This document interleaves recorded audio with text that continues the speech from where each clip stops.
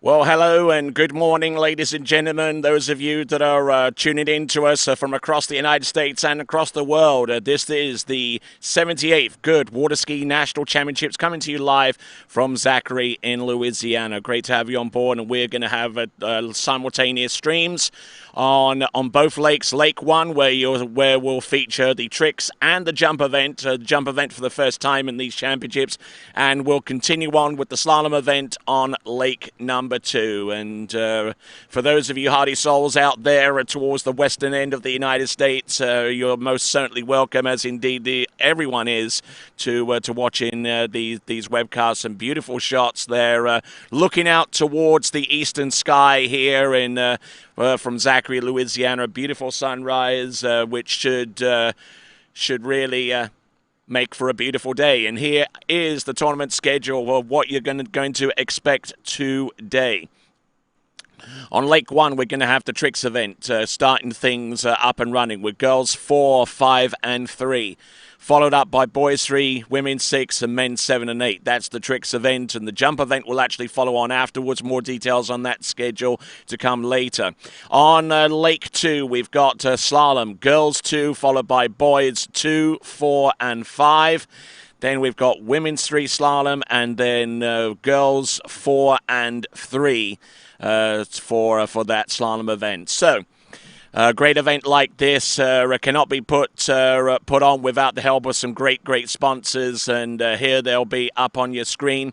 USA Water Ski and Wake Sports is the main sanctioning body of this tournament through AWSA, the governing body for tournament water skiing in the United States. Tri-Lakes up there as well, the main organising party here for the national championships here at Zachary. Goode is the title sponsor of these championships. Our towboat partners at USA Water Ski and Wake Sports, our Nautique, Mastercraft and Malibu. We thank those guys very much indeed. Marine Power, OJ Props, Ski Safe Insurance, Masterline, Shoulder Sphere, and our ski sponsors are HO Syndicate, Radar Skis, D3 and Conley. Now we have also webcast sponsors supporting our endeavor as well, and those webcast sponsors are Splash Eye, along with skiitagain.com, and the 5 regions under the AWSA structure also providing support, as well as to you guys and gals who actually participated in the crowdfunding initiative to raise the sufficient funding necessary to make this webcast possible. And during the course of the day, we will be running a scroll to thank each one of you that have contributed to the crowdfunding initiative to make this webcast possible, as I've mentioned. It's going to be an absolutely beautiful day out there. It's about 83 degrees right now. It's probably going to get pretty toasty up until about 90, 96, 97 degrees Fahrenheit. Water temperature stays relatively constant at around 89 degrees Fahrenheit, and very little in the way of wind. I think the highest that it blew yesterday was maybe about 6 or 7 miles an hour, and really providing for some great skiing conditions. And this is the first national championships held in Zachary, Louisiana since the 1980s. They held the nationals in 1984 and 1989, and some of those competitors that have competed in the lower age categories in those championships are even present here. So a trip down memory lane, and for those good folks, and we certainly hope that they like what they see. A lot of improvement has been made to the area surrounding Zachary, Louisiana. Zachary, Louisiana itself, certainly one of the fastest growing communities in the Bayou State. Has the top rated public school system in the state, ranked at the very top of the league tables for the past 9 years now, and that's a good portion of the reason why so many people are wanting to move out this way, and has all the amenities that you could possibly ask for, and is close enough to the state capital of Baton Rouge to really serve that community as well. So, little detail there on Zachary Louisiana as we look at some fine shots down the lake. We've got some great skiing to come. We've got tricks and jump coming up on Lake 1. We've got slalom for the balance on Lake number 2. And we'll be back in just a moment. But let me first tell you about Splash Eye.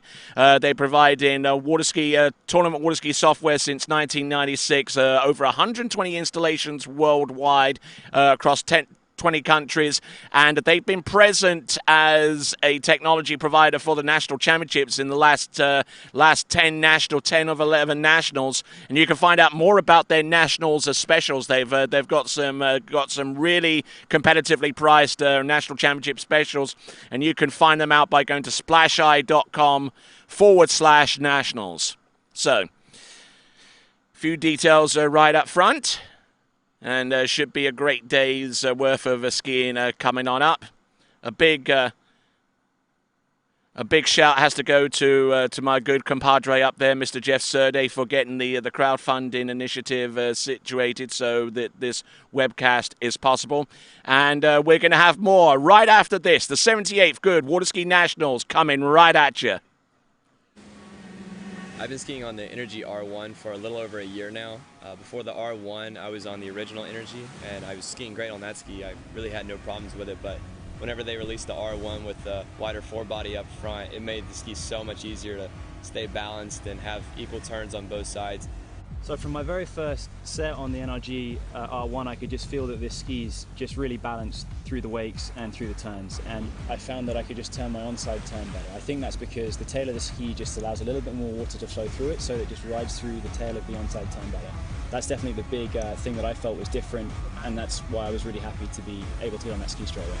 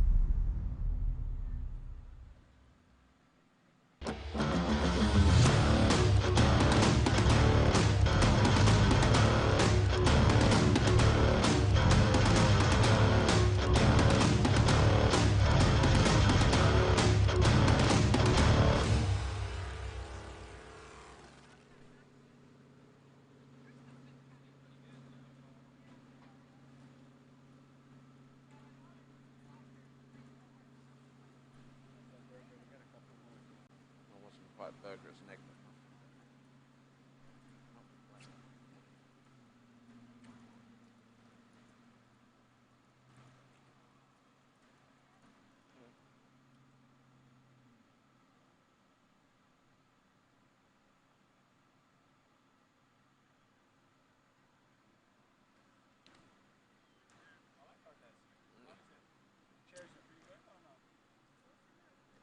The one thing I need, if I was to comment, is to rubberize the sides.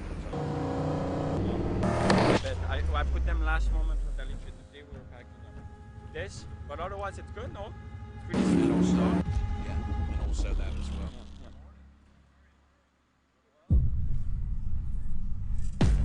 You better hold on real tight, 'cause my knuckles turning real white. I'm a real fighter in you. You don't matter to me, you don't matter to me. You're running out of good times, 'cause I'm coming off the sideline. I'm a real fighter in you. You don't matter to me, you don't matter to me. I'm rising up now. No, I won't back down. Taking my shot now. Make you my background. I'm rising up now. No, I won't back down. Taking my shot now. Make you my background. Not a fan of your presence. I guess you never learned your lesson. This is my time and you can't take it from me. You can't take it from me. I don't think you wanna taste this.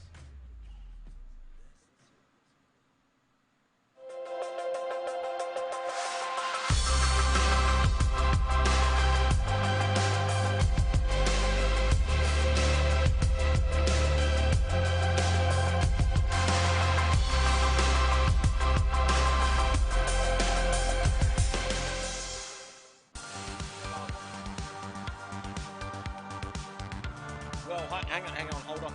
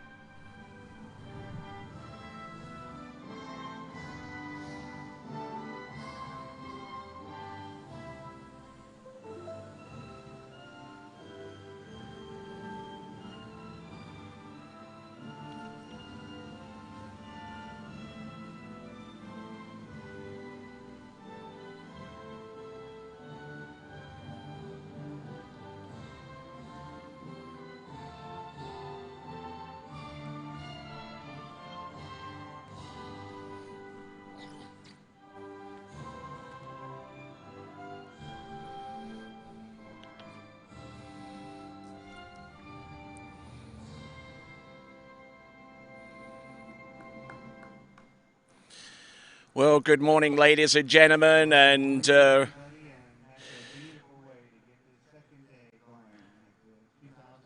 resplendent there with the lyrics by Francis Scott Key, the Star Spangled Banner, the traditional intro to any tournament taking place within the fair shores of the United States of America, and no exception here at the 78th Goode Water Ski National Championships. We've got Tricks on deck, getting ready to go on lake number one. We'll have slalom coming up pretty much at the same time. Because of the deluge of entries that we've received, over 600 entries registered to compete in these national championships, we've had to do a little bit of shifting. We've even had to change the schedule to where every single lake, every single day starts at 7 a.m. And certainly a testament to the organization here and to the willingness of a great number of competitors that have wanted to come to compete in these national championships in the Bayou State of Louisiana, despite the difficulties going on across the country and around the world with the global pandemic going on. Each of our events will take place at 7 a.m. We've got slalom going on Lake 2. We've got tricks going on Lake 1. Going to have a quick boat pass from one of the boats and the other boat. A Nautique is docking up on Lake 1 to pick up our very first competitor. Our first competitor up should be Emma Goldstein. And this is in girls 4 tricks.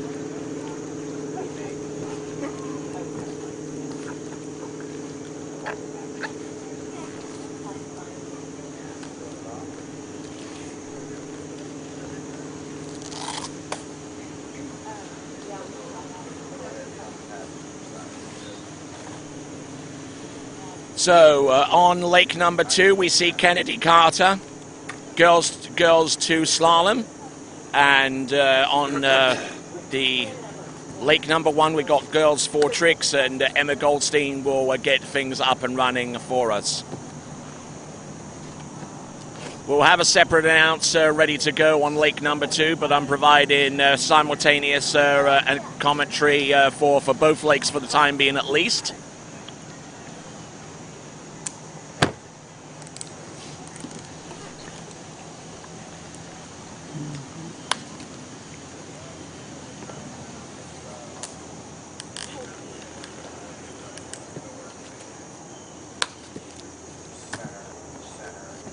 Starting speed. All right, so.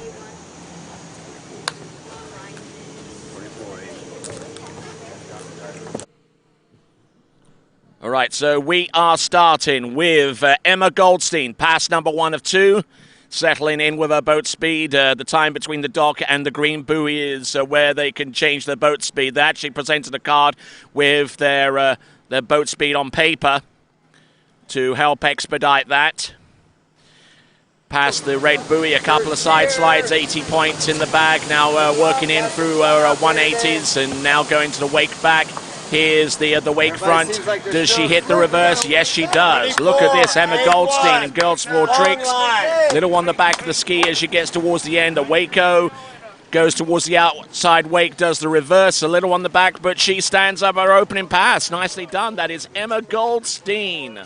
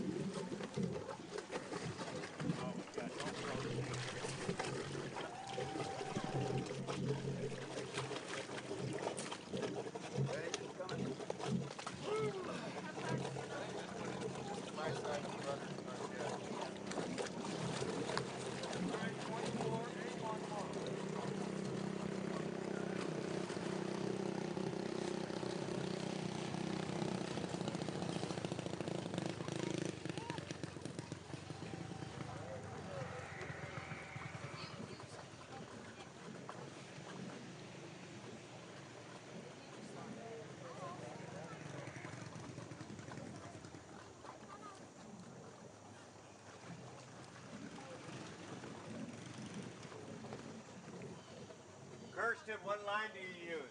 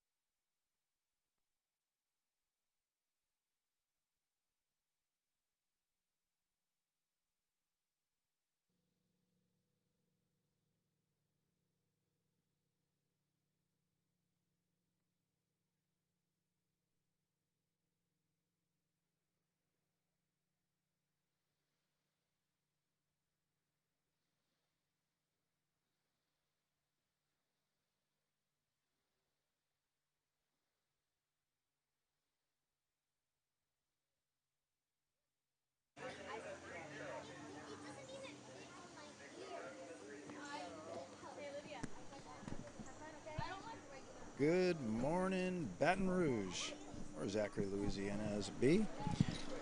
This is John Wilkins. I'll be covering Lake 22 for the next hour and a half or so this morning.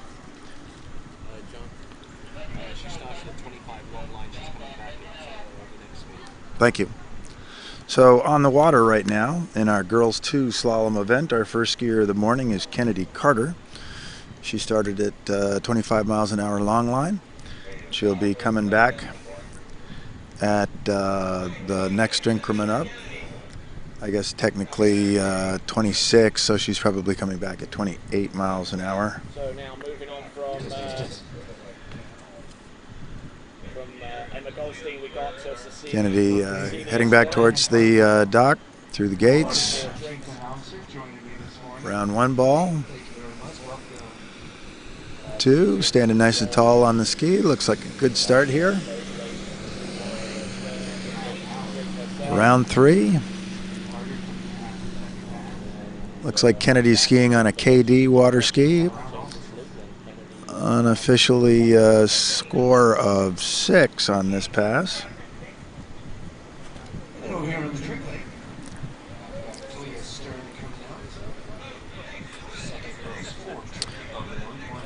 Hearing the judges call over the radio, looks like a official score of 6 for Kennedy.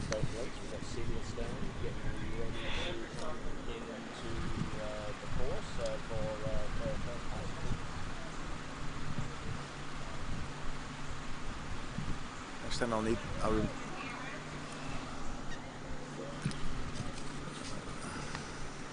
So here comes Celia Stern.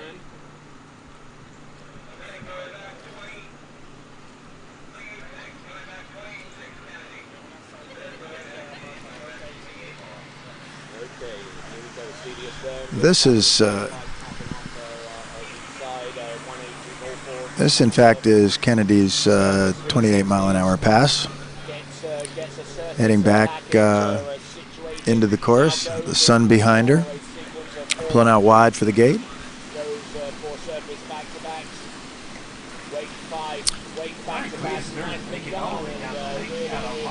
Looks like she's got a good start here. Round 2 ball, crossing the wakes. Looks like she's featuring a bit of a 2-hand on the handle style.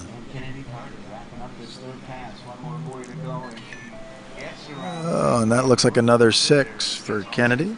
Keeps it alive, so her third pass started off at 25 miles an hour long line. Boy, it's another beautiful day here in Zachary, Louisiana at Tri Lakes, the home of Bennett Ski School. Almost virtually cloudless morning.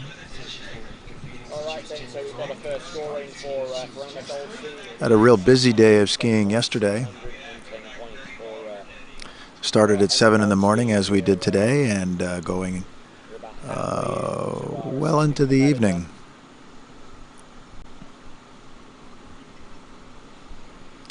Kennedy's back up on the water.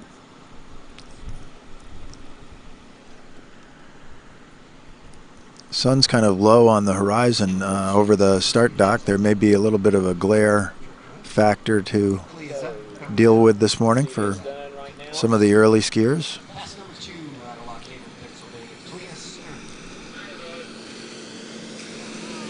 Oh, Kennedy falls at 3 ball. I'm thinking that she'll get a score of 2.5, but we're going to have to listen to what the judges say.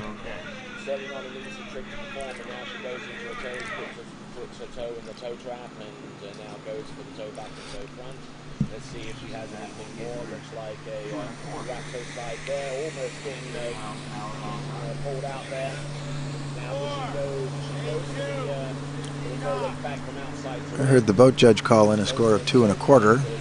Haven't heard anything yet from the tower judges.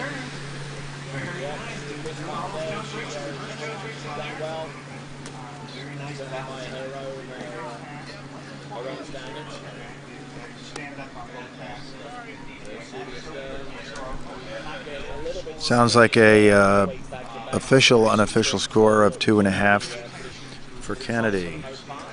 So that puts her in the lead right at the moment, but she was our first skier. Olivia Militz is on the water. Not on the water, actually. She's sitting in the water at the start dock getting ready to go. Rope looks like it's tightening up.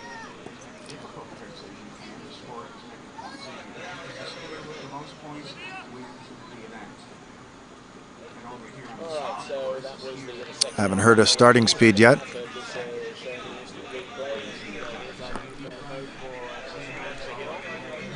Olivia is starting at 25 miles an hour, 15 feet off the line.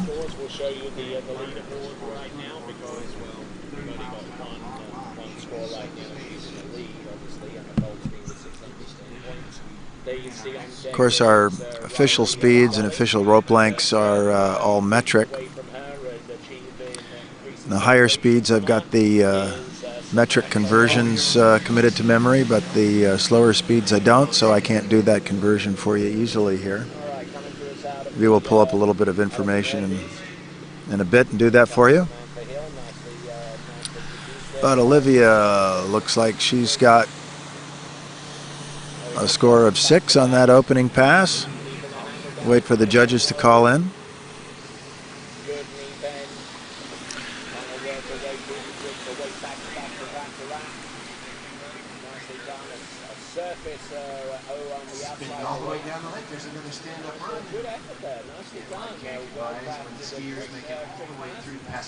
So an unofficial score of 6 for Olivia's first pass.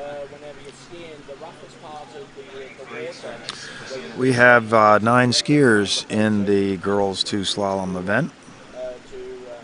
So that'll take probably just under an hour to complete.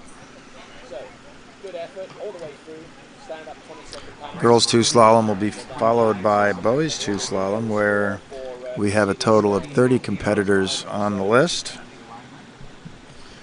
And then we'll go into boys 4 and boys 5. Those divisions this morning will include approximately 72 skiers. Olivia's coming back into the course on her second pass. She's around 2 ball. Nice form on the ski. A nice quick turn at each buoy. Unofficially, another score of 6.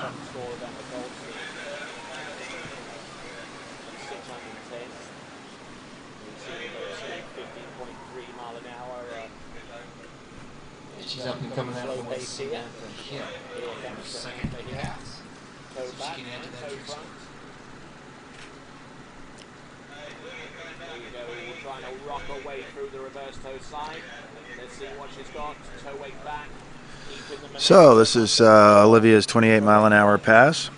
Like what she's doing here. Let's see what she's got. Oh, tries to go to the reverse toe back.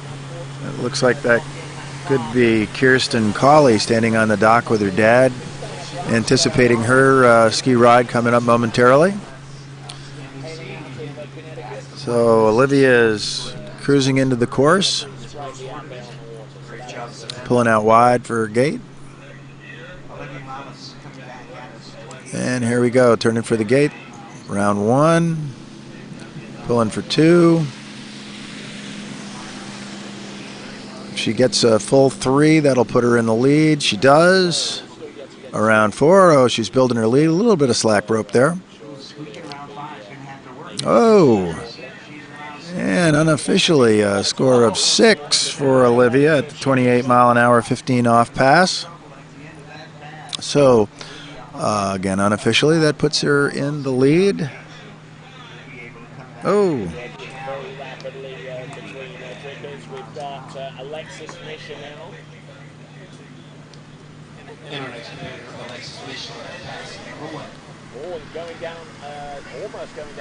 So,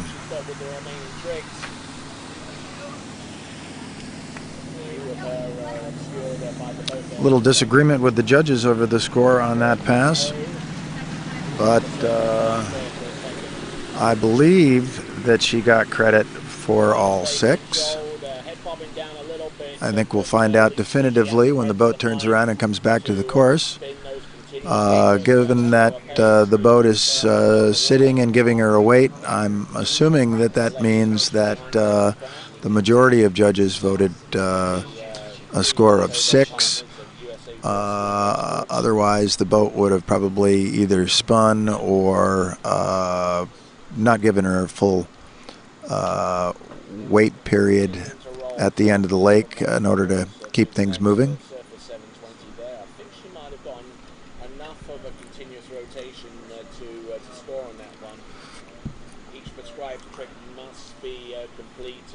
Continuously from start to finish. If it's a 720-degree turn on the surface, for example, you've got to turn a continuous 720 degrees. You can't separate them into two 360-degree turns. Cute moment going on the start dock. Dad and his daughter. I'm assuming that's Kirsten Cawley standing on the dock, waiting her turn.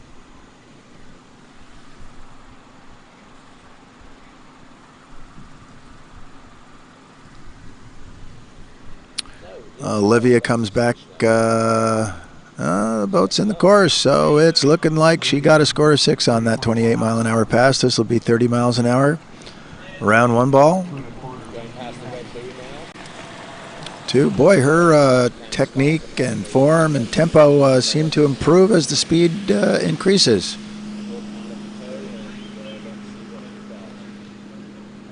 Well, we'll have to see if that's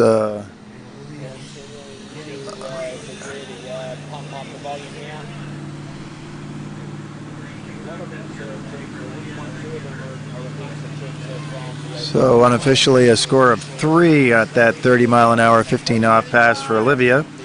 So she is our current leader.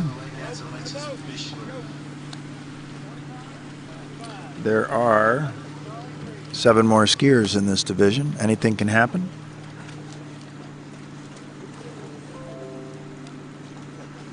Olivia has a tournament average of 53.2 buoys.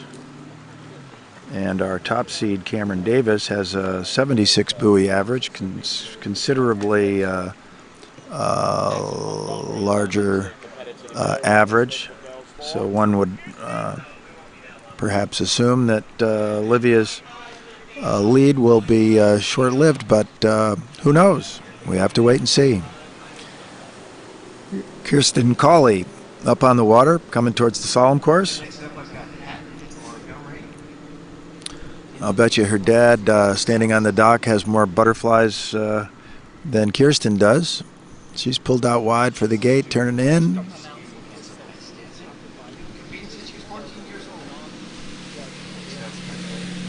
Round 2 ball.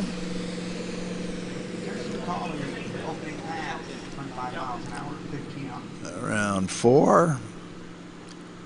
5. And 6. That looks like an unofficial 6 on her opening pass.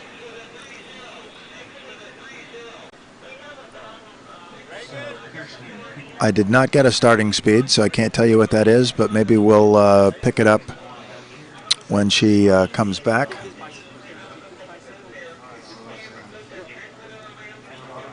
Good luck getting up on that.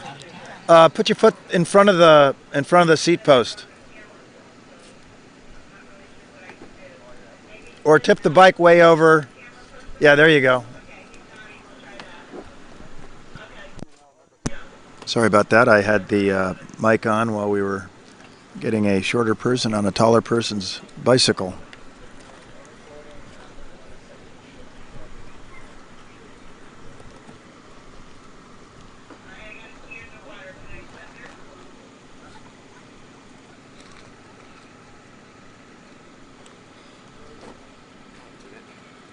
Can I do your chore for you?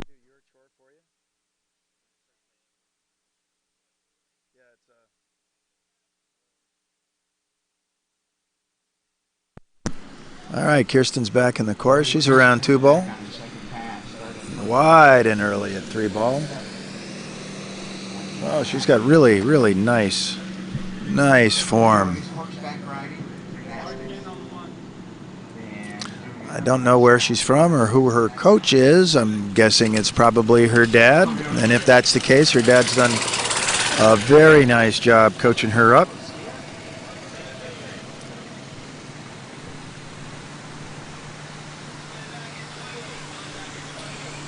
All right, so that was a 6 for Kirsten. She'll be coming back at 28 miles an hour. I have not heard whether that's long line or 15 off, but of course it... Very nice first pass. Some 540s. well, I was going to say it doesn't make a difference, but perhaps it does. I have to look at the scoring matrix in the rule book. In fact, I bet it does. So Kirsten's coming back into the course. We know this is 28 miles an hour.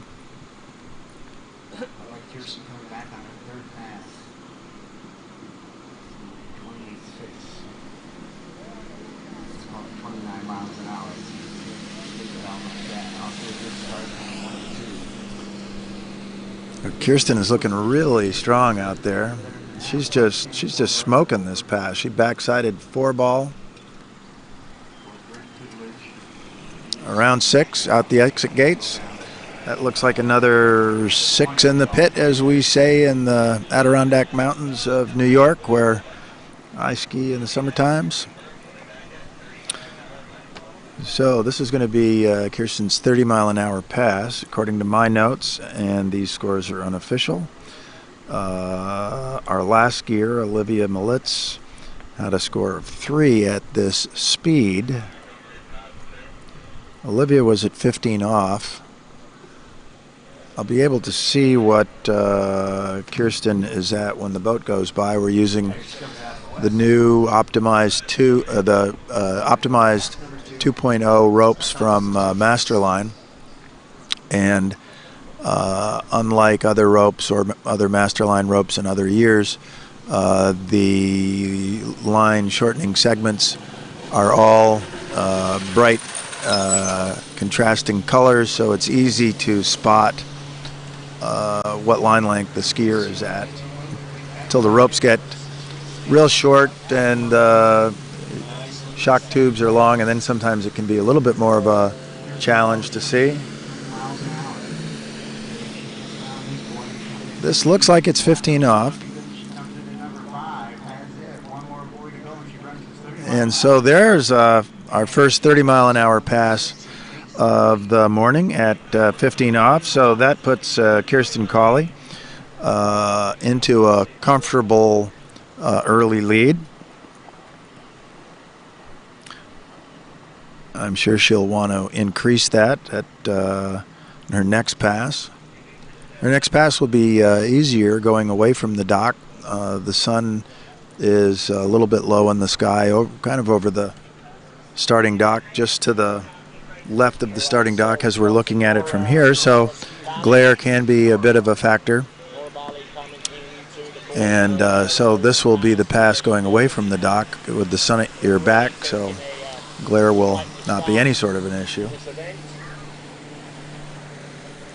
Of course, as long as the wind stays down and the water stays relatively flat, the glare situation really can be tolerable. It's when the water gets a little movement going, a little bit of wind chop going. That's when the glare really can become more of a problem. Here comes Kirsten now, 32 miles an hour, 15 feet off the line. Pulling out wide for her gate. Oh, looked like a nice gate from here. She's really early at 2 ball. In good shape at 3. Around 4. Come on, Kirsten, let's go. A little bit on the late side at 5 ball. Oh, and she's down at 6 ball. Have to wait to hear what the score is from the judges in the tower and the boat.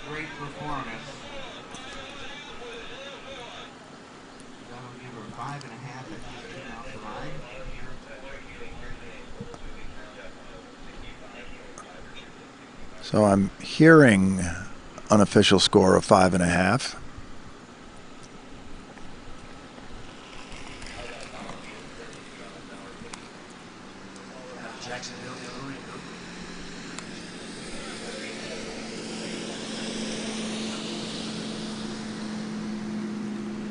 So this girls' 2 slalom event being pulled by Nautique boats.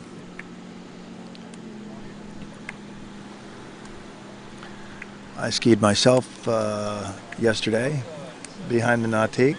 I have to say they're absolutely beautiful boats to drive, to ski behind, and they're a particularly beautiful boat to have hanging right in your boathouse.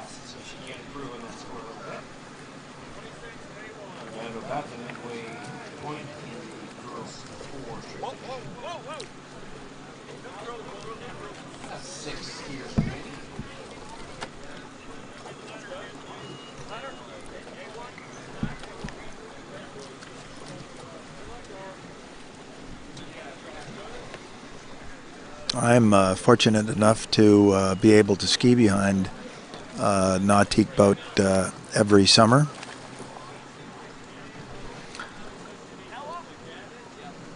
My New York ski partner of 20 years is Terrence Fogarty. He's a Nautique dealer, and so we always have a Nautique towboat to ski behind.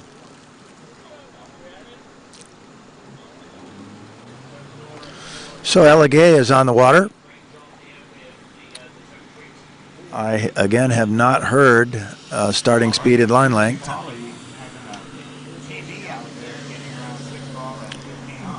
Pulling out wide for her gate. Sun behind her back.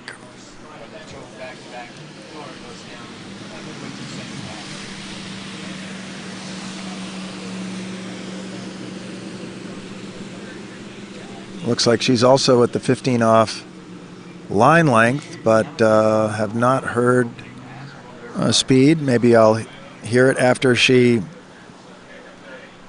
completes this pass, which looked like an unofficial score of 6 to me.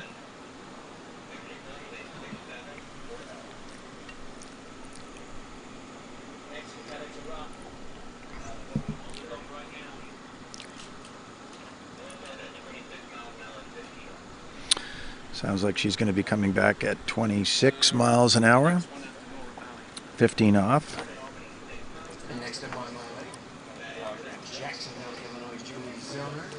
Speaking of Terrence Fogarty, Terrence is the owner of the Fogman Binding Systems, and he has displayed here at Nationals his latest binding release system. Probably not later in this podcast, in this webcast, but during another session, I'll preview them for everyone. A lot of new products on display in the exhibitor's tent. I'll talk about some of those products in a minute. Elegay is coming back into the course.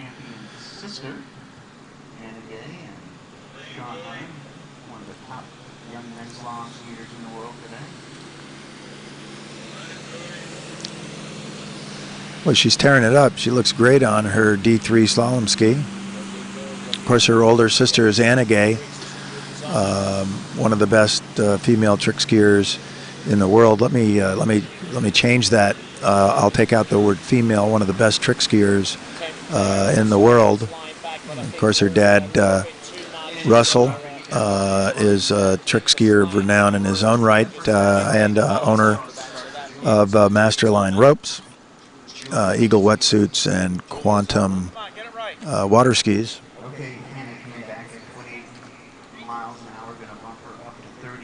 And of course, the Masterline the Masterline optimized rope 2.0 is the official rope of the 2020 United States National Water Ski Championship.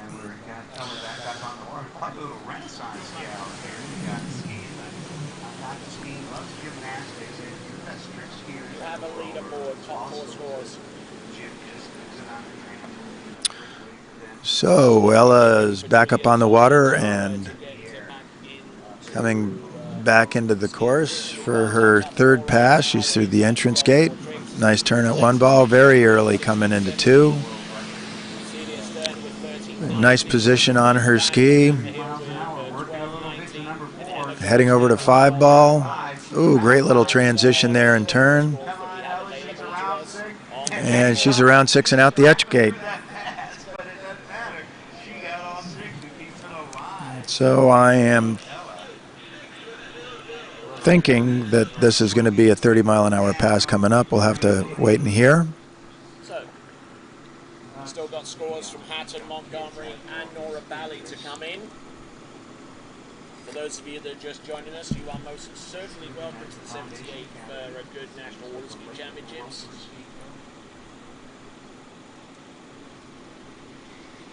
I mentioned new products being shown in the exhibitors tent. I am not going to do a very good job of trying to explain the nuances between the new equipment and the old equipment, but I do know that Radar has a brand new ski out. Connolly has a brand new ski out, the DV8, which I suppose is a play on the word deviate. And the ski deviates because it allows you to interchange tails on the ski. So Anna's back in the course. She's around 1 ball. I said Anna. I'm sorry, Ella. She's around 3. Boy, she's cruising. Great turn at 5 ball. She's around 6. She's out the exit gate. There's another 6 buoys for Ella Gay. Strong effort to start with that one, starting off with the Toho. So with the boat time called in, boat time being a 9:0 called from the boat, that tells me that was in fact a 30-mile-an-hour pass. So she'll be coming back in at 32 miles an hour. And the benchmark right now is 5.5 buoys at 32 miles an hour. That mark held by Kirsten Cawley. So in order to take the lead, Ella is going to have to run this 32-mile-an-hour pass. Even 6 no continuation will put her in the lead, but would probably leave her unsatisfied. No one likes a 6 no continuation. Here comes Ella, 22 off. Another great family story here. 3rd generation skiing in the national championship. Here comes Ella. She's around 1. She's around 2. A little bit of loose line coming out of that turn. She's still hanging in there. Pulled out of position a little bit out of that 3-ball turn, but still great skiing by Ella. So it's looking to me unofficially like a score of 3.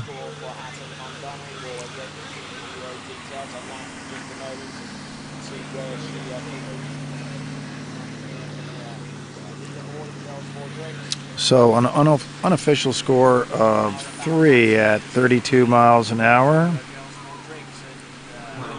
for Ella Gay, which at this moment puts her into 2nd place. And that leaves us with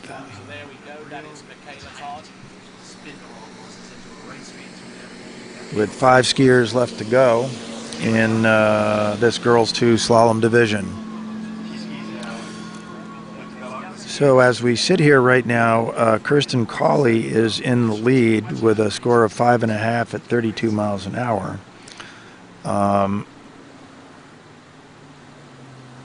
But with 5 skiers left to go, we can say that at this moment in time and unofficially, Kirsten is in position to be no worse than a 6th place finish in this girls 2 slalom event. But she's got 5 opportunities with other skiers to bump that guaranteed 6th place finish into a podium finish in 5th or higher, depending on how these last 5 skiers go.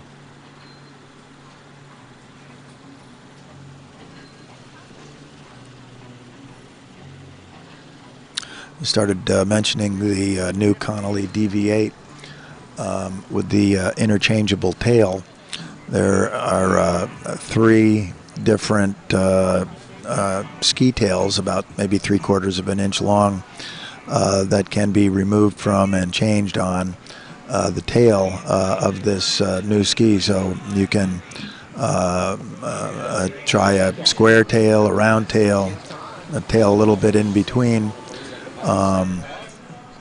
The tail, I'm gonna declare right now I'm an English and history major, not an engineer. I'm gonna go back to talking about skiers on the water, though. Before I finish that, on the water now is Reagan Baxter.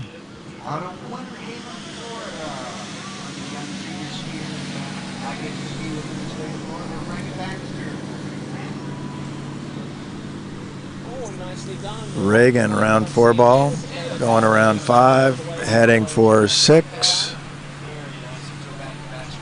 And that looks like an unofficial score of 6 for Reagan.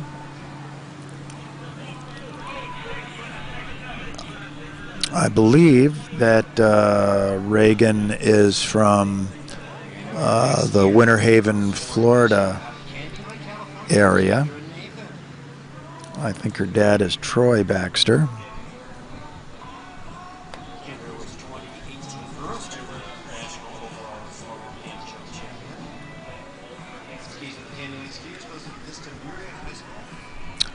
Boy, it looks like that's Jessica Withrow standing on the start dock with her ski, getting ready to go. Got her game face on,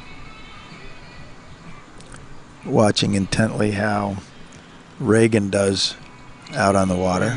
Reagan back in on the second pass, 28 miles an hour, 15 off of Discovery Academy. And here comes Reagan back into the course for pass number 2. I have not heard a speed.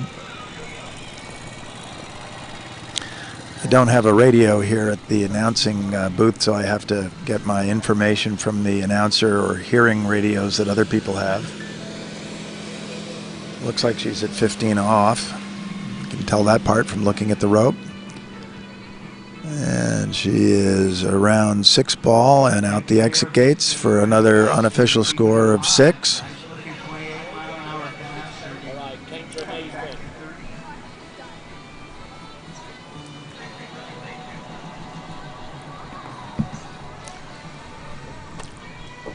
Boy, the skiing so far this morning is just great.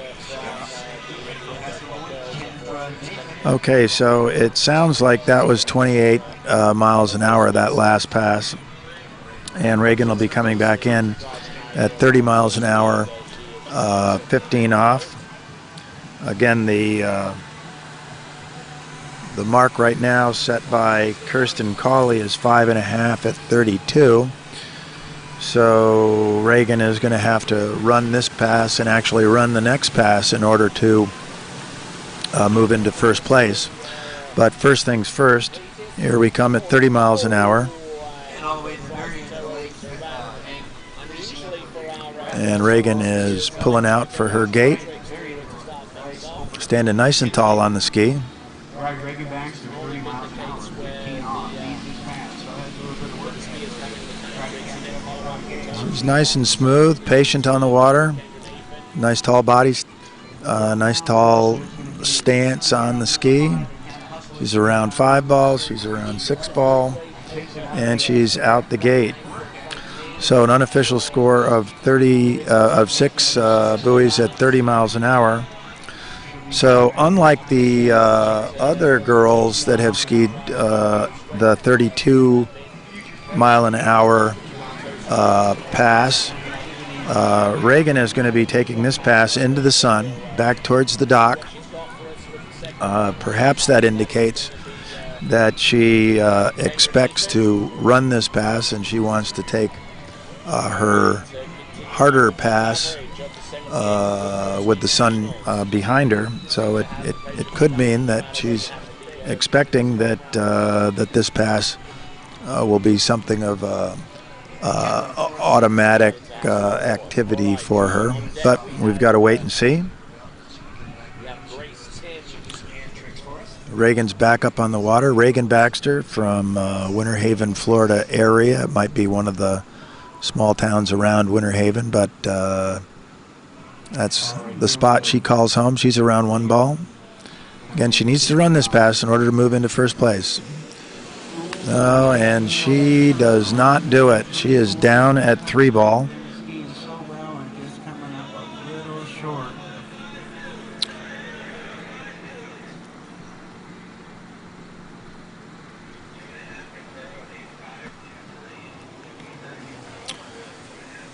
So a final score unofficially for Reagan Baxter is 2.5 at 32 miles an hour, 15 off. That means that with 4 skiers left to go, Kirsten Cawley, who is our current leader with a score of 5.5 at 32 miles an hour, is now guaranteed a podium position. She is guaranteed unofficially a 5th place finish, and now we'll have to see with our next 4 skiers whether Kirsten can improve that 5th place finish into 4th or better.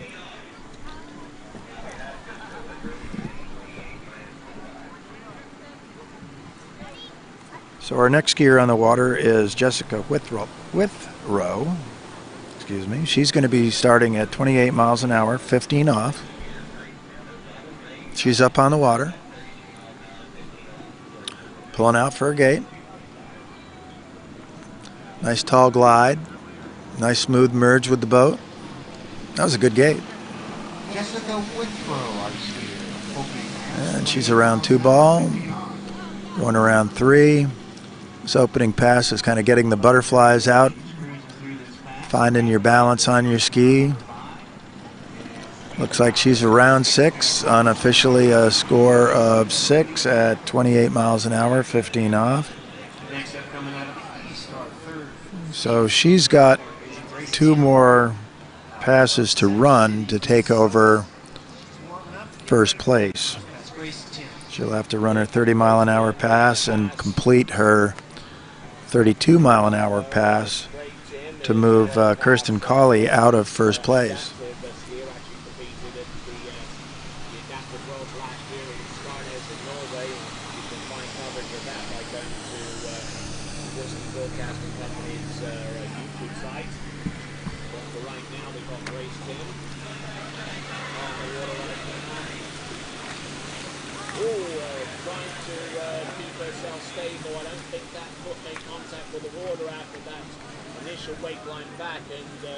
Jessica coming back to pass number 2, 30 miles an hour, 15 off. So here comes Jessica Withrow. I'm having trouble with that name. I'm sorry. Back into the course, 30 miles an hour. She's around 3 ball. She's in nice shape. No panic, no hustle, no late line. She is just having a walk in the park as she goes around 6 ball at 30 miles an hour. So she's going to be taking her 32 mile an hour pass, which at the moment is the key pass to the podium. She needs all 6 buoys at this next pass in order to take over first place, and she's taking the pass as her 3rd pass with the sun at her back, which sets her up well to succeed at 32 miles an hour, but it's going to leave her skiing into the sun at what will undoubtedly be the line length needed to move into first place. I take that back. As soon as she runs the 32 mile an hour pass and she's on the water to do that now, she will take the lead, but she's going to need, I'm expecting that she's going to need a big chunk of the next line length to hold on to the lead because there are some very strong skiers coming. So Jessica is back in the course. She's around 3-ball. She's looking really good in the course. She's still on an early line, and she is around 6-ball out the gates, unofficially a score of 6, unofficially our new leader.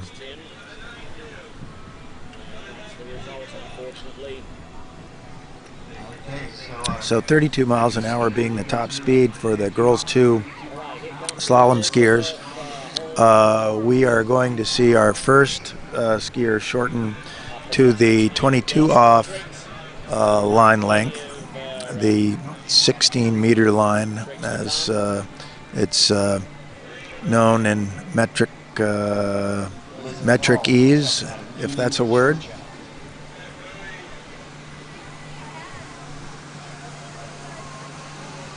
Well, I have to say I'm watching the monitor over on Lake One, and there's just some spectacular trick skiing going on.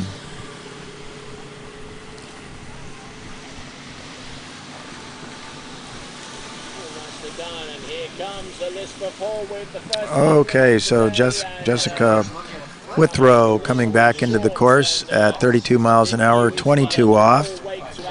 Now building on the lead that she already holds. She's around 2-ball, getting a little bit of loose line on both sides of the course. She was around 3. We're going to have to wait to hear the score from the judges to determine whether she got a piece of 4-ball at 32 miles an hour, 22 off. But unofficially, she is our leader.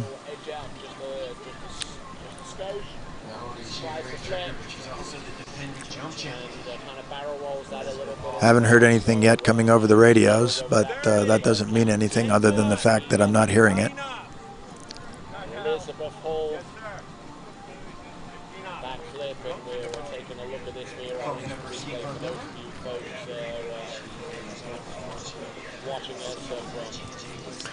So unofficially, it sounds like a score of 3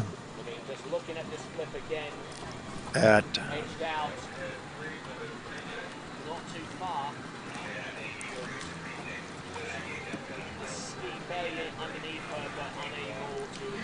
So unofficially a score of 3 buoys, 32 miles an hour, 22 off, and she is leading at this moment by 3.5 buoys with 3 skiers left to go. Next skier on the water will be Claire Covington. I don't know Claire. I'm guessing that she's a Texas skier.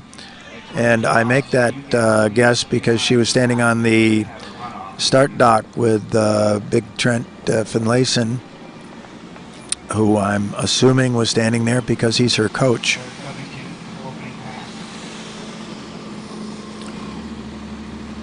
Trent is a fabulous coach.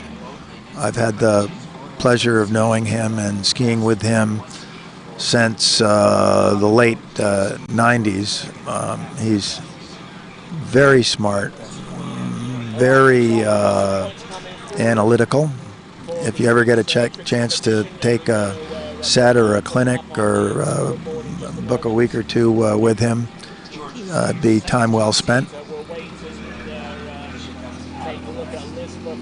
I did not hear a starting speed for Claire.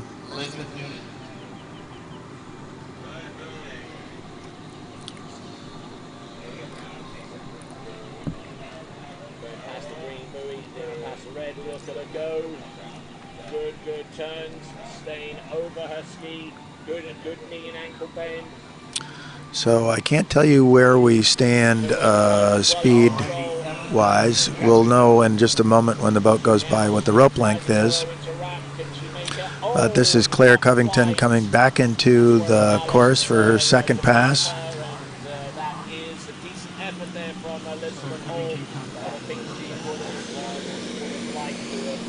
Looks like she's at 15 off. And it looks like she's got a unofficial score of 6 on that pass. And the boat called in a time of a 9:1, which says to me that that was 32 miles an hour. Actual time for a 32 mile an hour pass would be a 9:2. So boat was 1/100th of a second on the hot side, but if that was 32, that was her top speed. She'll be coming back in at 22 off.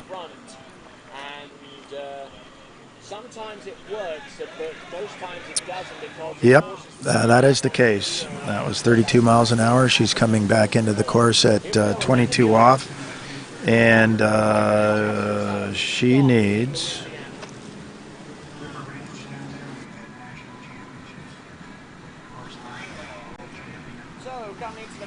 Going past the green ball.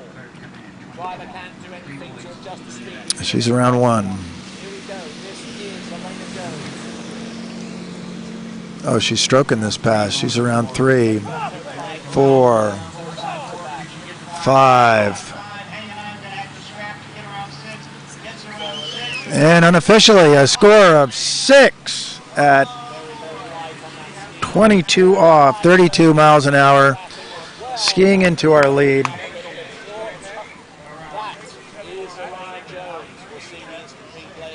There was a very excited gentleman standing here on the side of the road, side of the lake, watching that pass. I think we've been able to identify Claire's dad. So she is going to be our first skier of the day, coming back in at 28 off the line.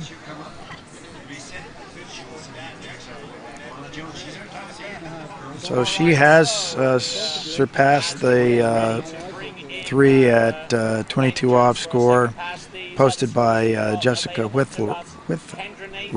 Can't understand why I have a hard time saying that name. And that now leaves to be seen just how much of a score Claire can post, because our 2 top-seeded skiers are yet to go. Looks like a score of 2 at 28 off, but we're going to have to listen for the judges.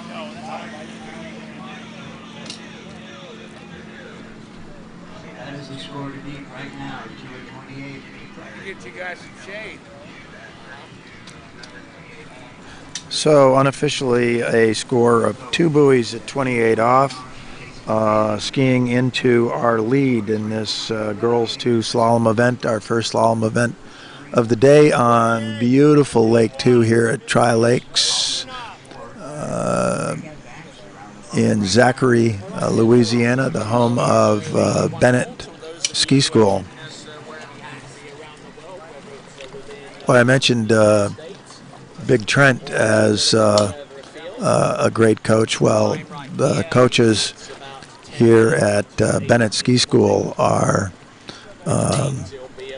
fabulous coaches. This is a great ski school to come to. It's particularly known for developing great jumpers, but certainly not limited to that event. But a lot of jumpers do come through the ski school to ski with Jay. Cameron Massey is our second-seeded skier on the water, and she is up and ready to pull out for her gate right now. I have not heard a start speed.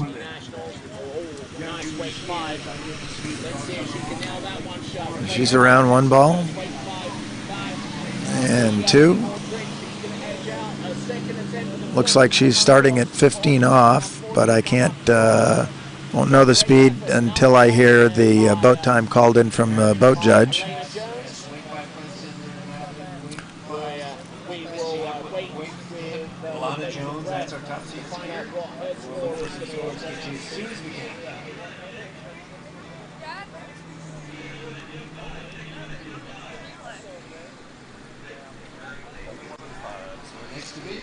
So it's sounding based on the speed of the boat that she started at 28 miles an hour, got a score of 6 on that opening pass.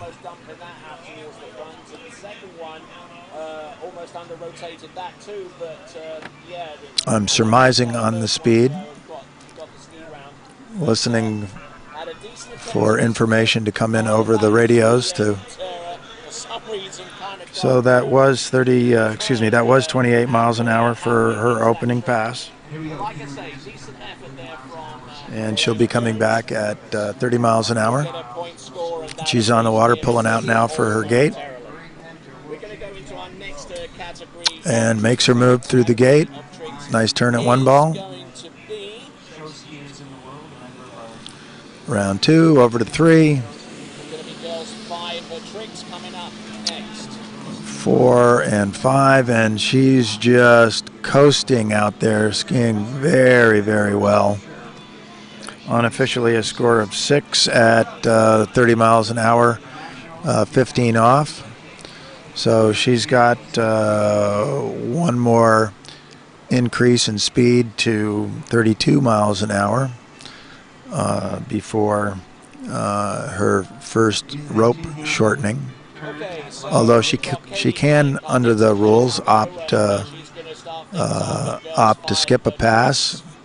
I doubt that she's going to do that, but she does have the option. Until we get all the points through, which means we'll have the scores for 3 more competitors: Grace Tim, Elizabeth Before, and Alana Jones. Well, this is pretty exciting, having a live webcast from here at the Nationals. I believe this is the first time that it has taken place.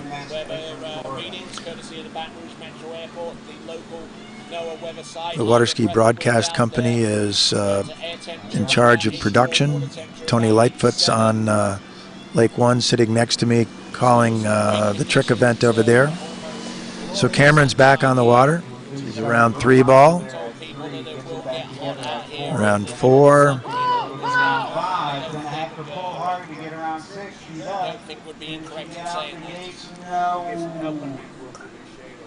So it looks like that Cameron had a bobble.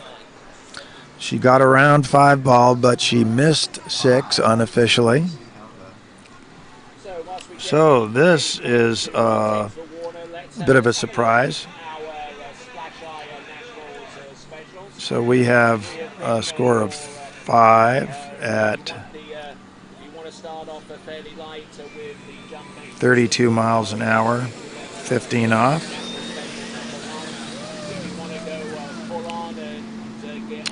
So as we sit here right now with 1 skier, our top seed, left to go, we have Claire Covington in first place with a score of 2 buoys, 28 off, 32 miles an hour. We have Jessica Withrow with a score of 3 at 22 off, 32 miles an hour. We have Reagan Baxter with a score of 2.5 at 22 off.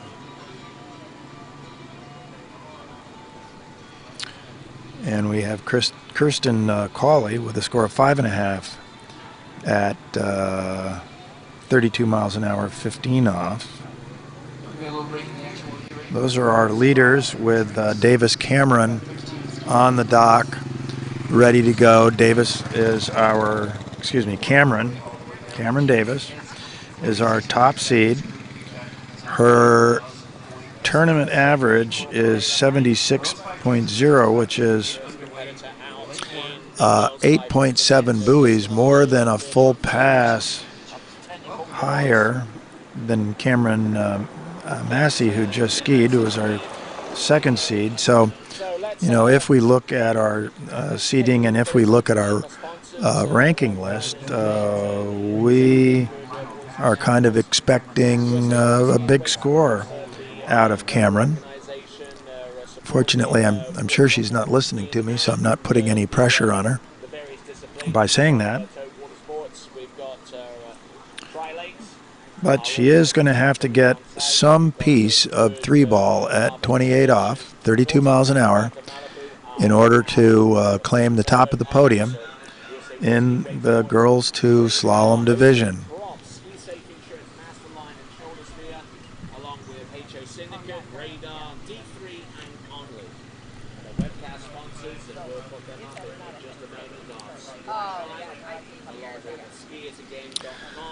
While we're waiting for Cameron to come up on the water,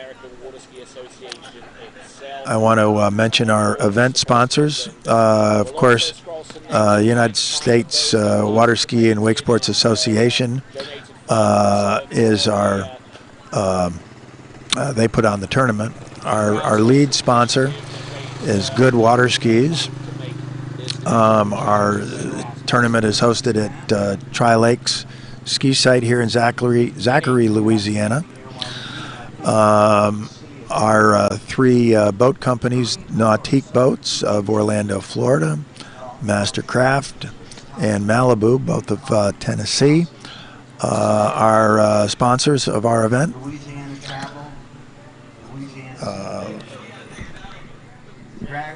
Looks like OJ Props.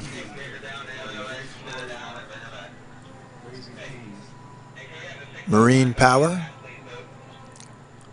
Masterline, Ski Safe, Shoulder Sphere, that's a device for strengthening rotator cuff shoulder muscles, HO Skis, D3 Skis, Connolly Skis, and Radar Skis. Those are the official event sponsors.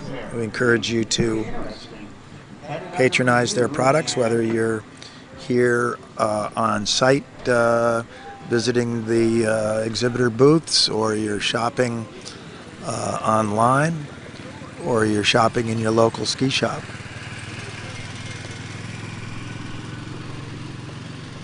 So our number 1 seed, Cameron Davis, is now on the water.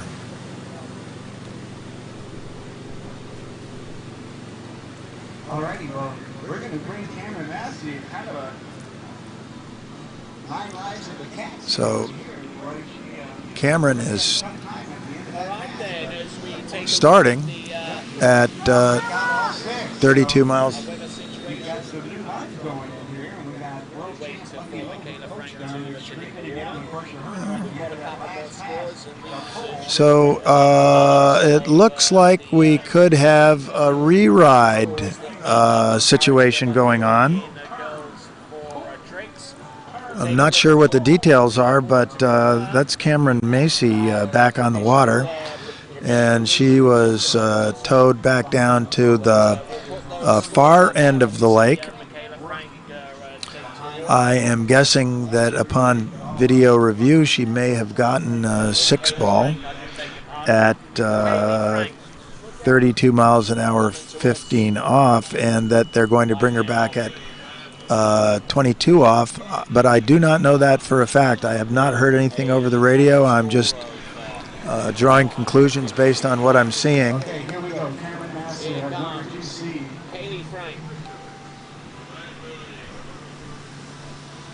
So Cameron's coming back in from the far end of the lake,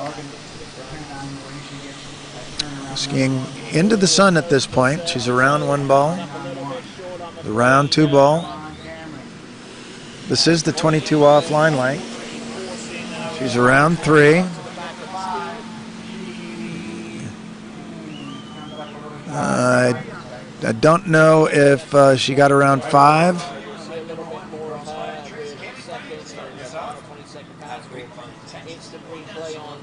Water ski legend Lucky Lowe was standing here talking to someone, and I heard him just say that that was a PB for Cameron.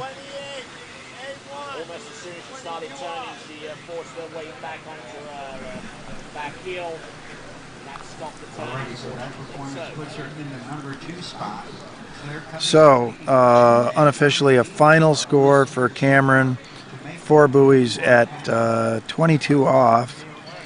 That does not surpass Claire Covington, who's our current unofficial leader with a score of 2 at 28, but that does move her into the silver medal position at this moment in time with our top seed still left to go. But looks like our leaders right now are Claire Covington, 2 at 28, Cameron Massey, 4 at 22, Jessica Withrow with a score of 3 at 22, Reagan Baxter, score of 2.5 at 22, and Kirsten Cawley still hanging in there on the cusp with 5.5 at 32 miles an hour, 15 off.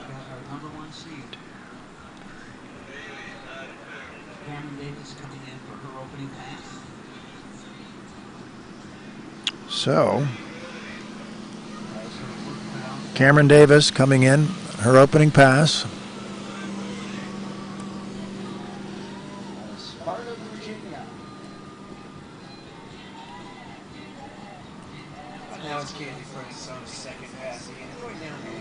So unofficially a score of 6 for Cameron.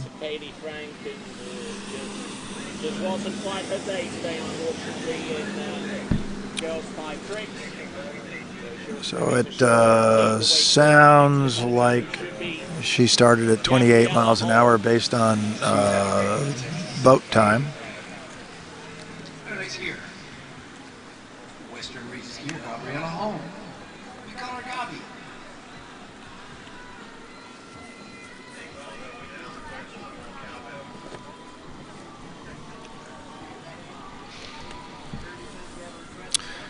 Cameron's an Eastern Region skier out of Sparta, Virginia.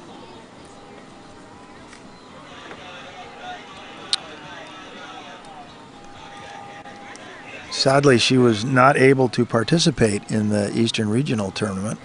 She got an exemption from the participation in regional requirement as eligibility requirement for nationals. I'll tell you about that in a moment. She's back in the course. Around 1 ball over to 2. Got an early line going.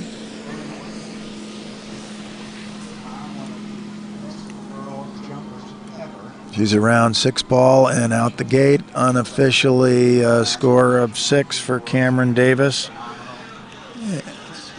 And hearing the boat time from the boat, that confirms that she was skiing at 30 miles an hour. So she's got 2.5 more passes to go in order to be able to move into the gold medal spot, the top of the podium. But based on her tournament average, it would appear that Cameron is more than capable of being able to accomplish the task at hand. Looks like she's skiing on a HO Syndicate ski. She's up out of the water and moving towards the entrance gates at the dock end of the lake. The sun's behind her. This will be 32 miles an hour. Cameron started at 22 off. So she has to run this pass and then some piece of 4 ball at the next pass to move into the first place position. She's around 5 ball. She's around 6 ball. She's out the exit gate. So that's an unofficial score of 6, 32 miles an hour, 22 feet off the line.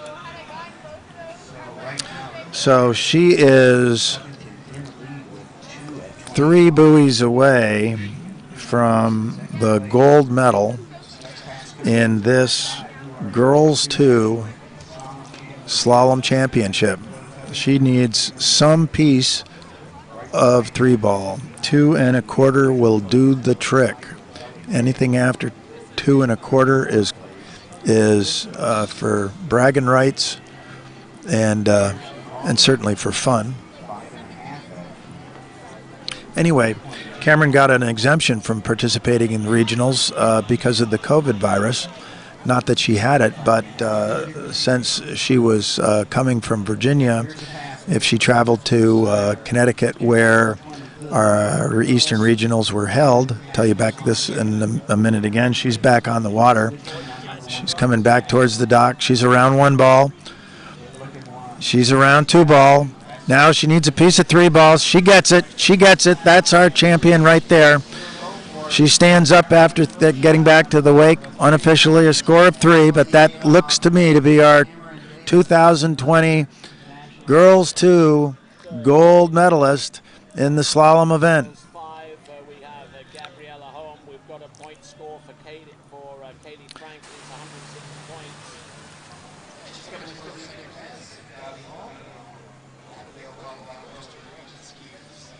Haven't heard anything from the boat or the tower yet. Very quick back into the front in tow hold. Out of the trap and now continuing to roll. Haven't heard anything, but to me, it looks like that is our Girls 2 Slalom champion. I'm hearing a score of 3 being called in from the judges.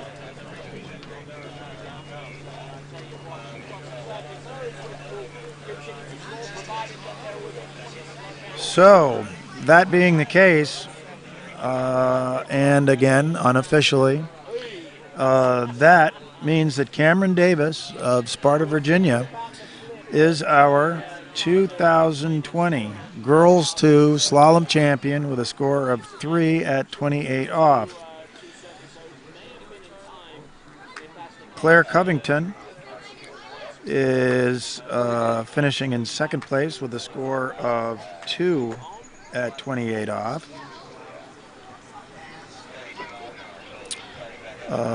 Cameron Massey appears to be in third place with a score of 4 at 22 off.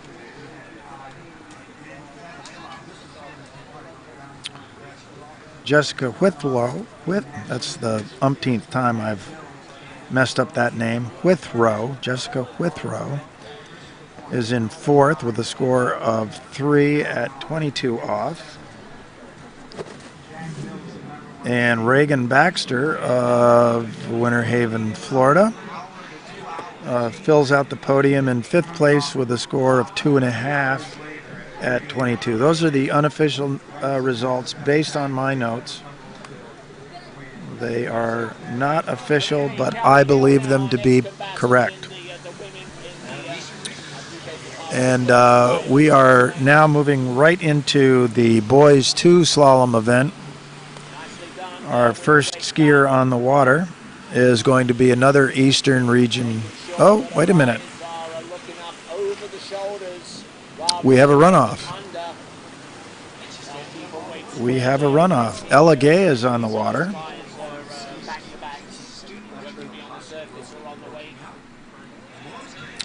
Oh, yes. Ella Gay is on the water. She is running off for fourth place. My bad. She is running off for fourth place against Jessica Withrow. And Ella must be starting at 32 miles an hour, 15 off. And she's around 6 and out the exit gate. So with the runoff being at a score of 3 at 22. No, I don't know. I'm not understanding why we're running off. Some great skiing and some good audience numbers coming in at this point in the morning. It's a little after 8 o'clock Central Daylight Time here in Zachary, Louisiana, and my good friend Mr. Wilkins. I suppose it is possible that what I have done is incorrectly recorded Ella's score of 3 at 32 miles an hour at 15 off. Perhaps I recorded that incorrectly and it was 3 at 22 off. So she is coming back into the slalom course. So we're going to see what the line length is. We're 32 miles an hour. We're at 22 off. She is around 1 ball. She's around 2 balls. She's way down course. Oh, and that was a hard fall right behind the boat. I think she'll get the full score of 2, but her ski popped out of the water on the first wake and went sideways, and then she fell, and boy, it was a little bit of a scary one. So Ella has a runoff score of unofficially 2 at 22 off.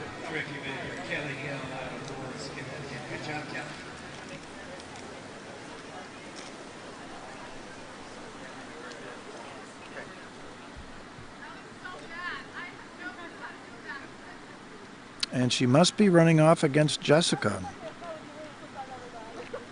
I don't have a radio, so I'm not getting information from any source other than what I can glean from hearing other people's radio or from our official site announcer, Hank Longo.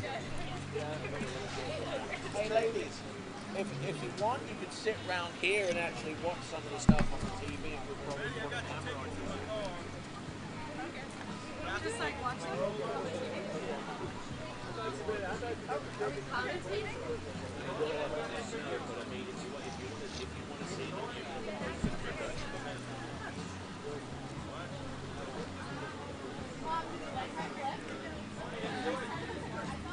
All right,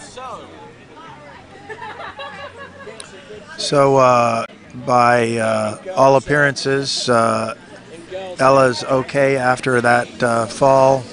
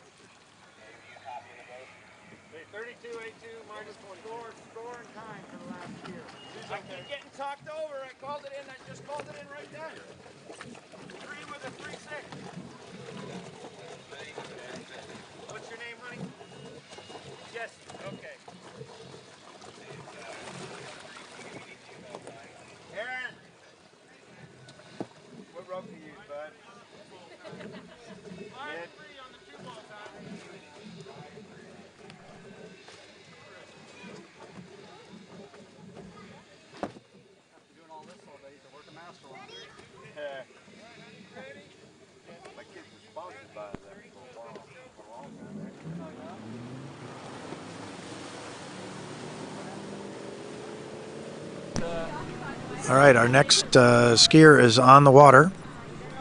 I don't have information yet, so I can't pass it along to you. They're offering us a little insiders to what's going on behind the scenes. Not just going for more 2 points, but I think bragging rights too. It does look like the line length is 15 off. Now this is Sage Potbecker. Getting off to a sprightly start there. And she's scrapping a little bit, but a score of 6 on her first runoff pass. Whoa, handle up a little bit high, kind of just sliding out there with that weight, rack weight back. Now this is a little bit better. Tries to go for the weight back. So that was 15 off, 32 miles an hour. Spinning in all kinds of directions. And, She needs a piece of 3-ball, some piece of 3-ball, in order to win this runoff. I'm assuming it's Jessica Withrow, but I cannot confirm that.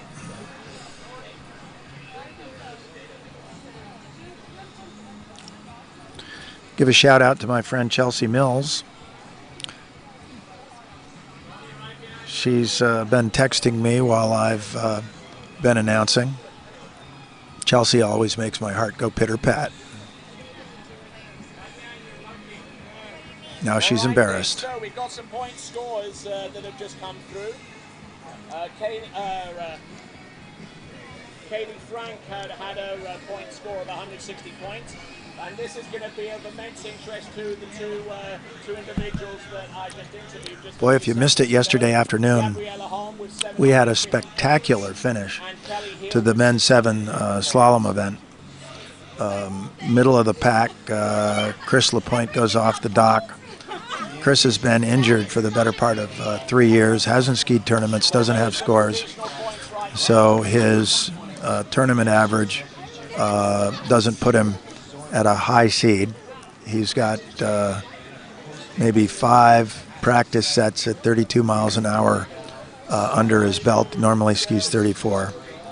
So he goes off the dock and puts up a score of 2 buoys at 39 off on his new LaPointe LP1 water ski.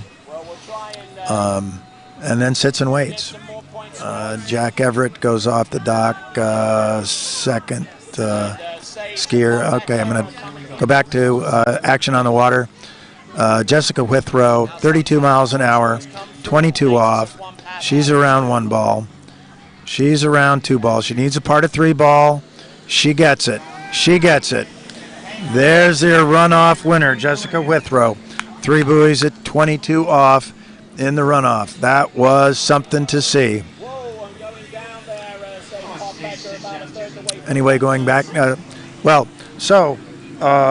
Cameron Davis, our winner here on the Girls 2 event. Cameron Massey. Let me review my notes here. No, Claire Covington second, Cameron Massey third. Ella Gay fourth in the runoff. And Jessica Withrow fifth. Jessica and Ella tying, and Jessica, excuse me, I got that wrong. Jessica is 4th in the runoff. Jessica's 4th in the runoff. Ella's 5th. So Cameron, Claire, Cameron, second Cameron, different spelling. Jessica and Ella is our unofficial podium. Congratulations, girls. That was great skiing. It was an awful lot of fun to watch. And I have to say it's a privilege to watch the junior skiers, because the little kids of today are the pro skiers of tomorrow. And it's exciting to see skiers on the big stage of the pro circuit and to remember how they skied when they were in Girls 1, Girls 2, whatever. One of my young friends is Quinn Haynes. Quinn can jump in the 200-foot range. This fall, if there are any collegiate tournaments, he's hoping to set the collegiate jump record, which I believe is 194 feet. And I remember Quinn when he was a little kid and jumped 100 feet for his first time at a tournament at Twin Lakes in Monroe, New York. So, as I say, it's kind of fun to watch the skiers when they're kids and to know their background when they get to the big stage of the at the Nationals or the Pro Tour or whatever they wherever they land.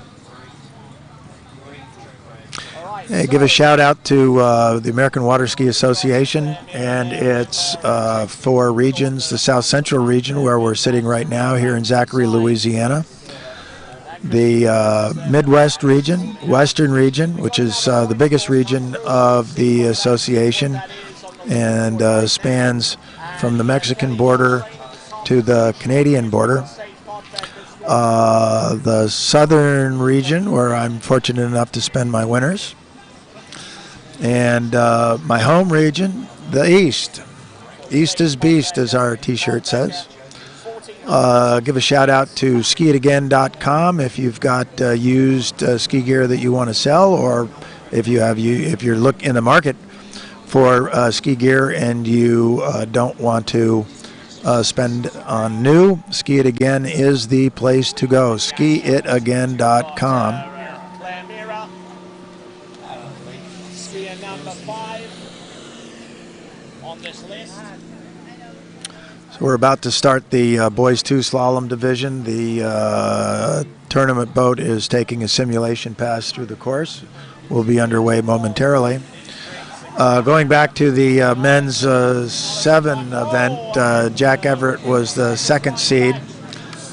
He ran a beautiful 38 off, score of 1 at 39. So with our last top seed, Jack Mills, waiting to go, we've got Chris LaPointe with a score of 2 at 39, Jack Everett with a score of 1. And Jack knows what he's got to do to win. Long story short, Jack runs 2 at 39, setting up a runoff situation with Chris LaPointe. Jack goes first in the runoff, and he's got a bit of an advantage because he's warm, just finished his first tournament set. He's kind of ready to go. The skiers have to start at 38 off because it's a 2 at 39 off tie. Jack runs his 38 off pass, does a wonderful job with it, makes it look easy. It's probably a better pass than in his tournament set. Comes back in at 39, gets a score of 1. So now it's up to Chris LaPointe. He's been sitting on the shore for an hour and 45 minutes watching the event because of his low seed. And he's got to go back out and start at 38 off. And he runs it. Comes back into the course from the far end. Needs some piece of 2-ball in order to win the 2020 national championship in the men's 7 division, and he gets it. He gets a full 2 buoys at 39 off for the win. Now everybody knows the name Chris LaPointe. Everybody knows the world records that he's set, the Masters victories that he's had, the Pro Tour victories that he's had, the World Championship that he won at the Senior Worlds just a few years ago. But what you don't know is that there was a 37-year gap between national championships for Chris LaPointe. So it was a very, very special moment for him. Back to action on the water. We are on the Boys 2 Slalom division, and our first skier is Robert Frucci. Robert is a Eastern region skier. I don't have a start speed. It does appear that he's at 15 off on the rope. And he is around 5-ball and around 6 and out the exit gate. So that's an unofficial score for Robert. Robert's got an older brother, Colin, who's also a very accomplished skier.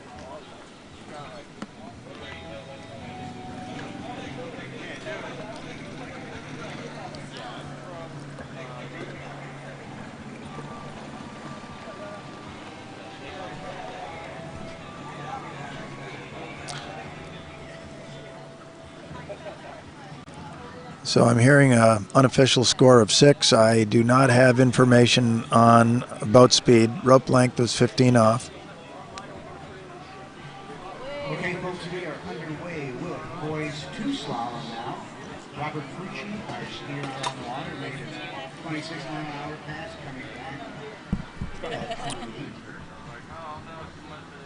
So I have now learned that Robert's first pass was at 26 miles an hour, 15 off.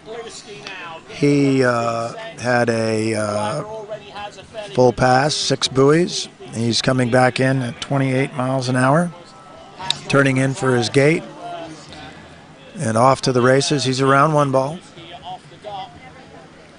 around 2, around 3, settling in, Around 5 over to 6.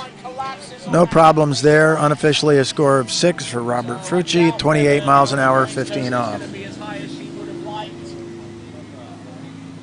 we'll soon see as we continue to get the point scores. Taking over?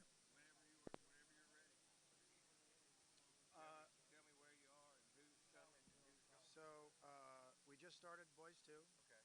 Okay. Time, sir.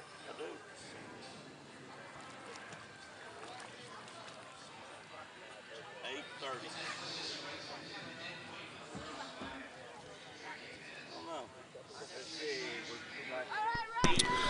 So this has been John Wilkins spending a bit of the morning with you. LP skier if you're on Ball of Spray. I am going to be turning the microphone over to my good friend and fellow men's 6 skier Freddie Snell. Freddie's from Tennessee and will take it from here. Thank you. See you soon.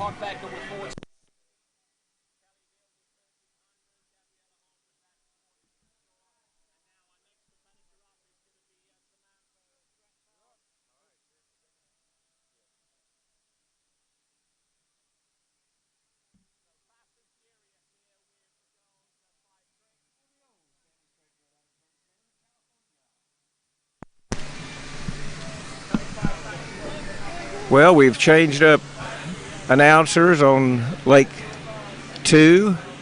I'm Freddie Snell from Middle Tennessee, and welcome to the live webcast of the 2020 Goode Nationals. We've just started in Boys 2. Robert Frucci is on the water, and I believe he's coming back at 28 off 15. 28 miles an hour, 15 off.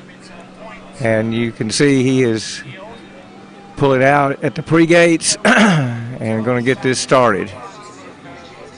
So he's through the gates. Looks like a pretty good number 1. He's at round 2.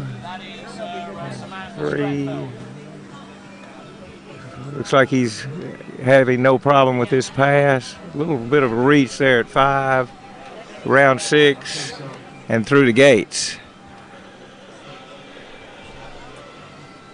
So that should bring him back in at 30 miles an hour, I believe. I think you're looking at Aaron Bartlett down there on the starting dock. He's getting ready to go in that patriotic life jacket he's got. He's giving us a little smile there. He's excited to go out and do what he can do. He looks like a determined young man. These are all some incredibly talented water skiers and serious athletes. Everybody out here that's made it to the Nationals is a true athlete and has that competitive spirit. And they all want to do their very best.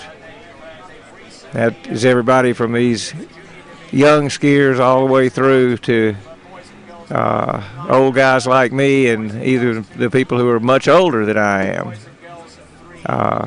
Some of these men here that are skiing, women too, make me feel like a kid. Okay, he's pulling out 30 miles an hour. Got a good gait. He's around 1, 2, 3. He looks nice and wide and early at 3. Oh, he broke forward a little bit going to 5. Is he going to make it to 6? Yes, he got around 6. He was struggling for the end of that, but he made it.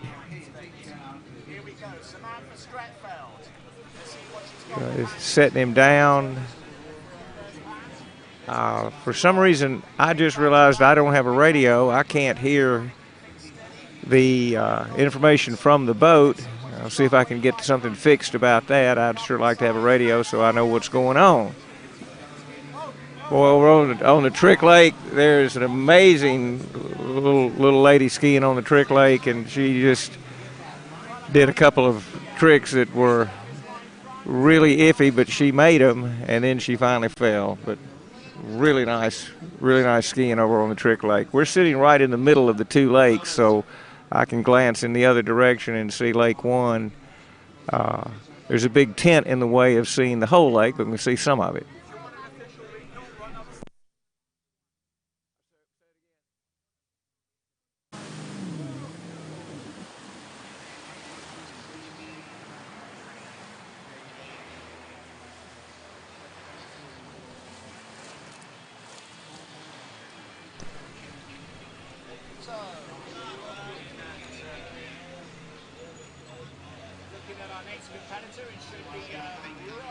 Okay, so Robert is, they're about to get him picked up and coming back.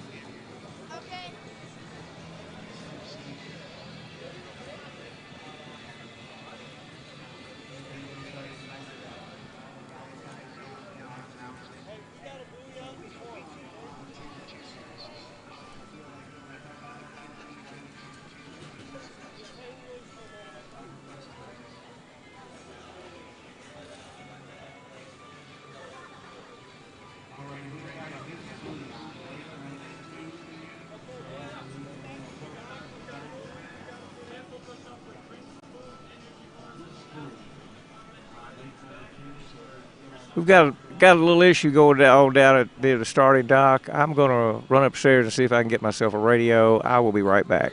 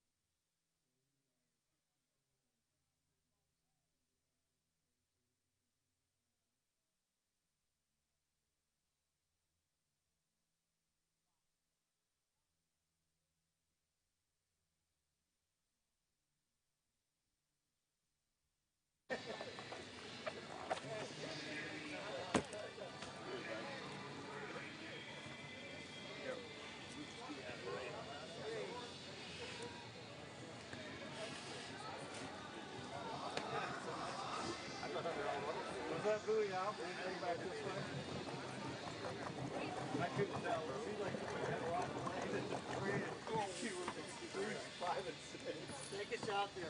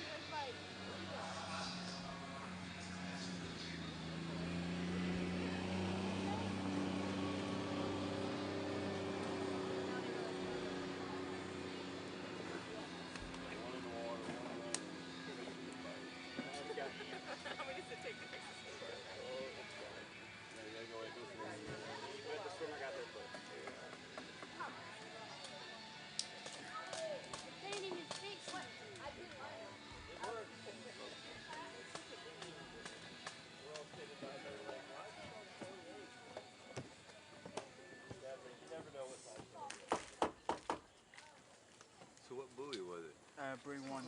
Oh, really? Yeah. Hell, I didn't see it out. Me neither.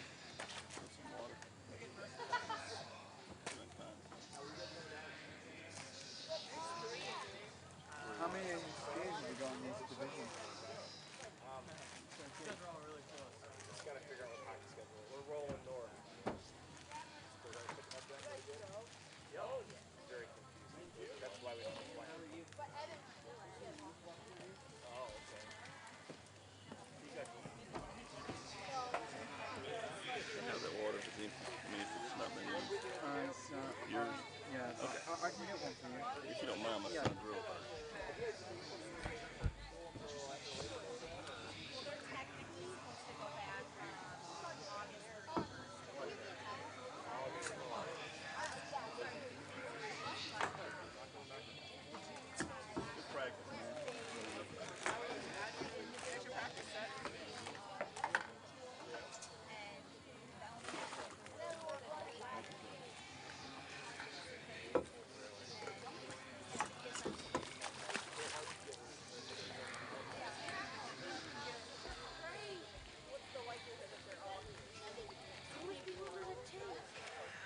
Thank you.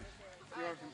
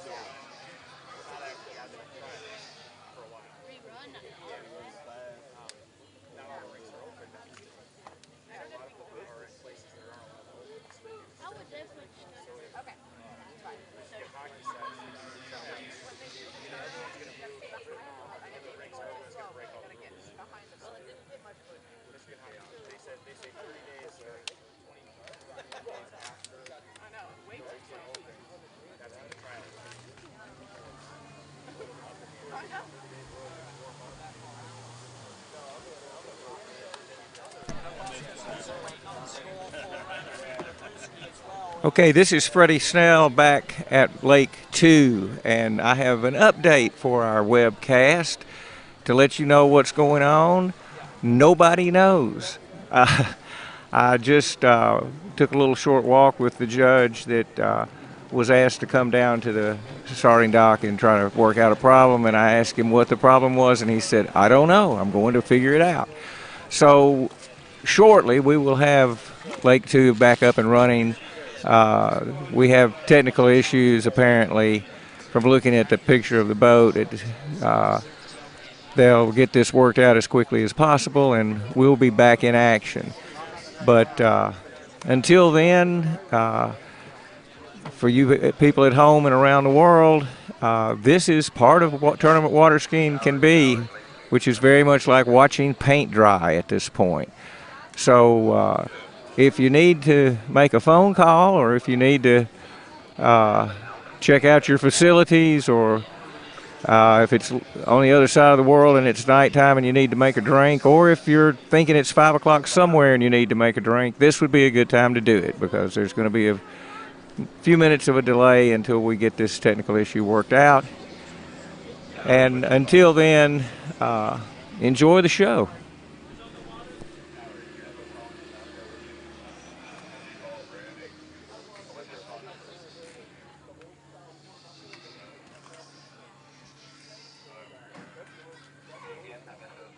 Charlie, mind if I snag a water of yours?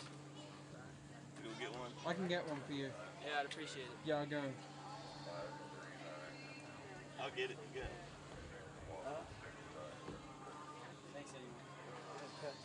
Making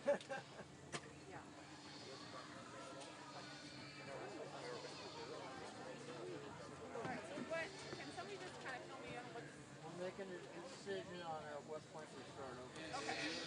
As long as We're just making sure we're following all the rules. Yeah. Everybody has an interpretation even from the chief judge. I just want to make sure that he was still going. There's a point where we can quickly start over, or it can take they're going to give them all the protected score, right? I know we're at 10 minutes now. We'll do what's right for now. We have to address everything in the whole. What?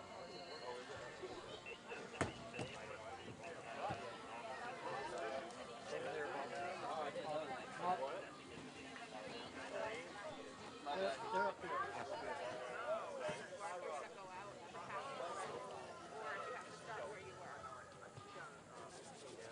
Andre, we need to find that. Start at 30 miles an hour.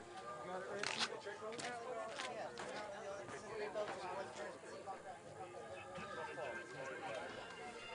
The water sounded good. I'm trying, that's not working.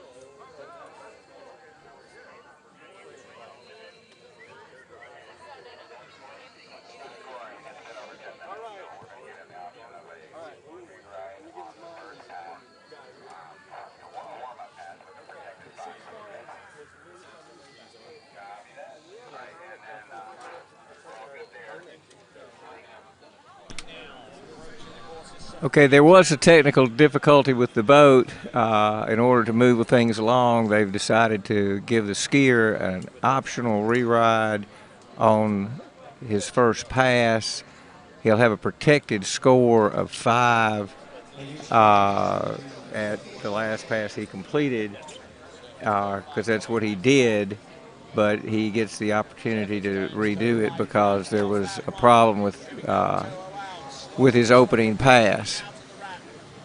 Over on Lake 1, some really fine tricking out of the girls 5 event here. I just saw toe wake 5 out of a young lady, and that's a very difficult trick, and she just executed it perfectly and looked great. If you want to switch over to Lake 1 for a little bit on your webcast, they do have action going on, but we should be coming back on Lake 2 here just in a minute. The boat's still at the dock, but I'm sure they're explaining to the skier what his options are.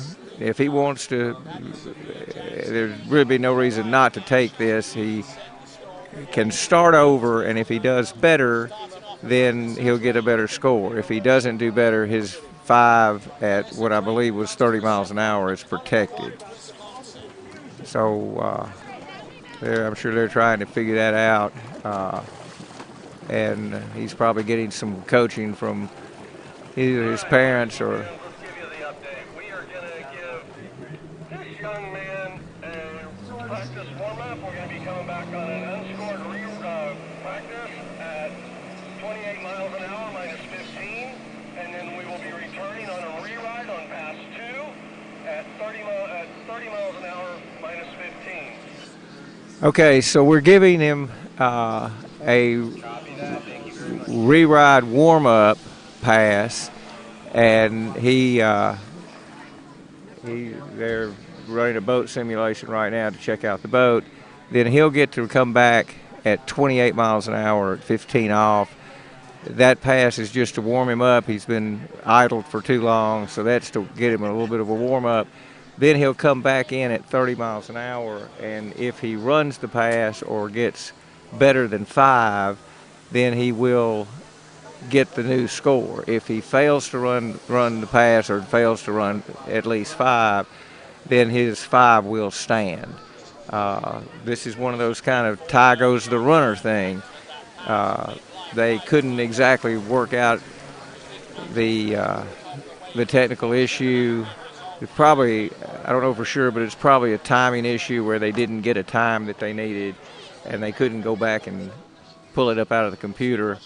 So he gets the opportunity to not be penalized for that, and so he'll get to do a warm-up pass and then come back in at the pass that was his last pass, and then he will get to start fresh on that like it never happened, unless he doesn't run the pass or doesn't run 5 1/4 at least, in which case will get his 5 that he's already scored. Might seem a little confusing. That's because it almost is a little confusing, but believe me, the people in charge, we all know what's going on. Ha! Like you think I know what's going on. No, I'm hearing from the judges on the radio now, so I do have the most current information. They just threw him a handle. He's sitting on the edge of the dock. He's about to drop into the water. They'll tighten up his rope. There he goes.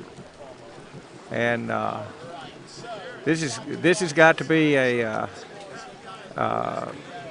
little bit of a challenge to the skier. He thought he was through, and now he's got a second chance, got a little bit more life in this set, and so hopefully he'll be able to take advantage of it.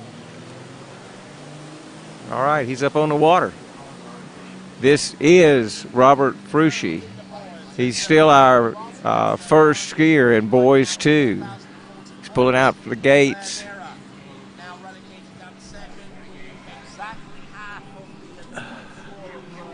Now this is his warm-up pass, so whatever happens here, he will get to ski the 30-mile-an-hour pass again. So, and he skied that 28-mile-an-hour pass beautifully. So now he's back in the tournament, and this is a pass for a score. Remember, he's got a protected 5, so if he doesn't get around 5 and across the wakes, then he will have his score of 5 at 30. But if he gets even outside of number 6, then he would have a 5 1/4. If he gets back inside the buoy line, he has 5 1/2, and when he crosses the wake, essentially that's when he gets to the score of 6 and the opportunity to do the 32-mile-an-hour pass. So pretty exciting time for this young man. I'm not sure, it could be his first tournament or first nationals. Even if it's not his first nationals, on any of us there's a pressure about it being the nationals that different people deal with differently. Some people, it doesn't faze them. Some people, it's because it's the nationals, and on this stage they really have difficulties. Here we go. All right, he's around number 1, looking good at 1. Nice number 2, he's wide for 3. This is a good-looking pass at this point. Nice 4. Round 5, and he takes advantage of it. It looks like to me that's a 6. Yes, I've got a confirmation from the judges. That's a 6.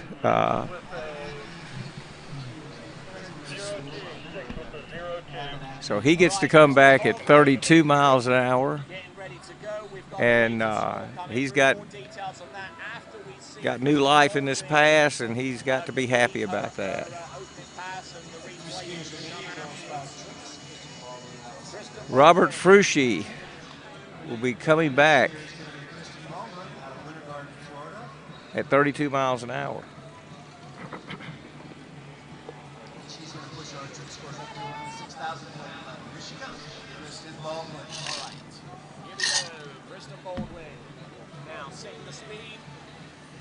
This looks like a wake 5 front, wake line 5 front, I beg your pardon. Now going into the steps. Girls 5 top seed, and Kirsten Baldwin is on the trick lake, and beautiful wake 5 front.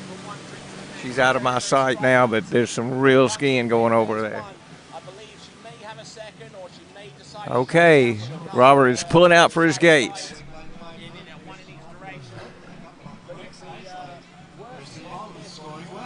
He's looking good at 1. Nice 2. Everything he gets is he was inside, I believe, of 3. He's going to get 2 at 32 miles an hour, 15 off. I think that is unofficial, but waiting to hear from the boat.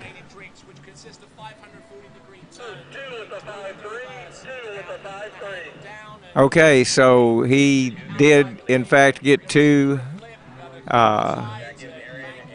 Just saw the girls 4 third-place trick winner walk by, Miss Liz Hall from Noonan, Georgia, just walked by here.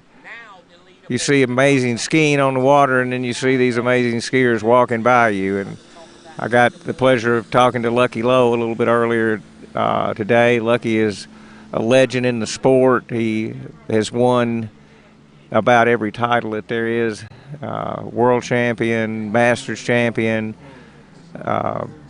you name it, Lucky's got the title. He runs a ski school down in Lake Alfred, Florida, and is a great coach, and is actually my son's coach. Trey Snell is boys 5, and he's got 1 more year in boys 5, and then he will move into men's 1. But he's the captain of the Southern Region Junior Development Team, co-captain of the Southern Regional Junior Development Team. And I'm sort of filling time and bragging on my son. They didn't tell me I couldn't do that.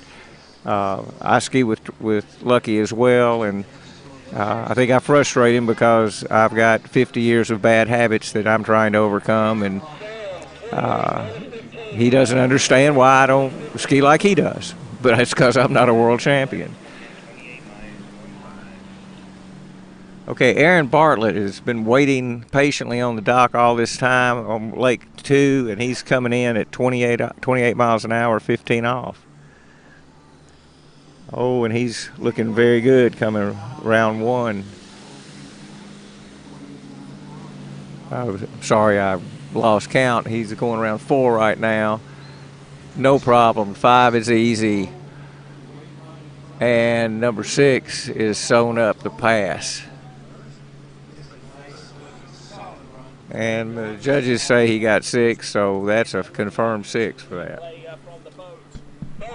6 with the 2-6, 6 with the 2-6. He's turning 30. I mean, that's back to 30 miles an hour, 15 off.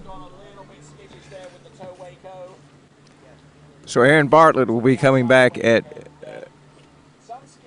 30 miles an hour at 15 off. And on the dock, you're looking at Samuel Edens. He's going to be skiing on a good ski, it appears, and he's patiently waiting to see what he has to beat. Every skier knows what it takes when they ski to move into first place, and we all try to make sure we move into first place when we ski. We may not stay there, but at least we can say we were in first place for a little while. What that means is you're watching the skiers get progressively better according to their average scores. Each skier has a higher average than the skier before.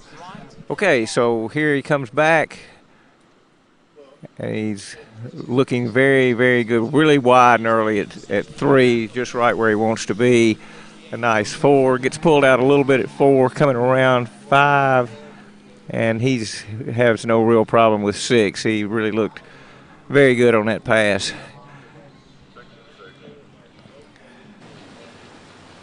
So Aaron Bartlett just ran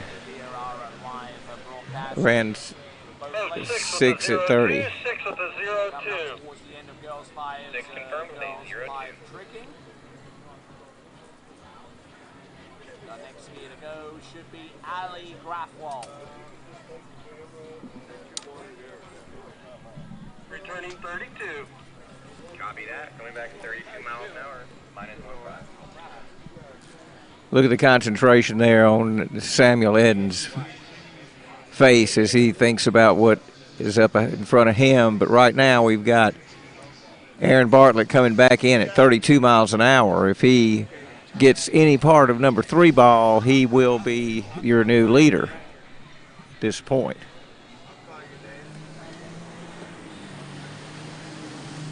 Our averages are really, really close together. They're maybe a half buoy apart as well. I'm looking at this. For about the next 6 skiers, well, really they're going up. This whole class is staying pretty tight. Okay, he's round number 2. He's got his 3. He's your new leader. Round 4, I think. He's got 5. And he had, oh no, he didn't run the pass. He fell going to number 6. I can't tell whether he was outside of 6 or not. I believe that's going to be 5, but we'll have to wait on the, yep, the judges are saying 5 on that. Every once in a while, one of these all-terrain vehicles that are running around with judges will stop in front of me and block part of what I can see. I do have a monitor, but it's hard to see because of the sun. The monitor's a little bit hard to watch. So I can see what you're seeing. I'm also calling a lot of this from actually putting my eyes on the water.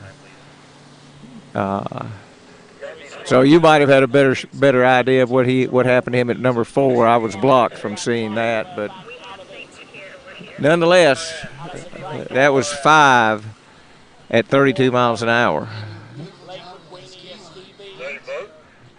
So Samuel Edens is on the water. Thank you. How many are you looking for? 5 all time, man. 0-5. Thank you, sir. Don't really think it's too much or too hard about each trick you perform. That's why you practice. You try and get everything down to muscle memory and keep flowing from one to the next. And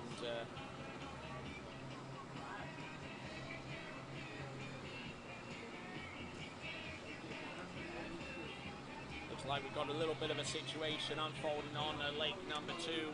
The skier there has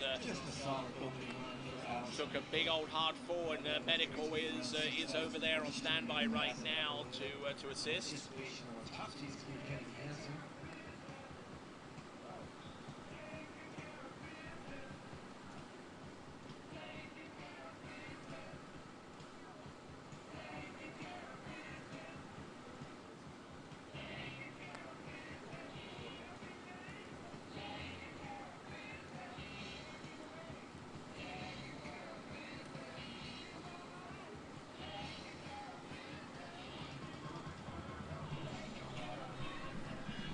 Okay, Aaron took a pretty good tumble there.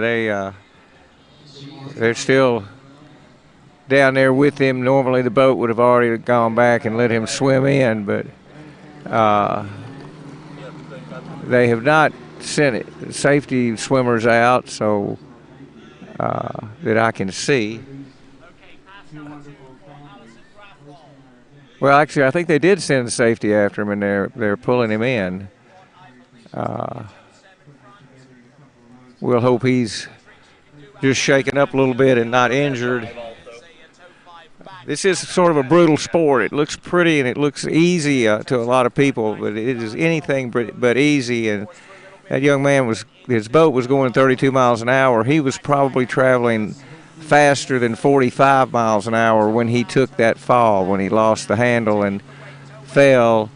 And I can tell you from many years of experience, hitting the water at that kind of speed is not like jumping off a diving board, ladies and gentlemen. It is a hard, hard hit. And it can, at the least, it can ring your bell and make you sort of see stars.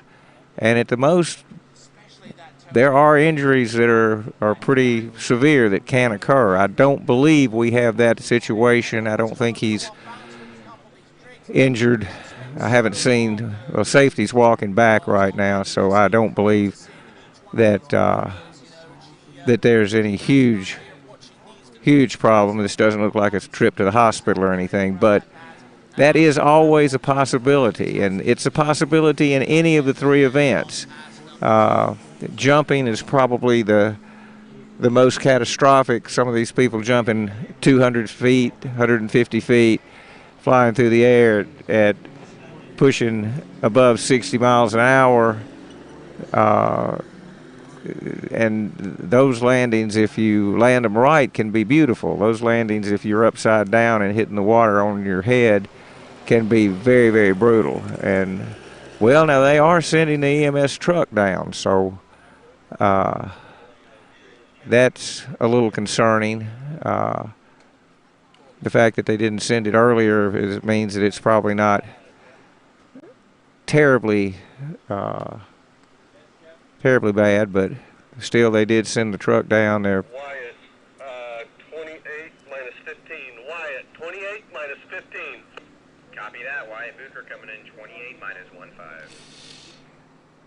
Okay, there we got Wyatt Brucher on the water, and he's coming in at 28 off minus 28 miles an hour minus 15.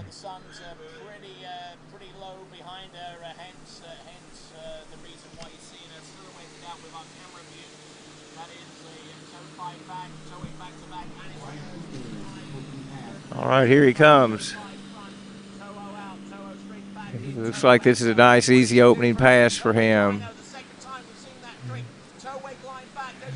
And here he comes around 6, and he's out through the gates. It's always a little unnerving to be the guy that follows somebody who has become injured. We all know that's a possibility, but when you're the next guy up afterwards, it can be pretty scary. And even trick skiers going 17, 16, 18 miles an hour can take some pretty brutal and pretty hard falls. They can go down very, very fast if they're holding the rope with their foot. The chance of injury goes up. We do have someone in the boat. They have somebody they supply, each skier does, that is capable of releasing them from the boat if they have the rope on their foot. But a split second can be the difference between swimming away and being pulled into the boat and taken to the hospital. So you have to respect these athletes of every age for their dedication to the sport, and by the time you get up into men's 6 and men's 5, you really begin to see, especially in jumping, you begin to see the braces on the elbows and on the ankles and on the knees, and you start talking to those guys on the dock, and they, well, I remember back in '99 when I crashed this way and that way, but we're back on Lake 2 with the slalom, and it looks like he's got his second pass under his belt. That was 30 miles an hour. It looks like a good pass to me. For Wyatt Brucher, and he will be coming back at 32 miles an hour.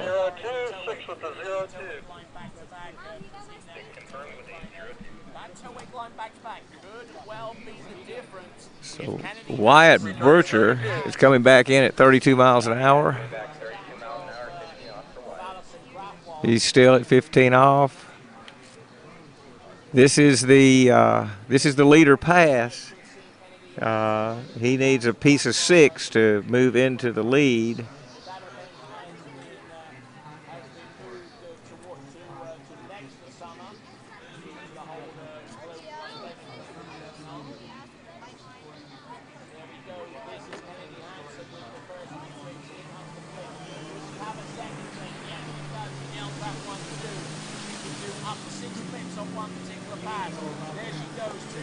Kennedy Hansen's on our Lake 1. She's doing her 6 flips, which is sort of a signature thing for her. But back on Lake 1, back on Lake 2, we're slaloming.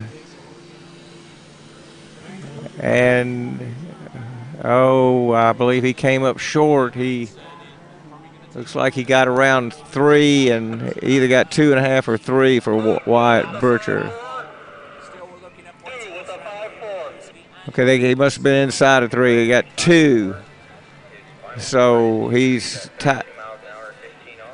currently tied for second place at this point on the leaderboard. So our next skier will be William Meinhardt, if I'm saying that right. I hope I am. He's got a average of 68. Wyatt's average was 67. Samuel Edens was 66.5. So, like I say, these guys are pretty evenly matched, and we're going to keep going up just a little bit on the average each time. So we'll just keep watching and seeing how they do.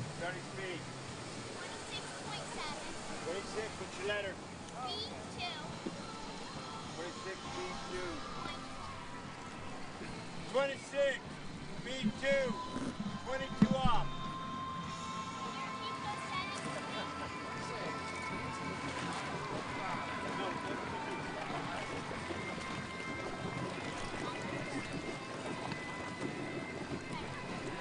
So that concludes girls 5 tricks. We're going to go to girls 3 tricks in just a few minutes.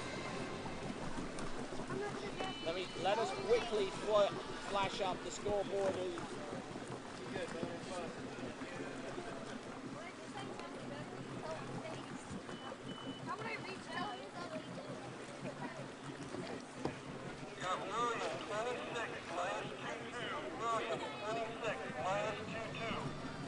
Copy that. William Meinhardt coming in 26 miles an hour,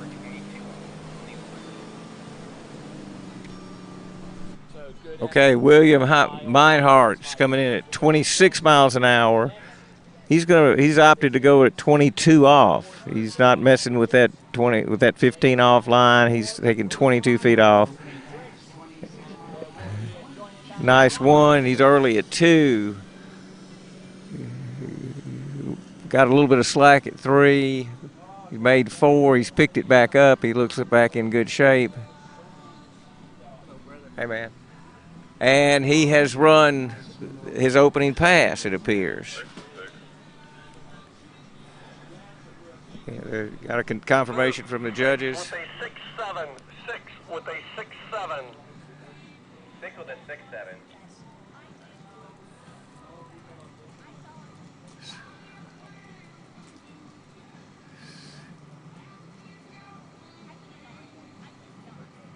Returning at 28 miles an hour.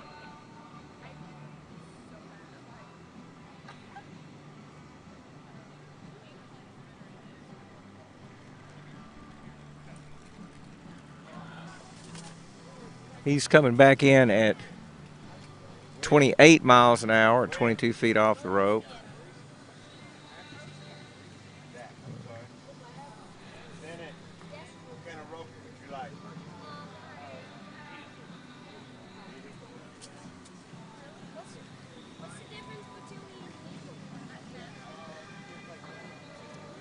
Solid girls 5, let's go back up, and then we're going to go into the girls 3 for the young ladies 13 and under. The skier on the list, Cameron Waters. All right, here he comes back. He's pulled out for his gates. Looks like a nice number 1 ball. Backside's 2. That's what he wants to do. He's wide and early at 3. This looks like a no problem pass for him. He's around 5 and goes around 6. Never a problem. Never any kind of behind skiing there. So that was his 28 mile an hour pass. He'll be coming back at 30. Boys 2's. Boys 2 go up to 32 miles an hour, and once they run that, they start taking rope away from him. So he's got this pass at 30 miles an hour at 22 off, and he will come back from that if he runs it at 32 miles an hour, 22 off.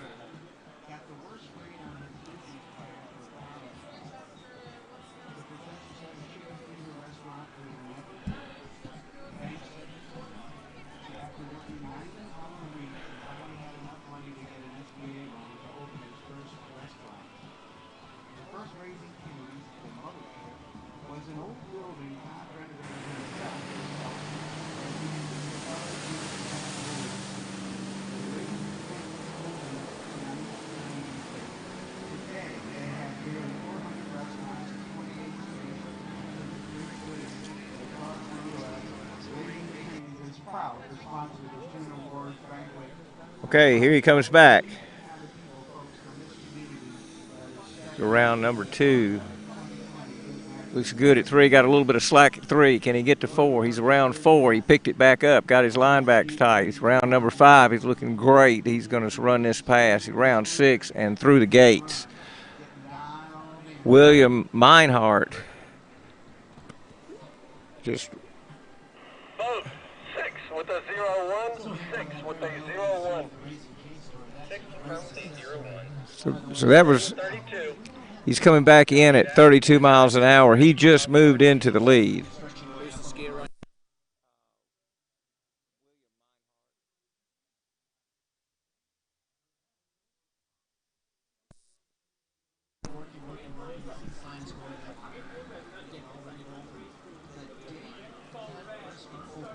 Because he's at 22 off, he's already eclipsed all the other skiers and moved into first place. So whatever he does now, he's just trying to up the score. There's the father of the famous Liz Hall walking by me and ignoring me. Liz is a really fine water skier and 3-event skier.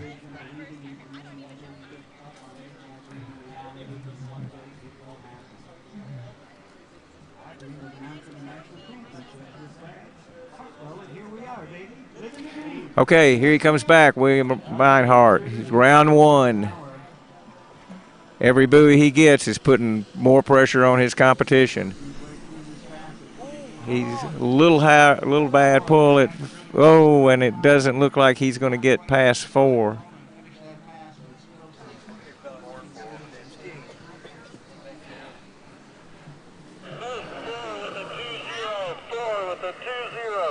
All right, he got 4. 4 confirmed with a 2-0. That is a final score for William of 4 buoys at 32 miles an hour, 22 off, for a total buoy count of 70 buoys, 7-0. Okay, so he did improve his average. That's what you want to do. He's our leader with 70 buoys. And Zachary Withrow now has his work cut out for him. William had an average of 68. Zachary has an average of 68.5. So Zachary knows he's got to step it up to move into that first place spot. Minus 15. Zach Withrow, 28 minus 15. Copy that. Zach Withrow coming in 28 minus 1.5. Okay, Zach's coming in at 28 miles an hour, 15 feet off the rope.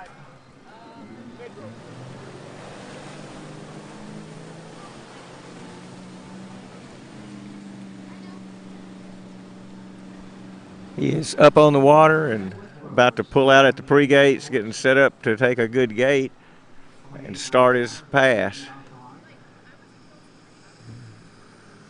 All right, nice number 1. He's got a good 2. He's just skiing this like it's a walk in the park. Nice, easy opening pass for Zachary Withrow. 6 with the 2-6. 6 with the 2-6. 6 confirmed with a 2-6. Returning 30. Yeah, 3 more scores. Zachary's coming back in at 30 miles an hour, 15 feet off the rope.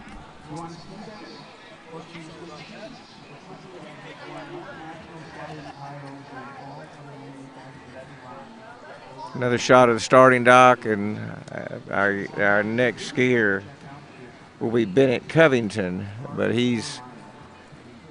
Zachary hopes that Bennett has to sit around for a long time while he runs pass after pass.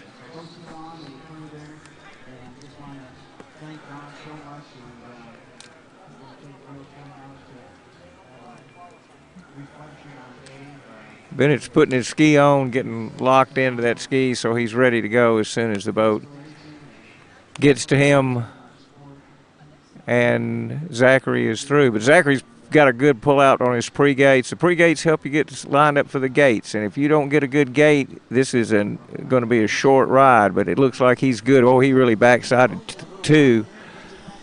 He's reaching for 3. Round 4, he's looking good. Oh, he stood up a little bit, but he's around 5, and there he goes, out the gates.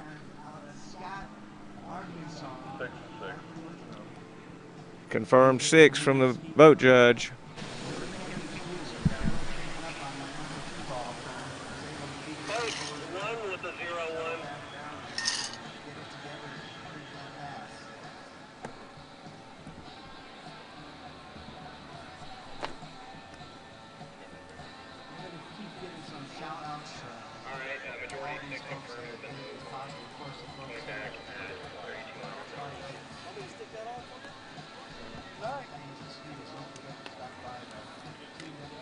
Might have been a little bit of a question about the gates there, but the majority of the judges say it was 6 buoys, so he's coming back at 32 miles an hour, 15 off.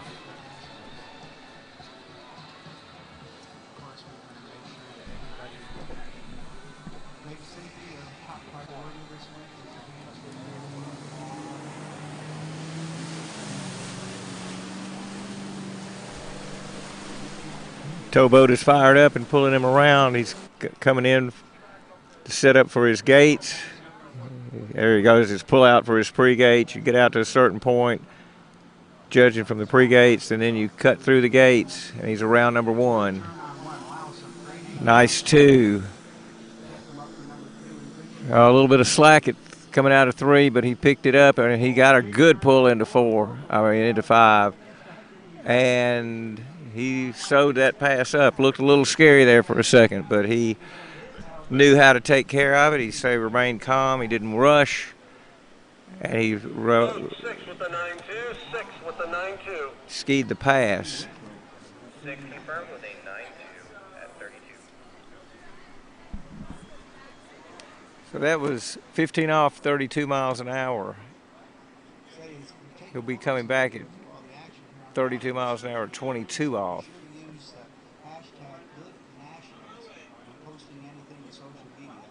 Let's get water skiing trending using the hashtag LiveNationals. Returning orange, 16 meters. Copy that, coming back at 32 miles an hour, 22 off of the orange. All right, so to move into the lead, he needs to run and all the way through 4 and get any piece of 5. Of course, he would like to run this whole pass and get to come back at 28 off, but let's see how this works for him. Here he comes. All right, he's around 1. He's got a good turn at 1, broke forward a little bit. He's around 2. He's real good at 3. Reaches and grabs that handle. He's around. He turns 4, but only scores 3.5. 3.5 with a 9-3, 3.5 with a 9-3. 5-3, sorry, 5-3. 5-3 is a bad time. That's your 3-ball time. All right, Van says 3-6. He has the wrong glasses on. Copy that. 3 seconds good. Thank you, Jeff. Give Zach a final buoy 4 of 3.5 at 32 miles an hour, 22 off, with a total buoy count of 69. Okay, Zach now is in 2nd place. William is still in 1st place with 70 buoys. Zach's chasing him with 69.5. On the water will be Bennett Covington. And You got Bennett, 30 minus 15. Bennett, 30 minus 15. Copy that. Bennett Covington coming in 30 miles an hour, 15 off. Bennett's average is just under 70 buoys, 69.7. So he's fully capable of running that pass and taking the lead. But that's several buoys down the course for him. He's got to see them one at a time. All right, he's pulled out for his pre-gates. timing his gates. He's around number 1. Got 2. Looks like a nice warm-up pass. Coming around 4. Really nice and wide and early at 5.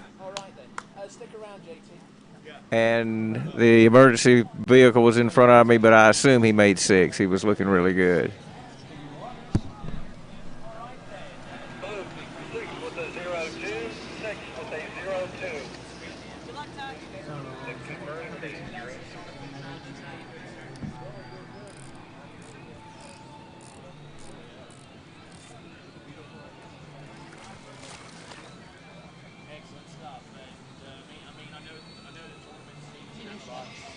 Turning 32.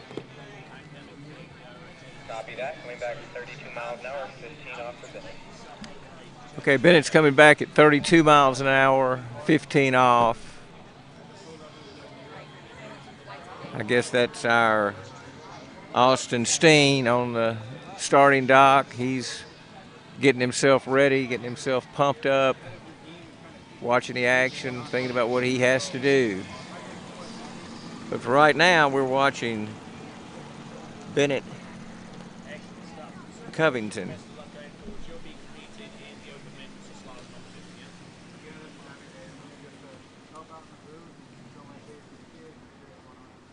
Just repping and signing autographs, aren't you? Bennett? Yeah. No worries. Good luck to yourself. Okay, here we go. Thanks a lot, and hopefully we'll see you. Round number 3. Got 4. He's looking pretty good.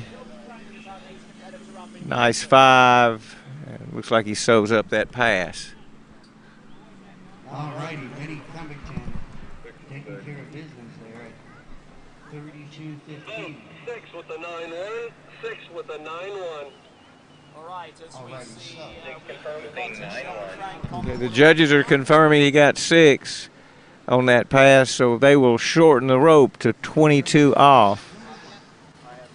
Taking 7 feet off that rope that he's been skiing on, that makes it him 7 feet closer to the boat. He's got 7 less feet to have a rope to get around the buoy.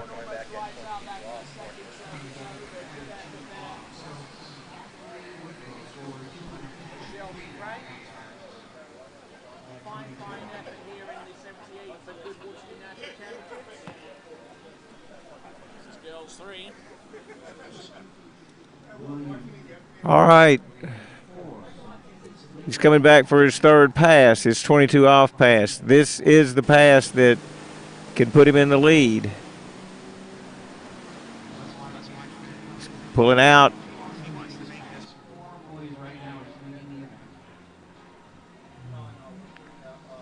All right, he's around 1. Skier out of Martindale, Texas, where we had the Nationals about 3 years ago. He's got round 4. He is now your leader, but he only got to 4.5. Maybe, well, I'm hearing maybe he only ran 4. It looked like to me he got outside of 5, but we'll see what the judges say.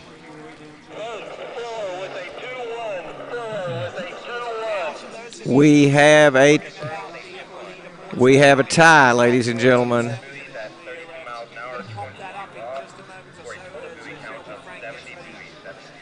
We have a tie for first place right now.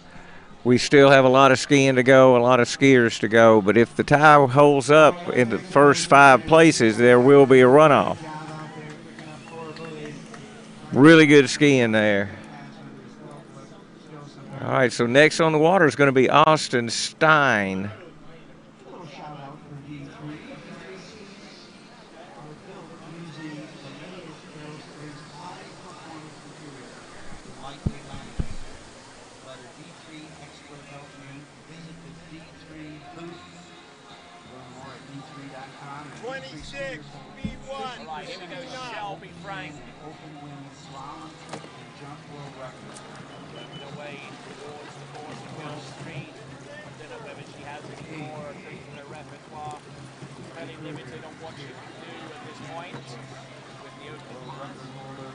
Oh, it goes down pretty early on that one as well. So Shelby Frank swimming to shore. That will be her lot in girls' free drinks. Next, Austin, 26, right? 26 minus 15. Austin, 26 minus 15. Copy that. Austin's coming in at 26 miles an hour, 15 off. Okay, your skier on the water is Austin Steen coming in at 15 off, 26 miles an hour.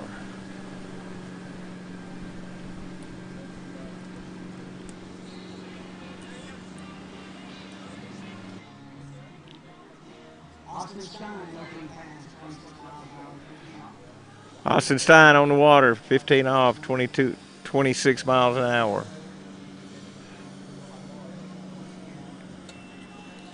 He's running this pretty wide and early. He's being patient. He's waiting on the buoys.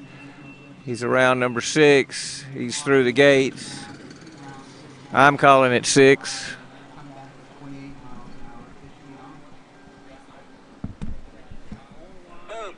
With the 6-7. 6 with a 6-7. I'm getting confirmation from the judges that he ran that pass, so he'll be coming back at 28 miles an hour, 15 off. I'm sorry, Towers, I didn't hear that. We zeroed him.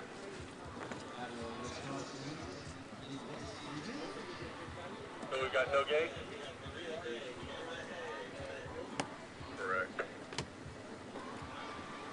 Now I'm hearing from the judges that Can you confirm for me and I'll bring him home? Yep, no gates. And can you give me the 0 ball time when you bring him home, please? that's a very, very tough break. Very tough break for Austin Stein. He did miss his opening gates. So he scores a 0 and he's done. He has no other chance. This is a very unforgiving sport. It looked from the shore like he might have gotten the gates, but they've got cameras on each end of the lake that are trained on those gates, and they can tell very, very accurately if a skier is through the gates or not. And it's a tough break for a little young man, but it can happen. I remember when my son went in his first nationals and he fell on his opening pass, and Nate Smith, the current and then world champion, came up to him and told him that he had fallen on his opening pass in his first nationals and did the same thing in his second. And the same thing is true for this young man, because he wouldn't be here if he wasn't a good skier. He earned the right to be here. He skied hard. I've trained hard all year for this moment, and this is a heartbreaking thing, but it's part of the sport, and it's one of those things that happens. And I know he's unhappy, but he's being a good sport about it. He's just got out right in front of where I am, and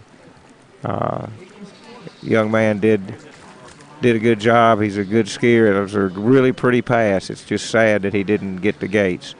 But that's the way this game is played. 28 minus 15. George, 28 minus 15.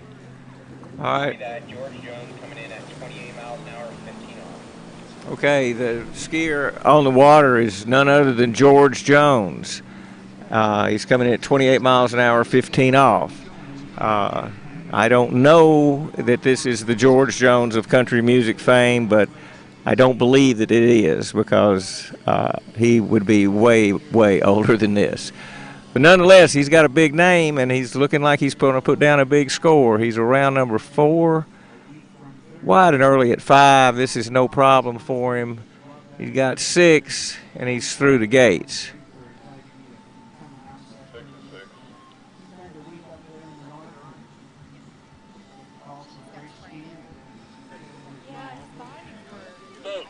With the 2-6, 6 with the 2-6. Confirm with a 2-6.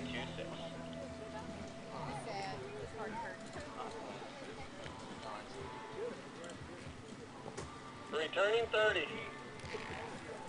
Copy that, coming back at 30 miles an hour, 15 off. Okay, great. All right, so Gray trying to get set up for pass number 2. All right, George Jones is going to be coming back in at 30 miles an hour, 15 off. Scored after pass number 1. We'll move on to our next competitor, who is Solly Stenger. All right, so we've got George Jones back up on the water from Oklahoma, Wisconsin. Also, I'm going to go with Solly Stenger. Got this team with Will Asher, world champion Will Asher. All right, George Jones coming in the course. Looks like a nice number 1. Good 2. Really wide and early, waiting on 3. Nice 4. George is really skiing this. Nice pass. And he just stands up and coasts out through the gates.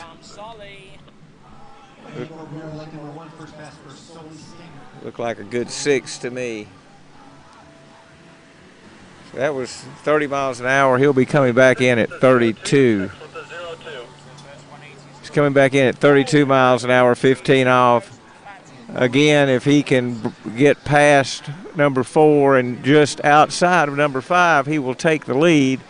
I'm sure he wants to run this entire pass and come back at 28.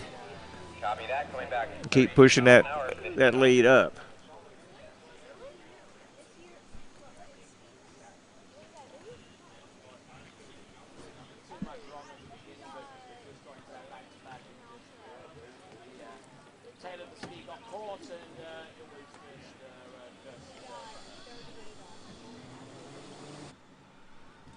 I hear the boat firing up on Lake 2.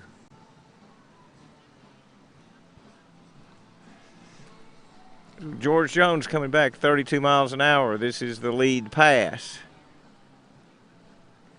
Gets outside of number 5, he will take the lead.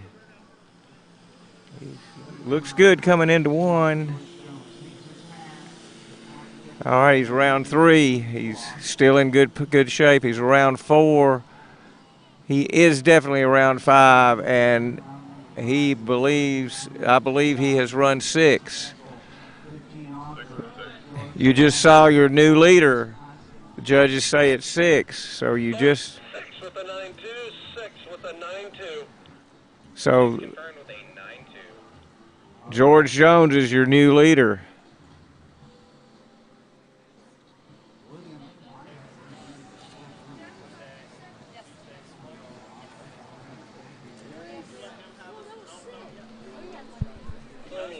Hey, Kristen, good skiing.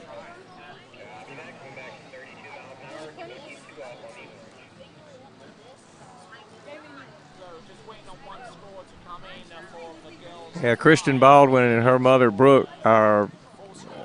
Brenda, just walked by. Skiing legend family. I'm pretty sure she just won tricks in the nation. Boy, and there's anybody out here. There's Chance Lowe and Bradley Baxter. If that isn't some trouble walking down the beach, I don't know what is. Oh, my goodness, and Connor Polley just driving down the beach on a bicycle with a guy standing on the back of the bike. Never know what you're going to see here, but here comes George back, 28 off. He's adding buoys. Oh, and he comes around number 2 and gets overturned into the wake and overturns himself in the wake. He took a pretty good fall, but he did raise his hand in signaling that he's okay, and he's swimming in, but he's your new leader.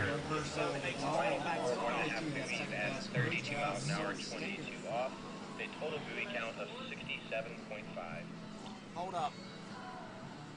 We've got one more score to come in, and then we're complete. Okay, I must have counted something wrong because the judges are saying that he got 67.5 buoys, and they are much more accurate than I am, so I am sorry for giving out misinformation, but at least I corrected it. He is currently in 4th place. Not sure I follow exactly how that happened, but I must have done my math wrong. William, 30 minus 15. William, 30 minus 15. Okay, we got William Britchler. He's starting at 30 miles an hour at 15 off. He's the second skier to start at 30 miles an hour.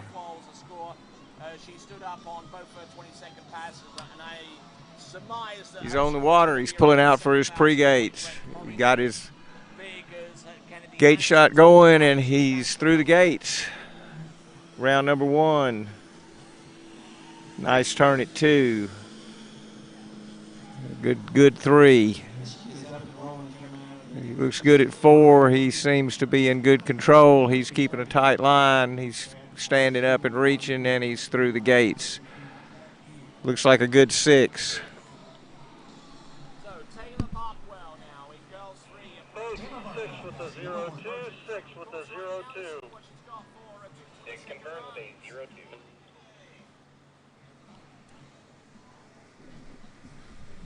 He will be coming back at 32 miles an hour, 15 off. There's Jay Bennett walking by me, our host here at the 2020 Goode National Championships in Zachary, Louisiana at the Bennett Ski and Wakeboard School.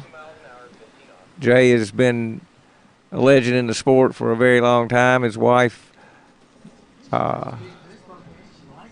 Ann, was on the podium yesterday in women's tricks. She looked really good. I believe she was in 3rd place, but she looked really, really good when she skied.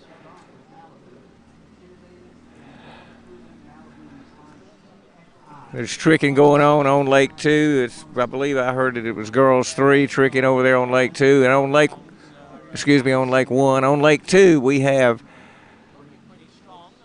our slalom competition going. This is 32, 15 off.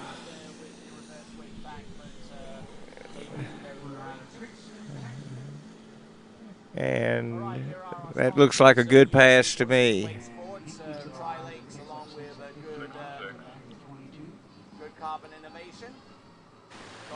Okay, so that was 32 miles an hour, 15 off for William Britchler. He will be coming back at 32 miles an hour, 22 off.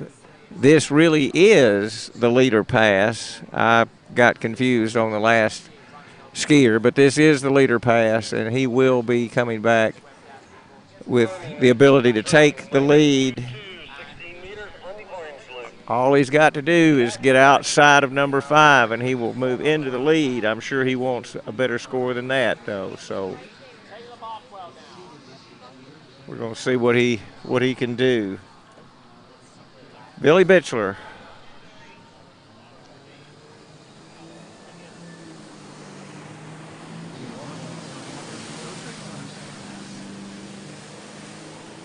And that boat is fired up and is bringing him back down.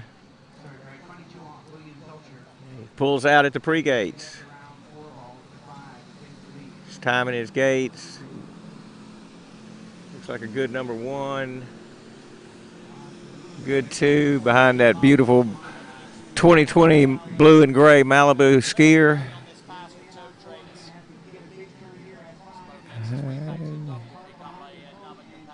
All right, he ran that pass, and if I'm correct about that, oh, he did not. He was inside of 6, but he still took the lead with 71 buoys. He got 5. So he's moved into the lead. He's moved into the lead, bumping everybody else back down. Final score of 5 buoys at 32 miles an hour, 22 off for a total buoy count of 71 buoys. So he has moved into the lead. That's your new leader.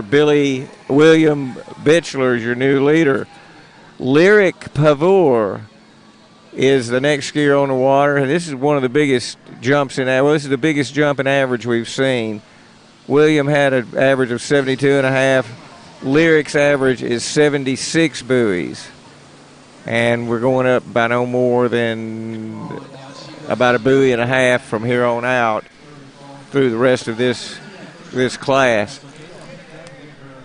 That blue and gray Malibu skier is pulling this event. Each event is pulled by the same ski boat, same brand of boat. I believe in jumping we will be pulling with 2 boats, but it will be 2 Mastercrafts or 2 Nautiques or 2 Malibus, depending on which jumping event it is. All 3 of these manufacturers are the qualified boats for the Nationals. 30 minus 15. Lyric. 30 minus 15. Copy that. Lyric before coming in 30 miles an hour, minus 1.5. All right, Lyric's going to start at 30 miles an hour, 15 off. But we certainly appreciate our boat manufacturers. They've all got beautiful boats out here. They all are 2020 boats. They're all really, really fine machines and amazing skiing boats. Lyric is around number 3 on his opening pass. He's looking nice and solid. He's around 5, sort of hooks 5 a little bit, but he's around 6 without any problems. And through the gates. Now this is the guy that we really expect to be the first one to get into 28 off. Everybody's skiing pretty close to their average. Turning 32 miles an hour. Copy that. Coming back 32 minus 1.5. All right, he's coming back at 32 miles an hour, 15 off.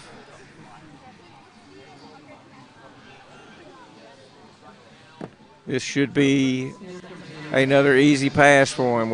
These skiers try to do 2 or 3 easy passes at least so that they get good and warmed up where they can go to work on their more difficult passes and work out any butterflies or any kinks or make their mistakes early so they can correct them and overcome them as they do them so that when they get to their top pass they are skiing at the top of their game.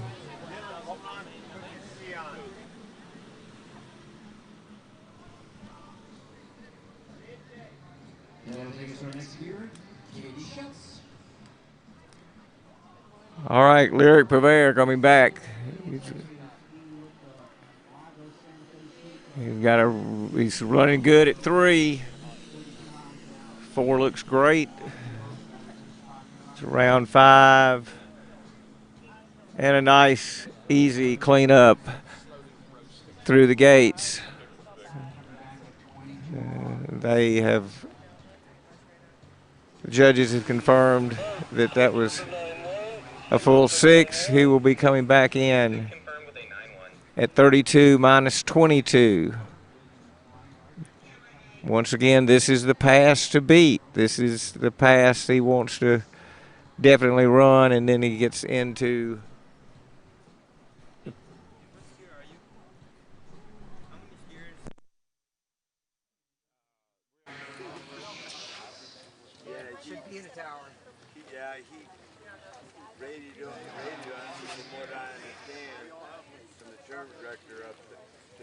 that he wanted me to get like a grappling hook and the rope to him. I put it right on the numbers to him.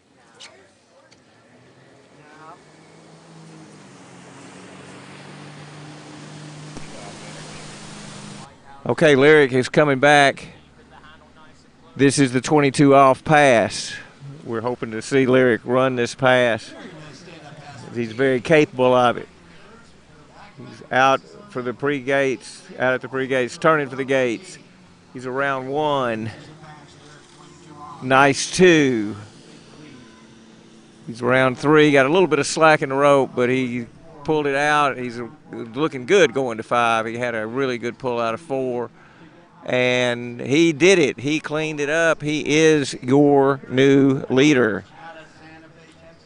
He just has a confirmed, well, when the judges confirm it, I'm confirming it. There we go. Now the judges are confirming that he ran that. So he's at 72 buoys. He's coming back at 28 off. His average says that he should get 4 at least at this pass. That's his average is 4.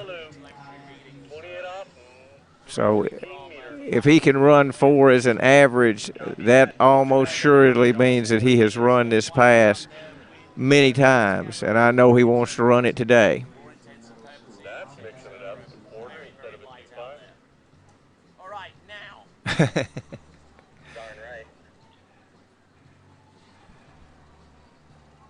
Probably feels a lot. This is South Louisiana. All right, Lyric Pavor. I love that name, Lyric. What a great name. Lyric Pavor is going to come back in here at 28 off. He's the first skier to be at 28 off, and he has a nice number 1. And he looks good around 2. This is going well so far. Nice 3. A little bit of slack, but a good 3.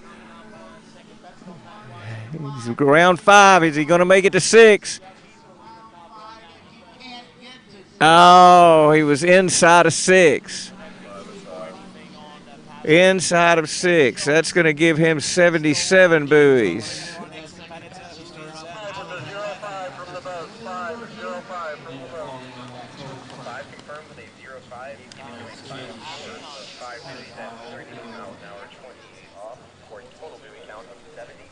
Okay, cool.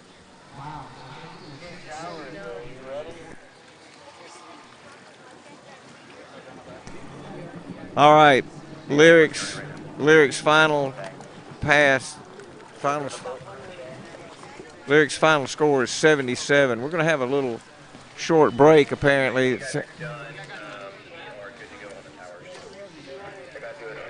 sounds like we're changing out the boat crew. So it'll be just a little bit of a break, a couple of minutes maybe to change out the boat crew, and then we'll be back.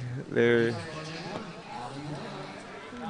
is action on Lake 1. They're still tricking on Lake 1, and looking over at Lake 1, this is, I think, girls 3 maybe.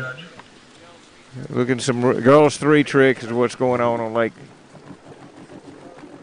2, Lake 1.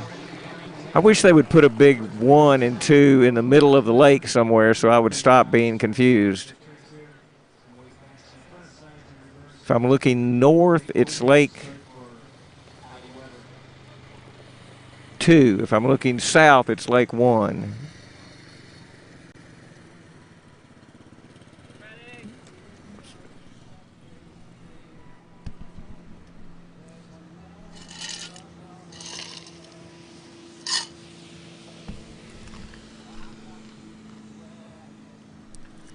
Over on Lake 2, the Slalom Lake, that Malibu skier is still the boat. We just changed boat crews. They're running a simulation pass down and back. Make sure the driver can find his way through these yellow boat guide buoys. He's got greens that he has to hit at the end of each course. That's the pre-gates. Then the red ones are the gates that the skier has to go through. Then the yellow gates that you see are the gates for the boat to keep the boat path straight. The buoy is straight out from the yellow gates. These buoys are all anchored to the bottom of the lake because these lakes are shallow here and they don't fluctuate that much, and that can be done. In deep public lakes, we use an AccuFloat system that's much more complicated with a bunch of pipes that all the buoys are attached to, and they're anchored on each end, or as they are in my home lake of Center Hill, Tennessee, they are tied to trees at each end, and then the cable that connects them is weighted to sink to the bottom, and they take quite a bit of maintenance, especially with the fact that we share our course with pleasure boaters and fishermen and jet skis and wave runners and So for public lake skiers to get to ski on these really, really perfect conditioned shallow lakes is a real thrill. Although a lot of times I wish that they would get a jet ski or something to run around and make waves before I ski, because that's what I'm used to. Really don't want that to happen, but it's one of the things we joke about in this sport, because if nothing else, we joke about this sport amongst each other all the time.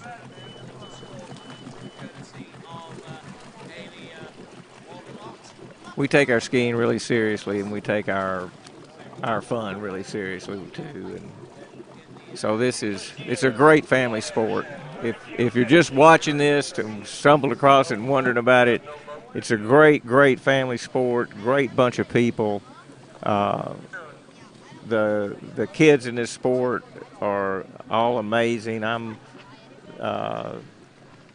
am the adult director of the junior development team for the Southern Region, and calling myself an adult is always hard, but it is my position, and I really get to know the Southern Region team, the Southern Region skiers very well, and they're all very polite and great people, and that's true of all of our junior skiers across the nation.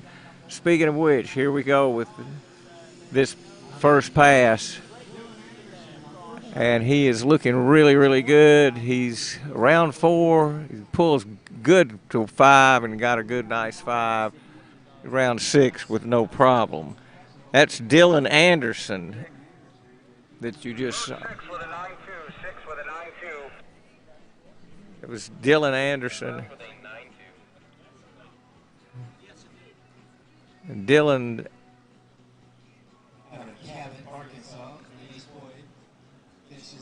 She worked hard to get through that week back-to-back in reverse, but she did.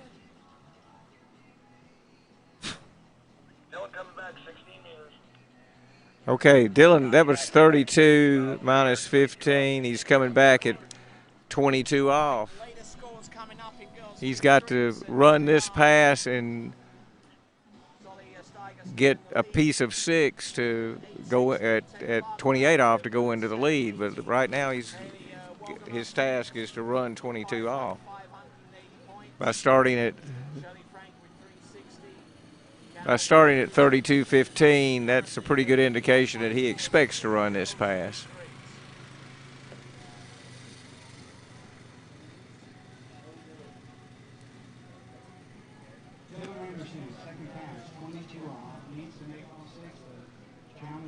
All right, here he comes. Round number 1.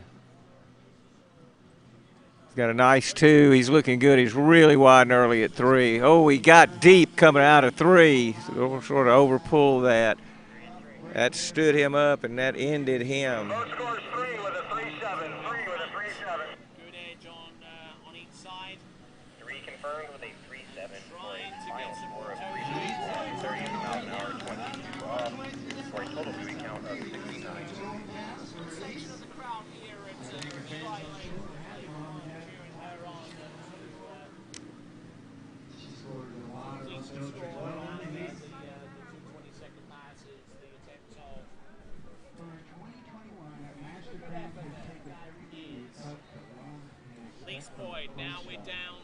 Now we're about, I would say, a little over halfway through the list. Our next competitor should be Caitlin Kovacs. 32.15. She's ready to go next. Copy that. Zane Gustafson coming in 32 miles an hour, 15 off. All right, the next skier is Zane Gustafson, 32 miles an hour, minus 15.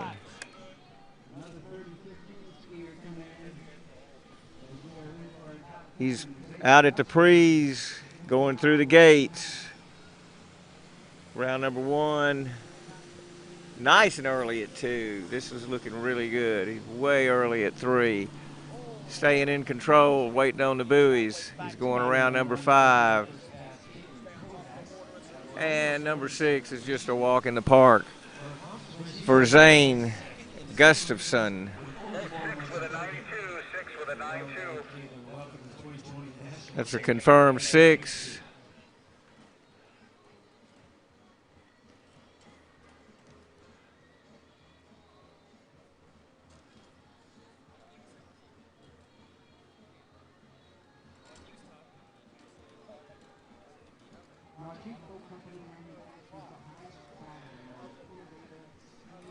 This is a brutal sport. I can prove it. I'm looking at one guy on crutches and one guy rolling up to me on a little scooter. They both have, one of them has a boot, one of them has a cast. This is a brutal sport. And the guy in the cast is going to take over for me. And let me finish this one. He's going to take over, and for just in a second, we're going to see what Zane does, and then we will change announcers. He's coming back at 22 miles an hour, 32 miles an hour, 22 feet off the rope. He's looking good coming around 2. Nice and wide and early for 3. He's in good shape. If he just remains calm, he's going to run it. He's around 5. Goes through 6. He goes through the gates. All right. 6 with a 91, 6 with a 91. 6 confirmed with a 91. Okay. He's now in the 28 off pass.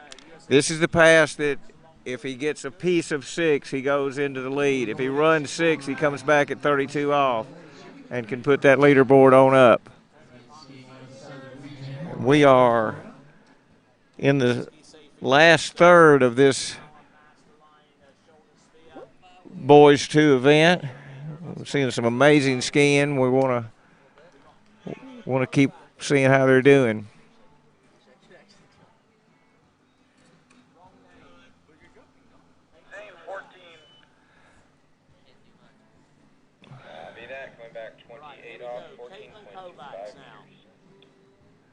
Zane Gustafson coming back at 28 off.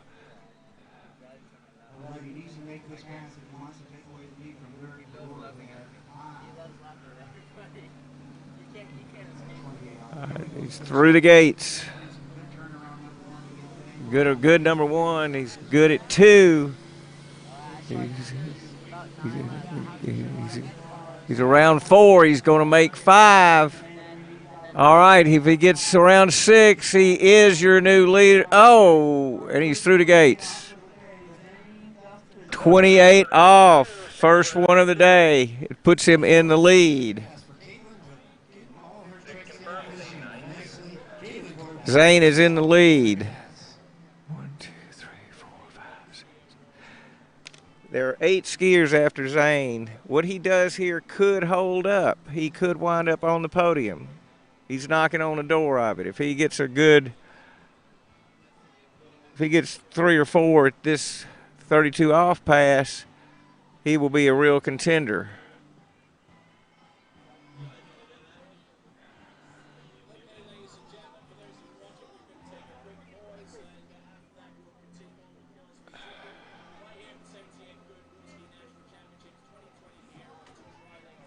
Well, I'll tell you, we have got some great skiing going on today.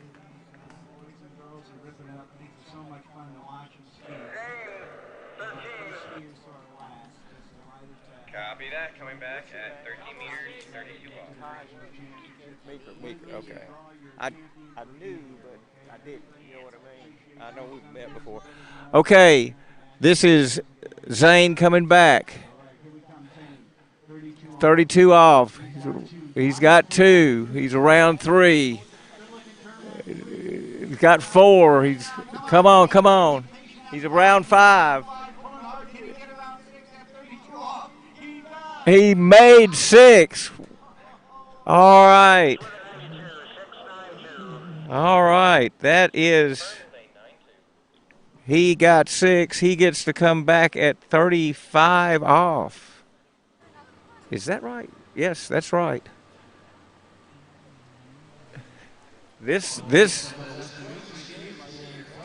This score really could hold up. He could be on the podium. Looking at the average scores, he's got a good chance at the podium with this. And this is a lot of skiing.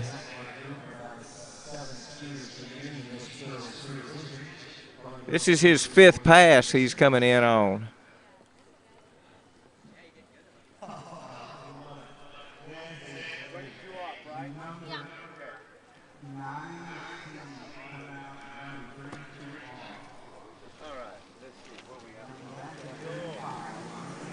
Zane Gustafson, 35 off. Our first skier to get into 35 off. All right, he's coming out at his pre-gates. It's turn for the gates. He's from California. He's got, looks like maybe, I think he was inside of 2, so. One buoy confirmed with a 7-0 for a final score of 1 buoy at 32 miles an hour, 35 off for a total buoy count of 85 buoys, 85. All right, his total buoy count is 85 buoys. Our number 1 seed average is 88.3. That young man that you just saw may be on the podium. And I have been doing this long enough that my brain is beginning to be fried from the sun. I'm going to hand the mic off to my good friend Ty Meeker. Ty's got on a really stylish looking cast all the way up to his knee on his right leg. Ty, what happened to you? Well, you know, I just was getting some really good slalom skiing in at home and preparing for regionals and nationals, and just had an unfortunate fall that kind of set me back, and hopefully be able to be back soon. But I'm still here. I'm still having fun. Well, that's good. We sure sorry for your bad break. Thank you, man. But I hope you do recover soon. What division are you in? Boys 4 skier out here going to take over the mic. Thank you so much. This is Freddie Snell signing off from the 2020 Goode National Water Ski Championship. Ty Meeker is your new announcer.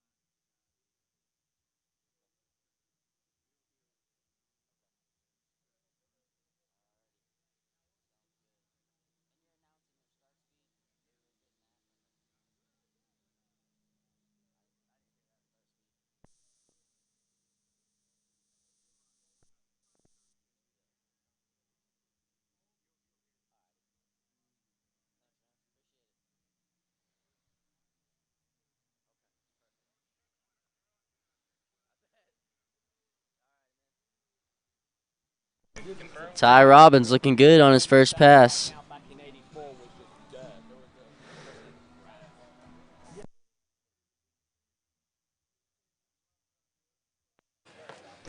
As we near the end of this Boys 2 division, the skiers will just get better and better, and the competition and the scores just keep higher and higher, and it's really entertaining as a viewer and as a skier to know what these guys are going through and see what they're about to do, and it's really entertaining.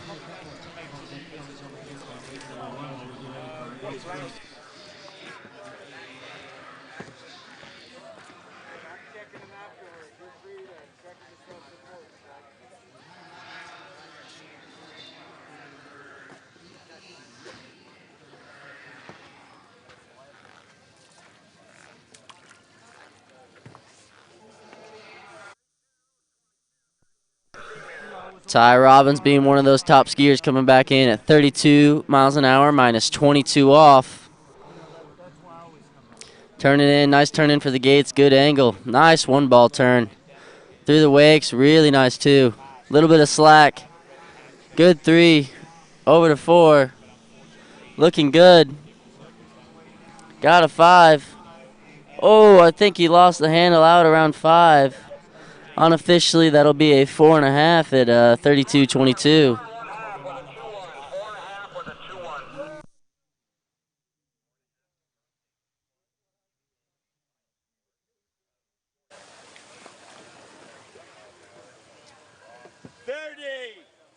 B2, 15 up. B2. Can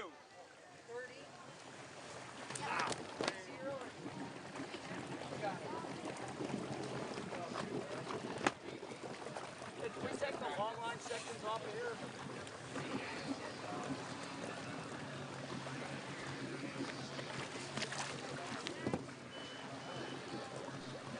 Next up on the water, we'll have Giovanni Bloyer from Minnesota.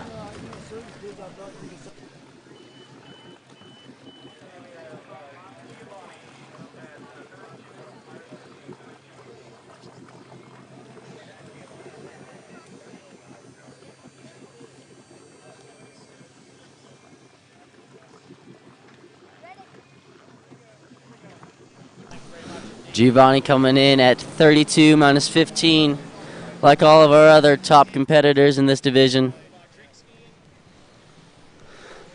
This should just be a nice warm-up pass for him as he gets his rhythm in.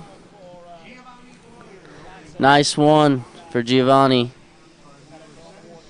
Looking really good through the wakes and out of the buoy. Has that really nice stacked position out of the buoy where comes out of the buoy, hooks up to the rope, and just holds on and gets his perfect position and holds it through the wake so he can get his max speed and acceleration over to the next buoy.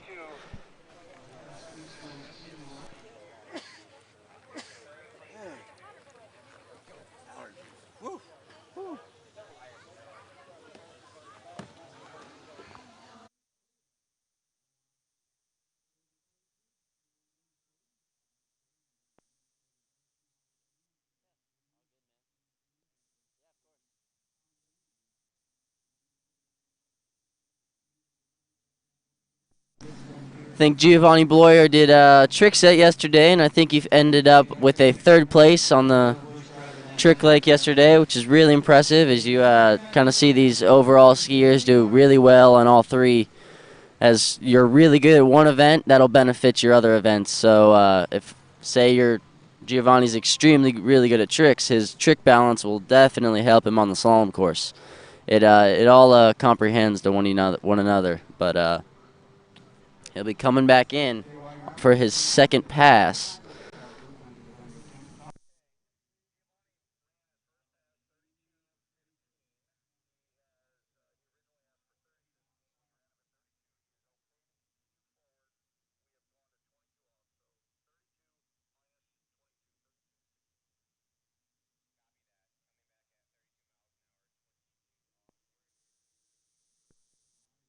Giovanni coming back in at 32 minus 22 off. Think they started him a little fast rather than he wanted, but he still smoked a pass and is all right, and he's moving up to the next pass. So he is ready. Here we go, 32-22. Giovanni, nice slow one ball, really in control here as he gets to the 3. Got a nice reach. Got the really good form out of the buoy, like I said. 5. Looks like a 6 for Giovanni. Looking really good.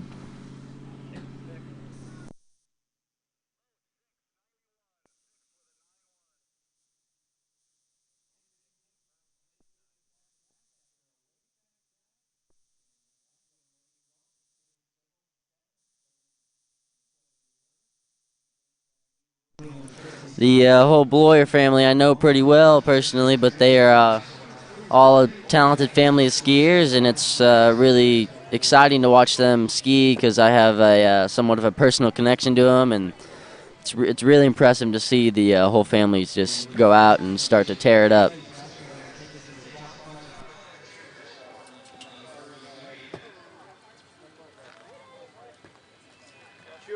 kind of rope you like?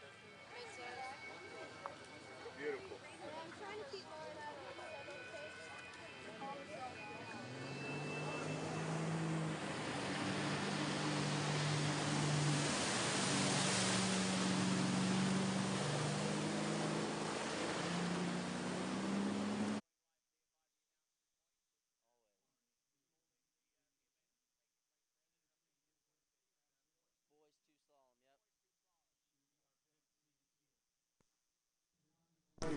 Giovanni, 28 off, 32 miles an hour, making easy work of it. He's got 4, 5, looking good. Ooh, a little slack out of 6, little hit, but no problem for Giovanni. That looks like a 6 at 28. He will need to run this next pass at 32 off, 32 miles an hour to challenge our leader with Zane Gustafsson at 1 at 35. So here we go, Giovanni. He's preparing for his next pass, thinking what he's got to do. As the line gets shorter, you have to change your form so you can kind of get to the next ball and figure out what the best form is in order to get there. And as the line gets shorter, it obviously gets harder, but you need to. It's almost I want to think about it as a rubber band analogy. I say, hey, okay, the more you stretch out a rubber band, so the longer you pull, the harder it's going to shoot. And same thing with the slalom ski. The harder you pull, the more lean you're going to get, and the more slack you're going to get at the buoy, which results in a later turn in which you don't want. So Giovanni coming in at 32 off.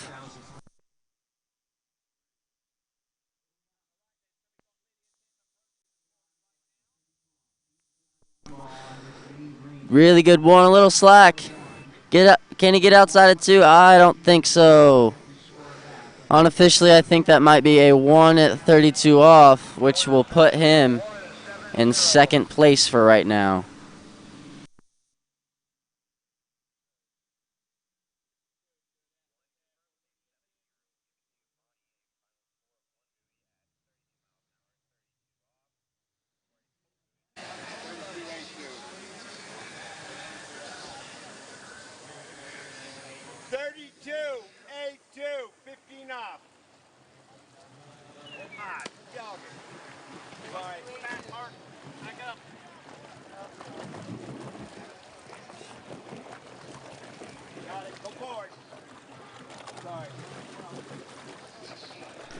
We've got 6 skiers left in our boys 2 division, and these top 5 skiers are really push the bar and show you what this sport's all about. It'll be really entertaining.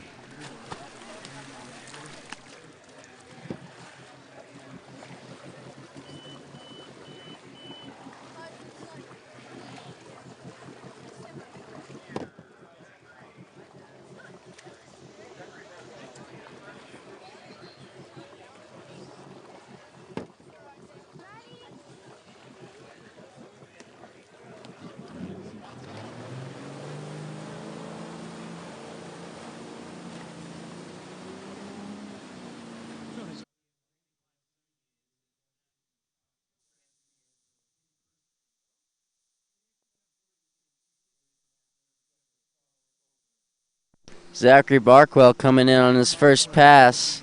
Looks like 32.15. Got the colored hair, looking really good.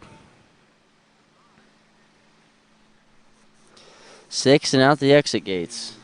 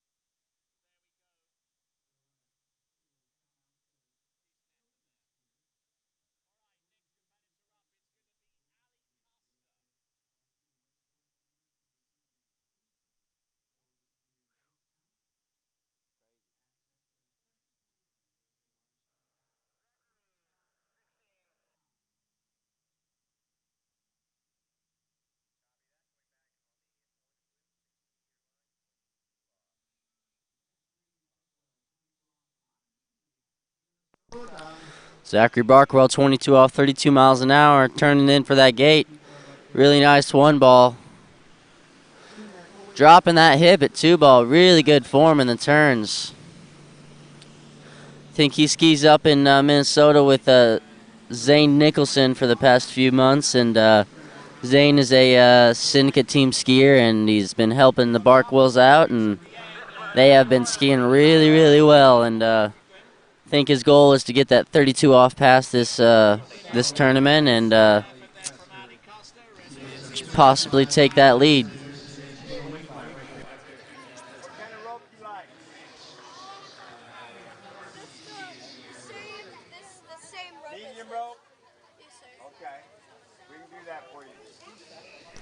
You see Matthew Greenwood sitting on the dock awaiting his turn, preparing himself for his set.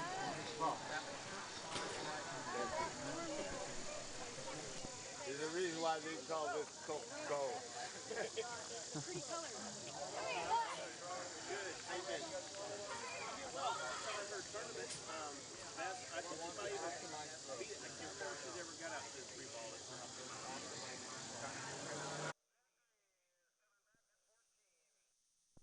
Zachary Barkwell coming back in, 28 off, 32 miles an hour. Here we go.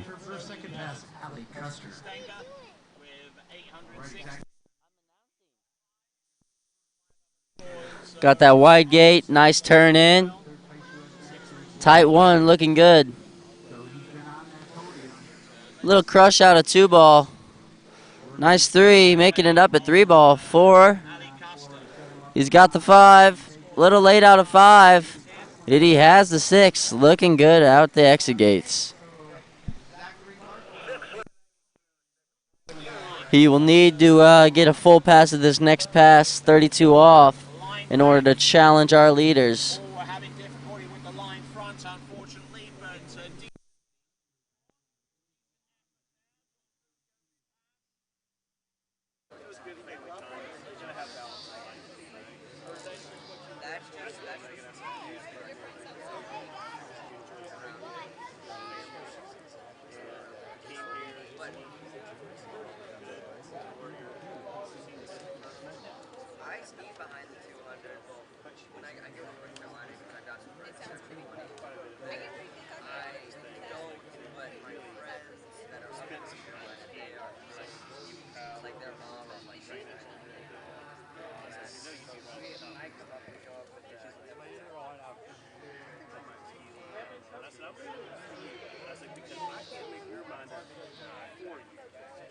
Zachary Barkwell coming back in at that 32 off pass.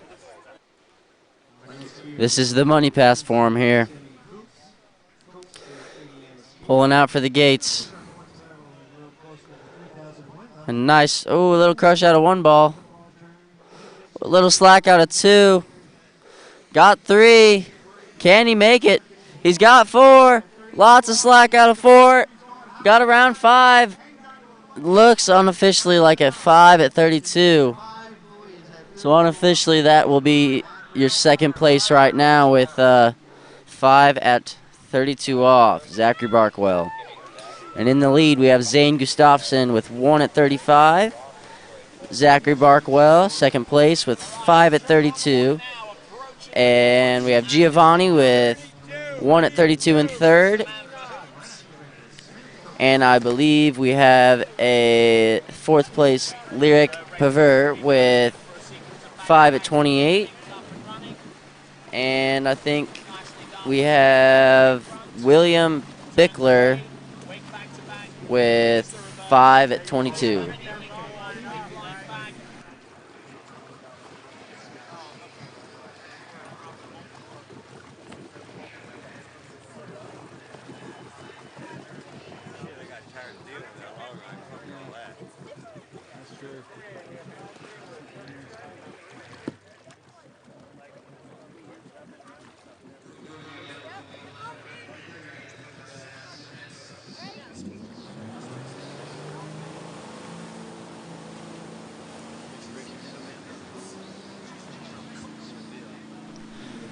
Matthew Greenwood coming in on his first pass, 32 miles an hour, 15 off.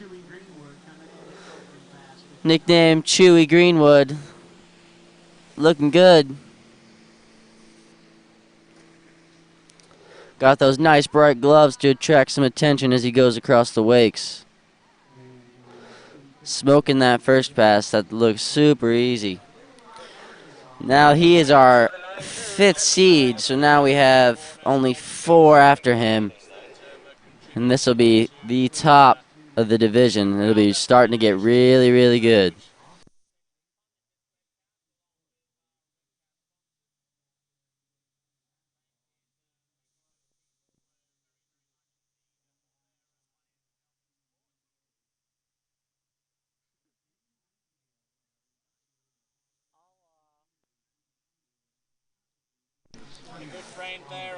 The left-hand side of the desk there, a time maker, not able to ski in these national championships, but he's next pass will be a 22 off, 32 miles an hour for Matthew Greenwood.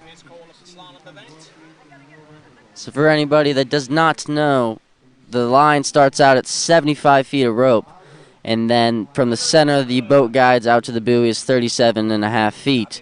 So after you get to your max speed, which in this division is 32 miles an hour, start shorting the rope from 15 off, which then you have 60 feet of rope, and so on. And now we are at, I believe, 22 off. So he has 53 feet. Oh, and he has a little bobble around 2. 3, and has a fall out around 4. Matthew Greenwood, all right, I think that's unofficially, that's a 3.5 at 22. Probably not what he wanted, but that will be his end score.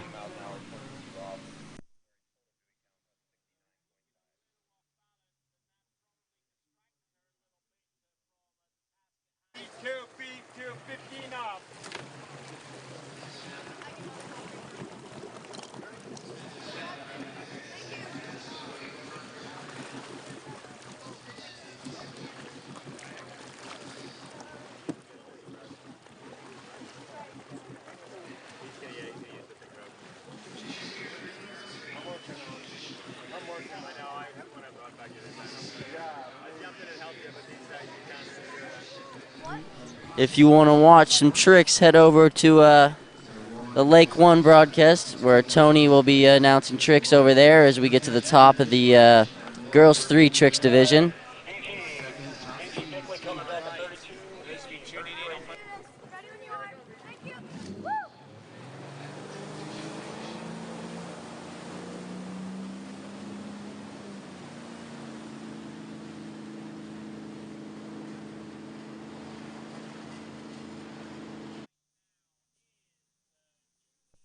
B.G. Bickley coming in at his opening pass, 32, 15 off.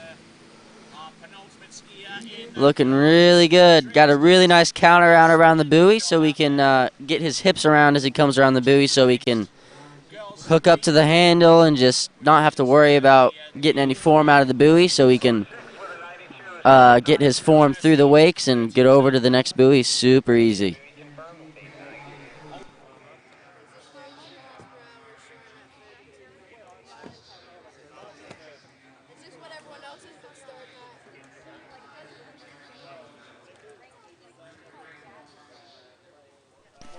We have Damian Eade next up on the dock, getting ready for his set, visualizing what he's got to do to get to that top spot with 1 at 35, Zane Gustafsson. I'm sure Zane's on the shore watching, watching he's got his final seeds coming up. Zane has a guaranteed spot on the podium. The worst he can do is 5th place. And he's putting some pressure on those top seeds, which is a really vital thing to do when you're at your lower seeds. Go out, no expectations, ski your best, and then you can put some pressure on those higher seeds, which is exactly what Zane did.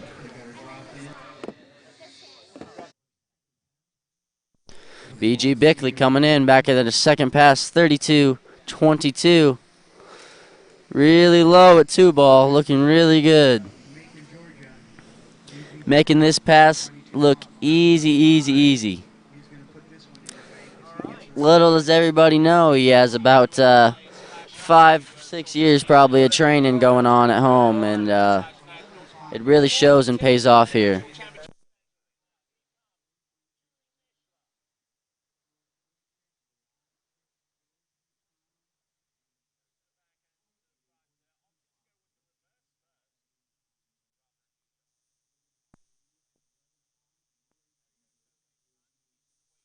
Zachary Barkwell, our leader right now, has his brother right now at the second seed, so maybe there might be a little bit of family dispute on who can get the higher score. Zachary with 1 at 35, or what Ethan will put up here, and after Damian Eade has skied, who is our next skier on the dock.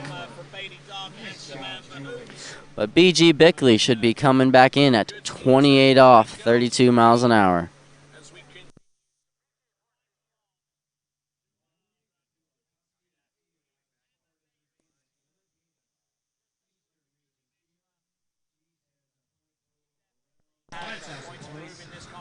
Here we go. Here comes the boat. Zooming down the boat, guys. B.G. Bickley pulling out for that 28 off line. Here he goes. Turn in. Looking good through the wakes. Nice 1 ball. Getting rid of all that slack out of the ball. Looking really good. A little bit of slack out of 3. Nice 4. Made it up at 5 ball. And slack out of 6 hit him, but he made it, and he's happy throwing a fist bump. That's always good. We love to see fist bumps. Fist bumps usually always mean happy, and happy skiers are always good because happy skiers result in ice cream at night, which is always a favorite, especially of mine.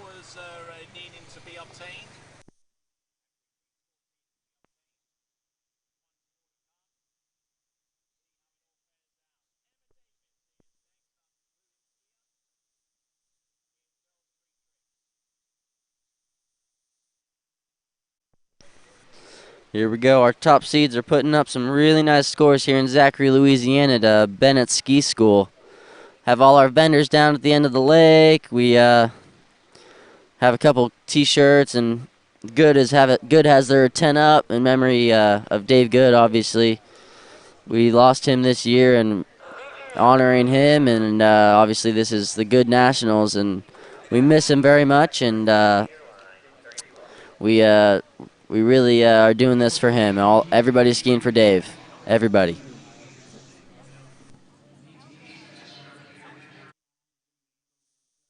B.G. Bickley, 32 off. A little bit of slack out of 1. Ooh, big turn out of 2 ball. Can he get outside of 3? Not sure. Leave that one up to the judges. He thinks a 3 at 32, and he is very happy with that.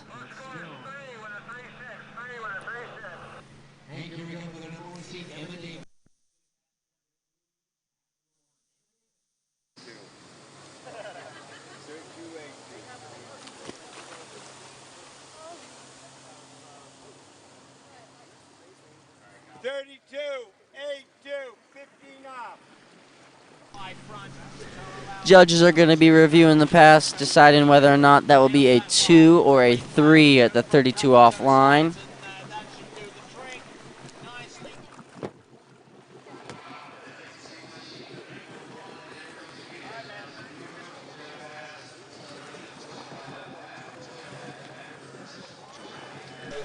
We are going to pause the skiing as the judges review that last pass.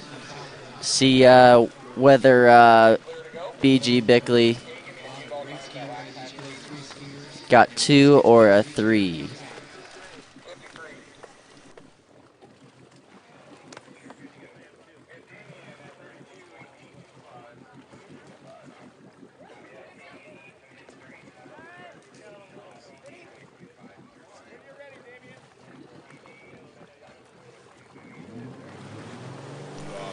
BG's official score is now 32. At 32, he got the 2. It did not get outside of the 3 ball. But here we go. Damien Eade coming in at 32 miles an hour, 15 off coming in through those gates. Looking real good. Little bobble it too, but hangs on to it. We're good. Doing well. Little bobble on the opener, but still hangs on, and that's good. Always the goal is to run your opener, and it's icing on the cake from there.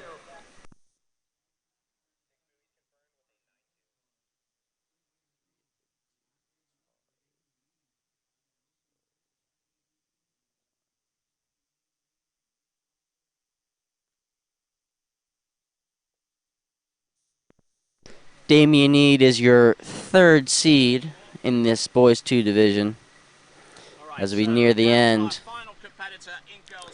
This past year, the USA Water Ski has opted to change divisions. So previously there was only 3 junior divisions, a 1, a 2, and a 3 for both boys and girls. The 1 was the 9 and under, the 2 was 10 through 13, and the 3 was 14 through 17. And now they have decided to split up the boys 2 and boys 3 divisions. So therefore, the boys 2 division is now 10 and 11. The boys 3 division is now 12 and 13, and boys 4 is 14-15, and boys 5 is 16-17. But here we go. Damien Eade coming back in, 32-22. Getting deep out of that 2 ball. Looking good, though, out of 3. Got the 4, looking good. Got the 5. 6. And that is a 6 at 22 off for Damien Eade, looking good.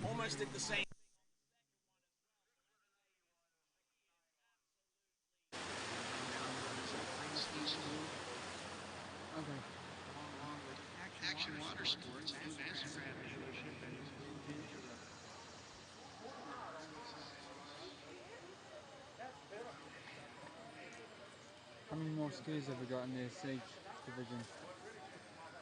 Go play. 22, please. 22, right? 22.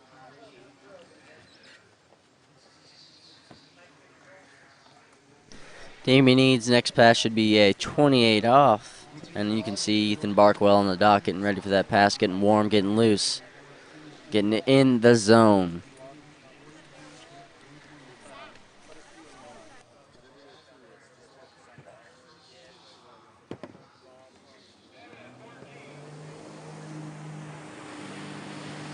Here we go, 28 off. Damien Eade coming around that turn island. Looking good. Pulling out for the gates. The 28 off line. Here we go. We got the 1. Good 2 ball. Nice reach at 2. Good 3. He's got the 4. A little pulled up out of 4, but not bad. Got the 5. Looks like a 6 from where I'm sitting. 28 off. He will need a full pass at 32 off in the next pass to challenge our leader. Zachary Barkwell still sitting in first place. The worst he can do is a 3rd, I believe. Or sorry, excuse me, a 4th. But here we go. Damien Eade looking to challenge our leader.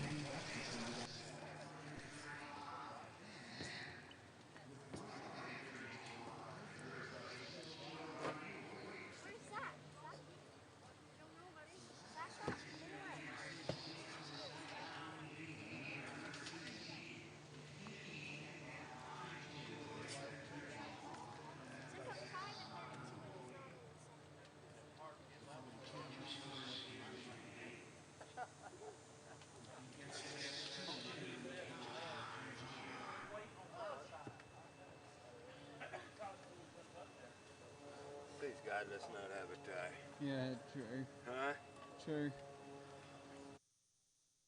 Ethan Barkwell with his nice dinosaur life jacket, but Damien Eade, here we go. 32 off the money pass. Got that wide gate. Get a good turn in.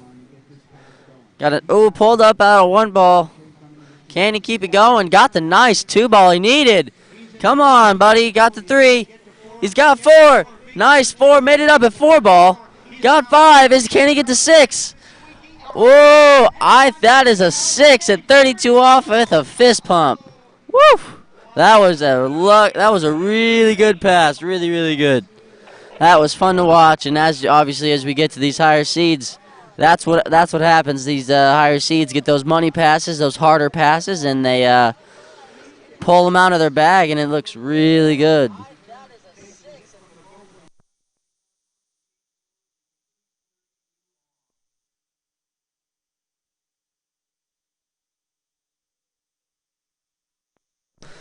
So Damien Need will need more than 1 at 35 to take our lead, with Zachary Barkwell still has the 1 at 35. So he needs a piece of 2 to take our lead.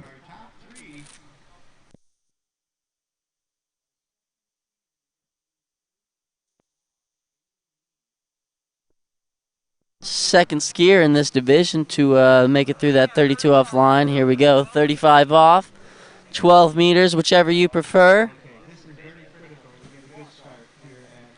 Here we go, coming around that turn island. Needs to get that wide gate so we can get a good gate and a short pull to 1 ball so we can get a nice tight line out of 1 ball. Here we go. Oh, and that looks like a half for me at 35. But Damien Need, half at 35 off, 32 off. Really good score. That puts him in second place right now. And obviously putting more pressure on those top 2 seeds that are up to go.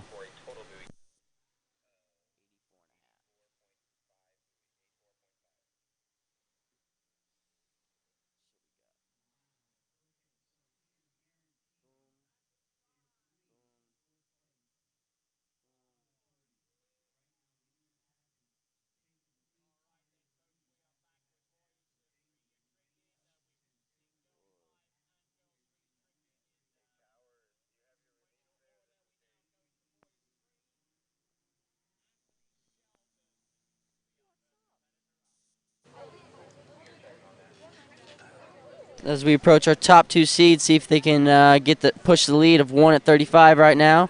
With Zachary Barkwell, second place we have Damien Need with a half at 35, and then in third we have Giovanni Bloyer. We have. That's my fault. Zane Gustafsson is in the lead with 1 at 35. Damien Need a half at 35. Then we have Zachary Barkwell sitting in third with a 5 at 32. Then we have B.G. Bickley with a 3 at 32. And then we have Giovanni Bloyer with a 1 at 32 as our 5th place spot.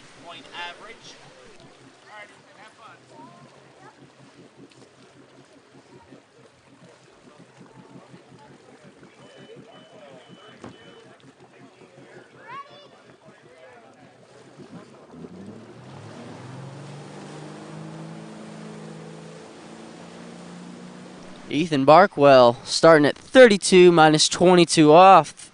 I think these are the first skiers in this division to start at the 22 off line. Here we go.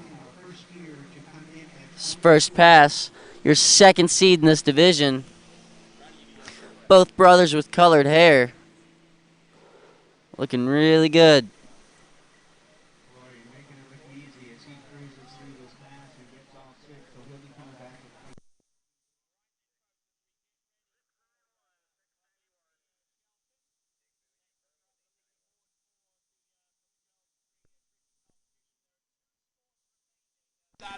Ethan Barkwell should be coming back in at that 28 off line, and as I was saying earlier with the line shortening, you start with the 75 feet of rope, and so on. You go 15, which is 60 feet of rope, and then 22, 28, 32, then 35, 38, 39 and a half, 41, and 43, which is the world record pass at 36 miles an hour, which is held by Nate Smith with a 2.5 at 43 off, 36 miles an hour. But this should be 28 off for Ethan Barkwell this next pass.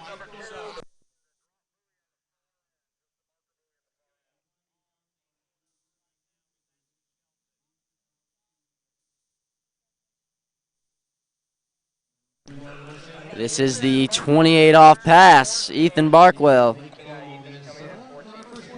Here we go. Got a nice one, nice tight one. Got the 2. Good 3. Good 4. Nice and easy pass for Ethan. Did not face him whatsoever. Easy, easy, easy for Ethan.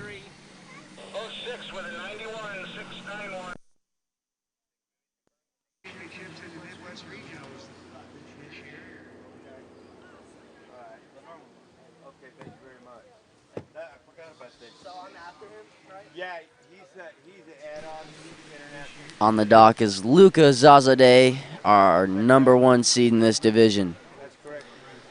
Getting ready to take on the lead. Looking for to maybe grab a title or get a nationals podium.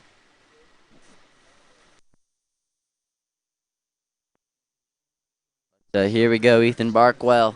32 off coming in at this next pass.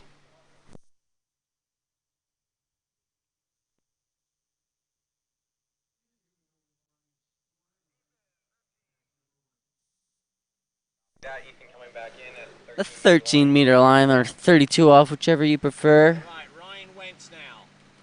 Here we go. Pulling out for the gates. Nice wide gate, looking good. Good glide. Nice turn in on nice speed. Great 1 ball. Little long pull into 2. Controlling it. Little slack out of 3. Got the 4, looking good. He's got 5. Can he get the 6? And he's got it, looks like to me. That's a great pass. That was pretty easy for him. All right, so he has a chance to challenge our leader with 1 at 35, Zane Gustafson.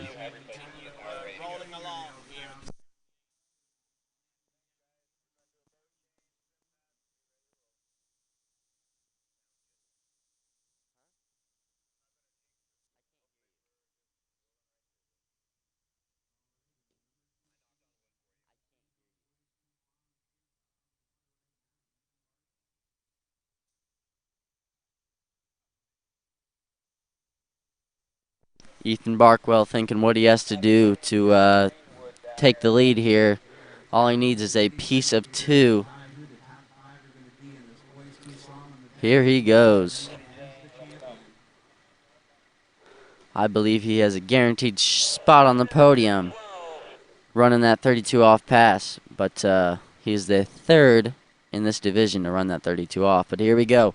Ethan Barkwell, 35 off, 12-meter line. Pulling out for the gates, nice gate.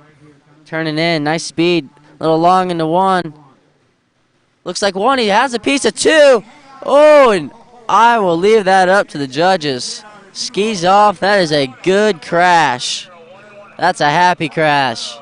You crash taking the lead, you better be happy. That was awesome.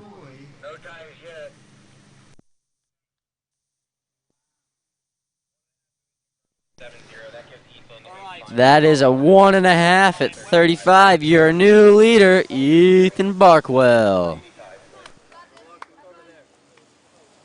32, B2, 22 off.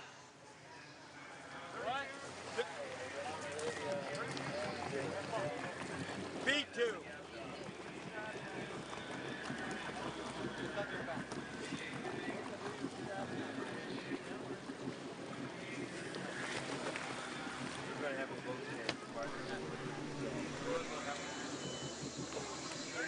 Our last skier, Luka Zazadeh. Here we go, looking to take the lead.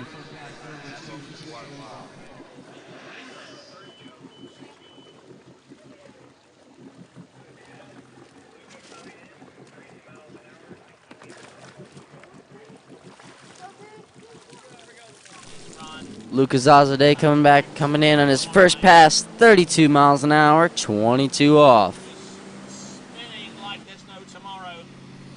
Here we go. Nice form out pulling for the gates. Looking really good. Got that nice stacked position in between the wakes. He is completely like a statue in between the wakes, if that makes any sense. He has his perfect form, and he just holds it all the way through. Really good technique as he rounds the 6 ball on his opener. 32 miles an hour, 22 off.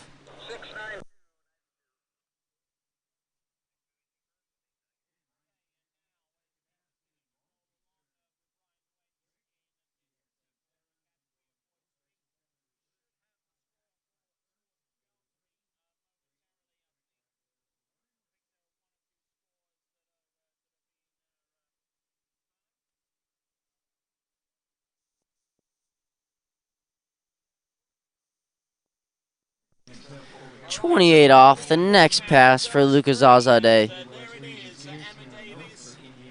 He'll need to take this pass and the next pass, 28 and 32 off, in order to challenge our leader, Ethan Barkwell, with the 1.5 at 35. So he needs a full 2 or a piece of 3 to get the first place medal.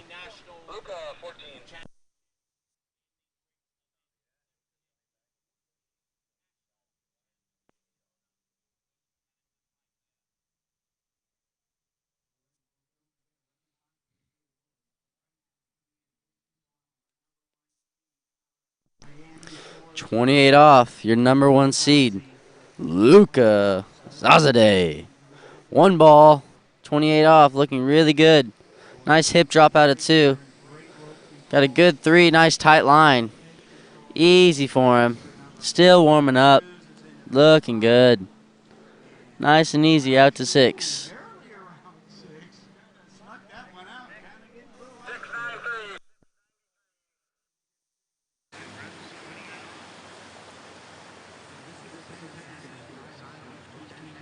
Our next division will be the boys 4 division, which would be my division if I was skiing. But unfortunately I'm not, but I'm still here having fun, and we will get to that division soon. But we have boys 2 first at your top seed, Luka Zazadeh.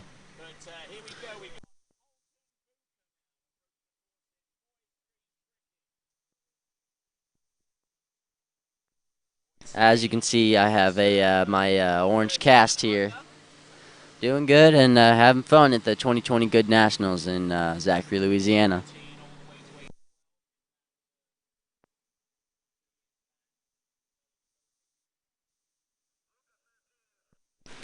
Luka coming back in. 32 off. He has to run this pass to get our challenge leader, Ethan Barkwell, with the 1.5 at 35. He expects to run this pass, I am sure.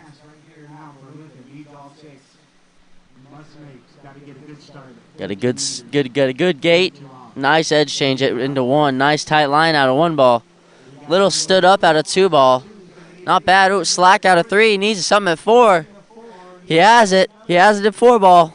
Nice 5. Ooh, little slack. Looks like a 6 at 32 off for Luka. That was a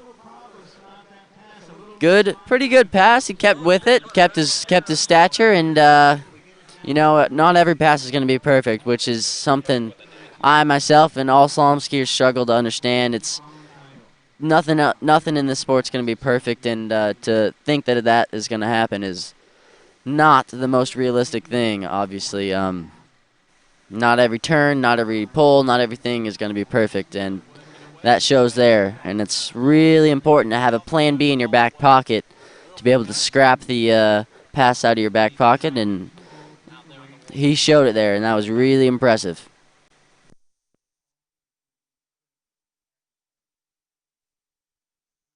So this 35 off pass, here we go, 32 miles an hour, 35 off. He will need a full 2 or a piece of 3 to take the lead and take a gold medal home. Either way, he has a podium spot. running that 32 off pass. Looking good. Got that nice gate. Wide gate coming in. Ooh, little slack out of 1. Did he get outside of 2? I am not sure. I'll leave that up to the judges, but they have to decide whether that is a 2 or a 1 from the judge tower. Here we go. There will be. That is a 1 at 35 for Luca. So your 2020 Goode Water Ski National Championships Boys 2 champion Ethan Barkwell with 1.5 at 35 off. But we will have a runoff between Luca Zazadeh and Zane Gustafsson, who both got a 1 at 35, so we will need a runoff. They will both go out at their previously made pass, which will be 32 off. So they will each start at 32 off, and whoever obviously runs the most buoys from there will then get that second place medal. Who's first? I don't know. You'll have to tell me that.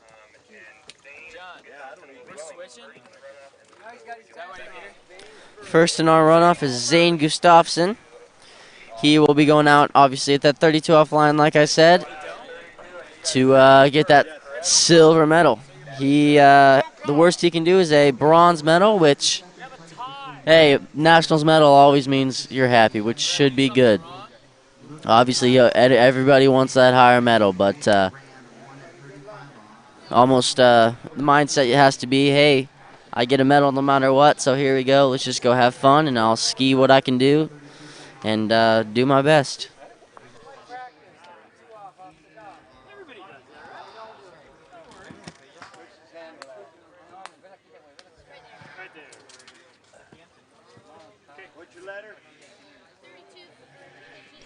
Zane suiting up for his runoff.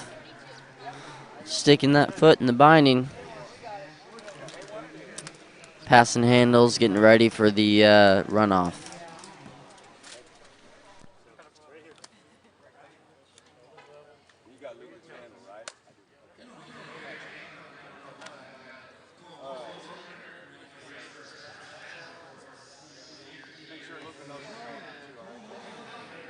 Our next division will be Boys 4 Slalom on this lake, and we'll start out with Trevor Zurovets. I'm sorry if I said that wrong, but yeah, that is our first skier in the Boys 4 division. Like a little Northern California Terry Winter stuff. Wait until the other kids up in the dock. Yeah, Oh, cool. I'll go when you good? No, I'll let him get down here so we know. We can get him what's going on.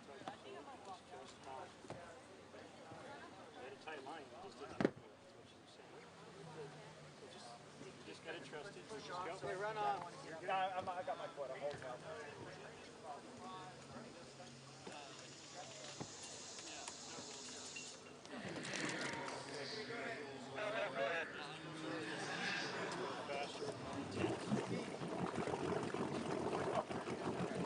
All right, so I know we got a tie. 32 off. Right? All right, thanks. You're first. Second. Good luck.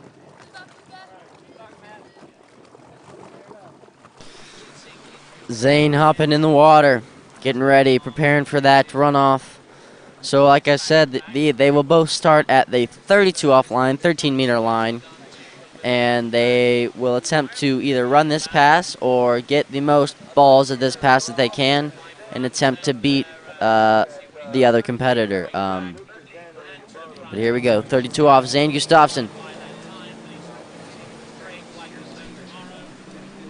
Here we go. Looking to run this pass to put some pressure on Luca on the dock. That nice wide gate. Turning in, nice gate. Great one ball. Looking really good, really solid form. He's got 3. Can he get 4? Looks like a 4. Little late to 5. A little slack out of 5 ball. Can he get to 6? Looks like he has a 6 in a rodeo handle toss out of 6 ball. And that is a 6 at 32 off, looking good. Zane will be coming back in 35 off. And that'll obviously put some pressure on our top seed Luka Zazadeh, and he will be attempting, has to run that 32 off pass off the dock and see to beat Zane Gustafsson's score.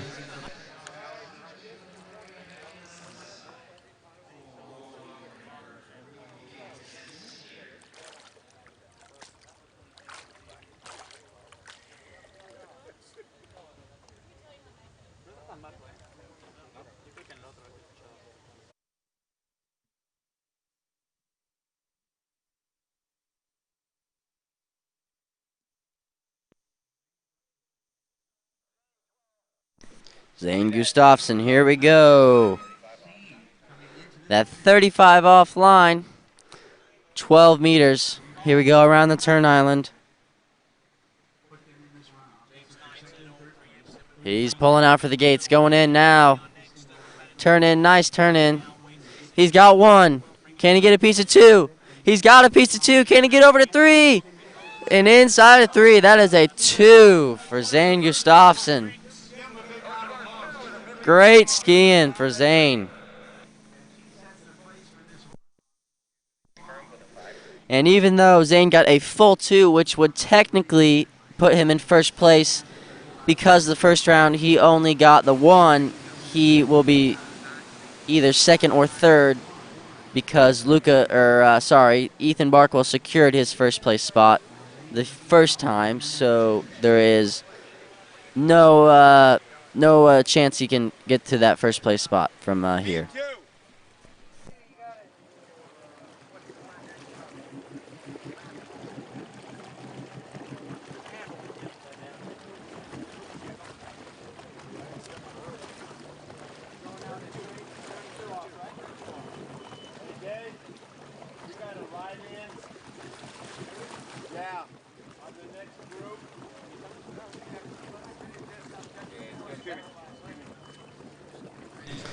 Luka Zazadeh coming in back cold 32 off. He has to get a full pass here at the 32 off 13 meter line.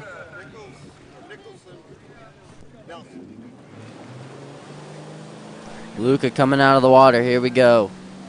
32 off, 13 meter, 32 miles an hour. Nice wide gate for Luka. Here we go. Got a little slack out of one little bobble. Nice 2 ball. Dropping the hip at 2. Ooh, big wheelie out of 3. Can he get the 4? He's got 4. Let's make sure he gets 5. Oh, and lost the handle at 5. I think that will be a 4.5. Which means Zane Gustafsson, your second place medalist, and Luka Zazadeh, your bronze medalist. And that will conclude our boys 2 slalom division. Our first place will be Ethan Barkwell. Second place, Zane Gustafsson. Third place, Luka Zazadeh. Fourth place, Damien Eade. And fifth place, Zachary Barkwell. Good skiing, guys.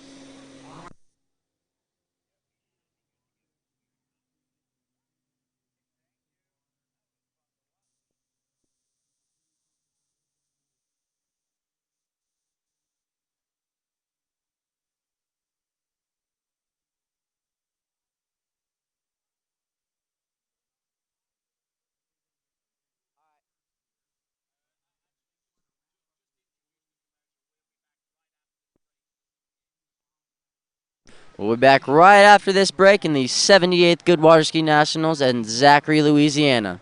Here's the commercial.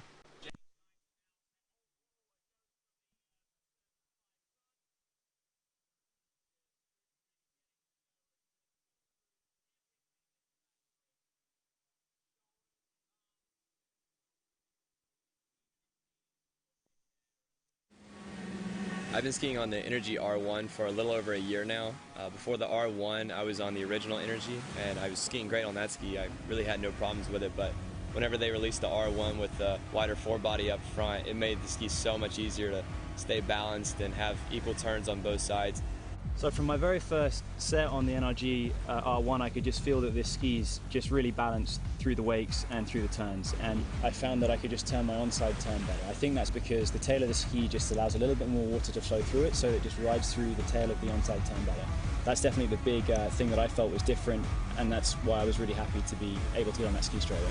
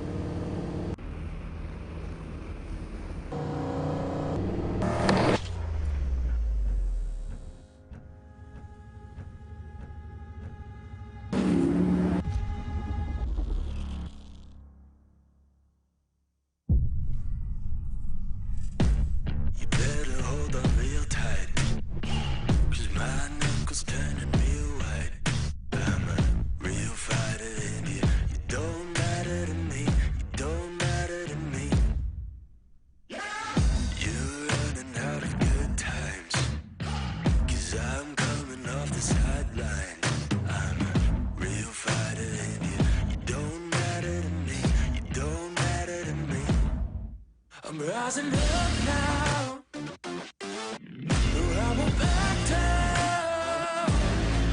Taking my shot now. Make you my background. I'm rising up now. No, I won't back down. Taking my shot now.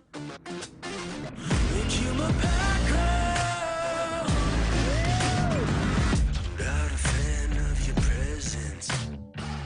Guess you never learned your lesson. This is my time.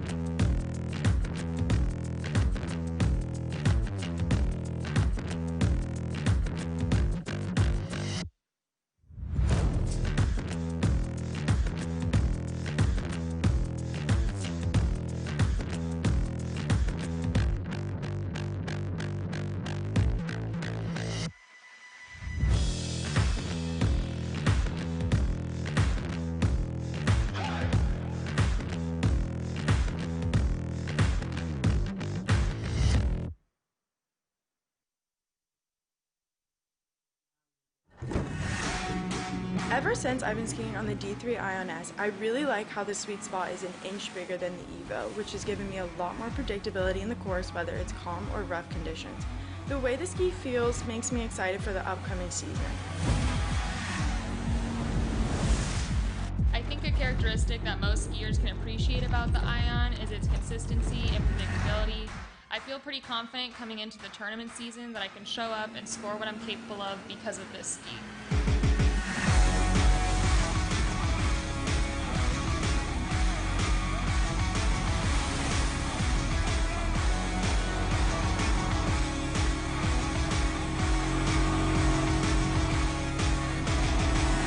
One of the things I have always noticed in my 11 years of riding D3 skis is that they are some of the most predictable and consistent skis that I have ever ridden. What I like most about this ski is that it's fast across the wake, but due to the narrower forebody from the front foot forwards, it allows the ski to slow down in the edge change, as well as let the tip of the ski carve a tight turn around the buoy, resulting in more angle out of the backside of the buoy.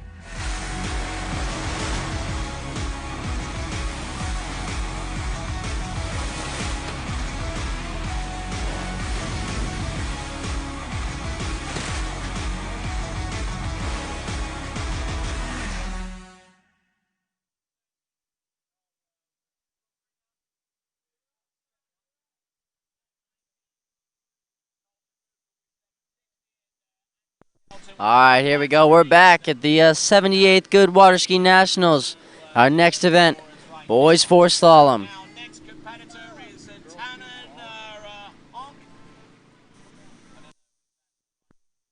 Our first competitor is Trevor Zurovets. Getting pulled behind that beautiful 2020 Mastercraft Pro Star. Oh, that is my fault. Our ride-in. Nicholas Nelson will be first off the dock.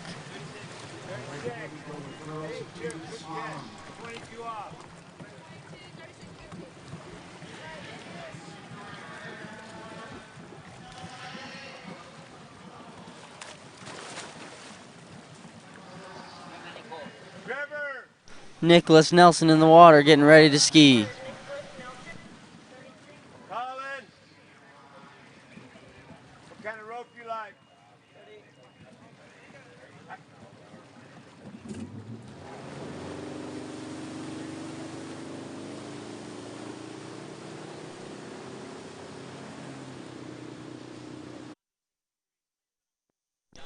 Nicholas Nelson, 36 miles an hour, 22 off. Look, a really nice skier. I skied with him several times down in Ski Paradise in Acapulco, Mexico. Super calm, super nice skier, super nice guy, and the son of Arturo Nelson, a really good skier.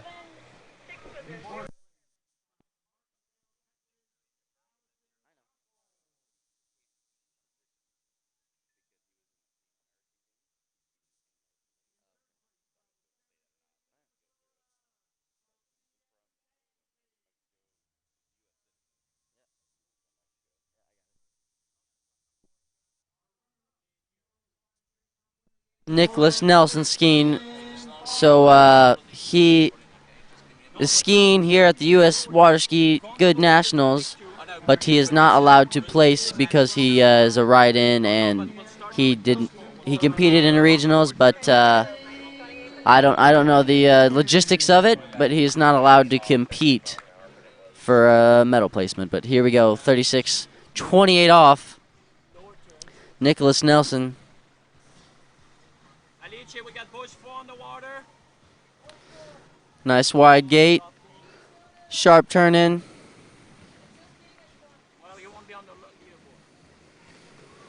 Really nice 3-ball. Really smooth skier. Looking super smooth and nice. 28 is in the books.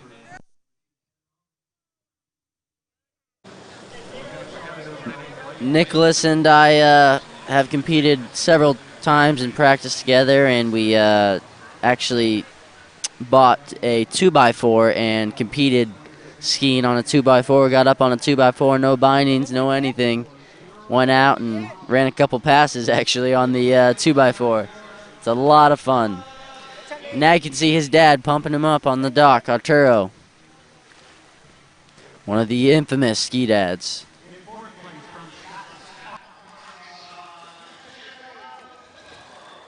.32 off Nicholas's next pass.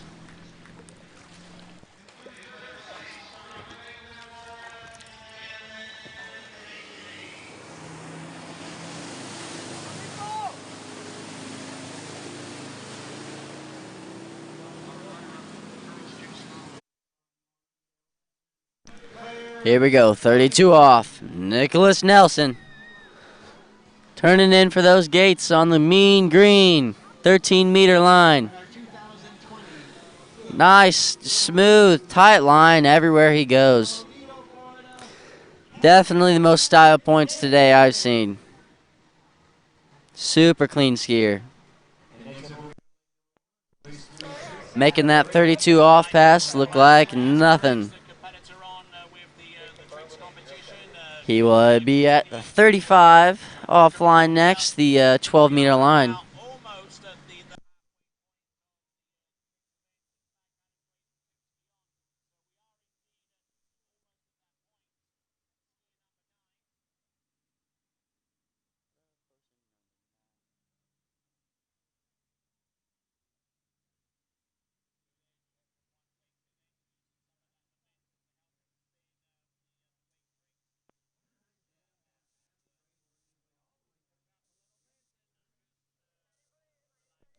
I think Nicholas has been running these 35s, so I think that is the goal to get into the green loop here.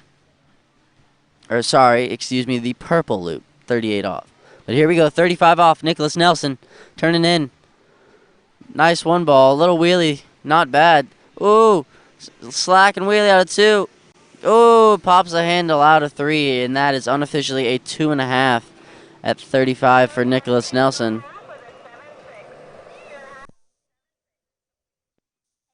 Great skiing, Nicholas.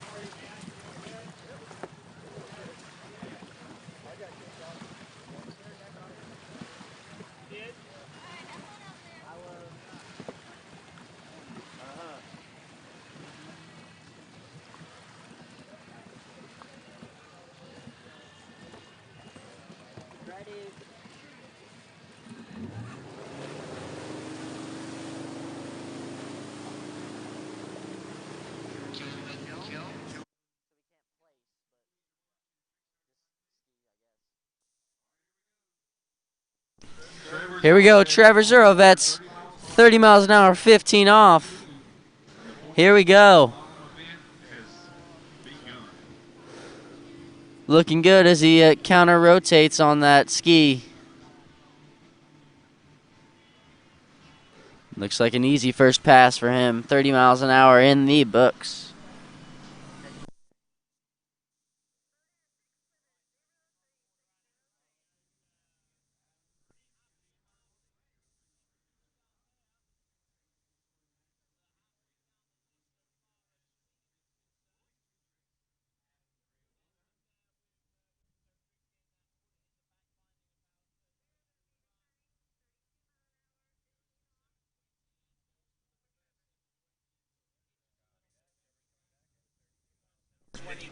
Trevor will be coming back 32 miles an hour, 15 off.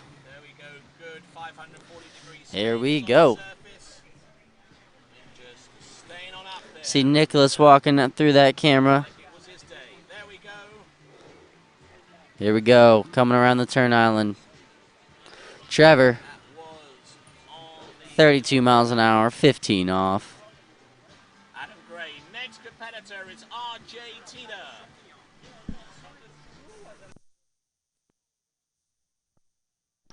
Not sure what happened here, if Trevor missed a start or what, but we're coming back without a skier.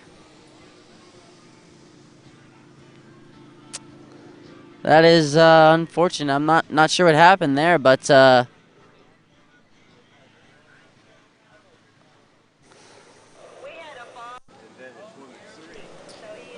Trevor did not get up on that second pass, unfortunately, so we will be moving on to our next skier, Colin Price. 8-2, 15 off.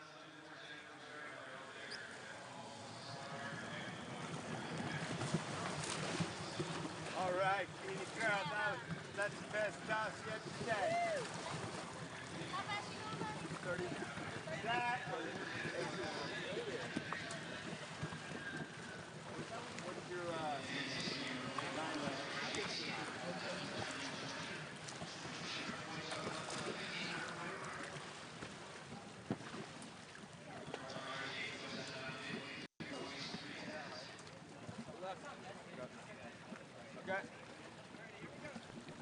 Colin Price, your next skier coming in at 30 miles an hour, 15 off.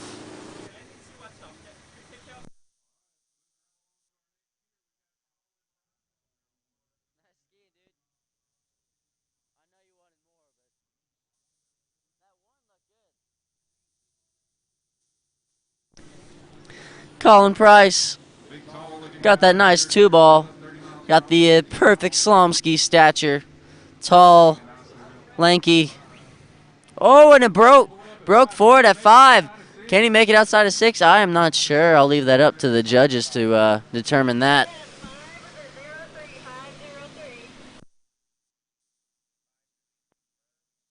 Judges say 5, unfortunately, for Colin. So that will be a total score of 5 buoys, but feel bad for Colin.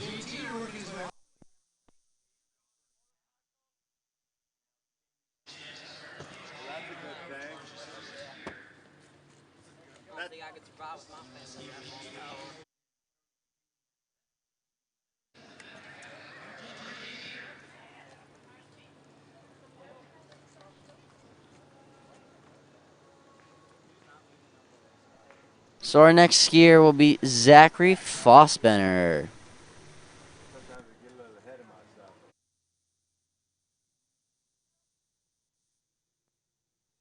After Zachary will be Wilson Spence, Ethan Brown, Luke Overmeyer, and then we will have Brendan Schultz, Max Johnson, Luke Shelton, William Hooton, Eric Splatter, Will Blair, Connor Walsh, Ty Kosick, Luke Jorgensen, Jenner Stabel, Wesley Paul Corey, Connor Pauly, Greg Terry, Andrew Boskus, and Carter Reese. 30 B2, 15 off.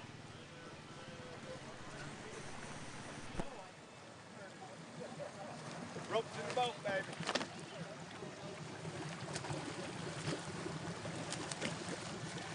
Zachary preparing to get in the water, take his set.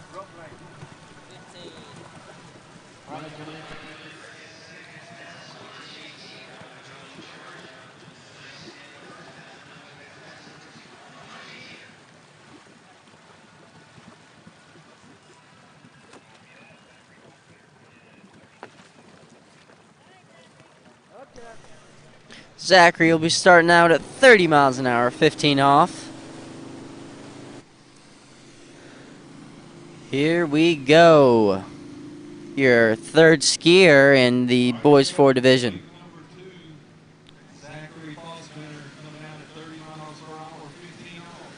Nice turnaround, 1 looking good. He's got 2. Got a nice 3 ball, really good lean in between the wakes for Zachary. Smooth pass for Zachary. 6 and out the exit gates for him. Looking super, super good.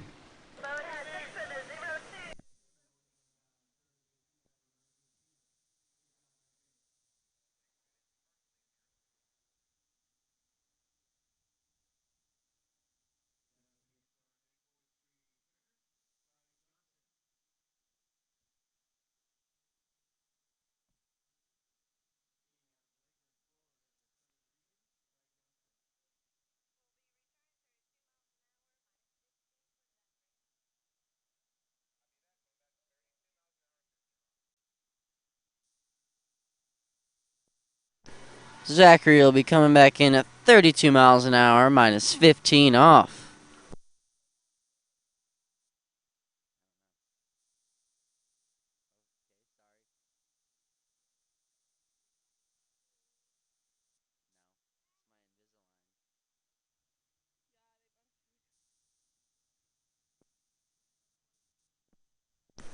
Zachary coming back in, 32 miles an hour, 15 off. Here we go.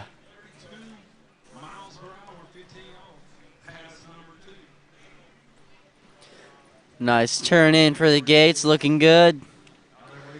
Nice one. Smooth rhythm. It's always important to have a really nice rhythm when you're skiing through these passes, especially your warm-ups like Zachary is doing, and it's really paying off for him, doing his fundamentals. Good pass and a tight line throughout it. It's good skiing.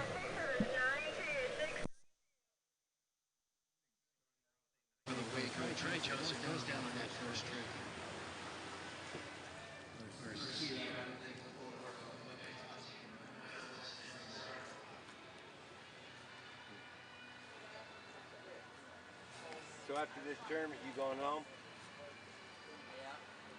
Are you going to go to school or are you going to go online? Louisiana's doing half and half until we get into phase 4. So we go, I go 3 days to school and 2 days online. See our next skier on the dock, Wilson Spence, getting ready for his set. Yeah, I know. It's going to be bad. And we won't be able to have, football games until phase 4 or 5. Yeah. And ours still takes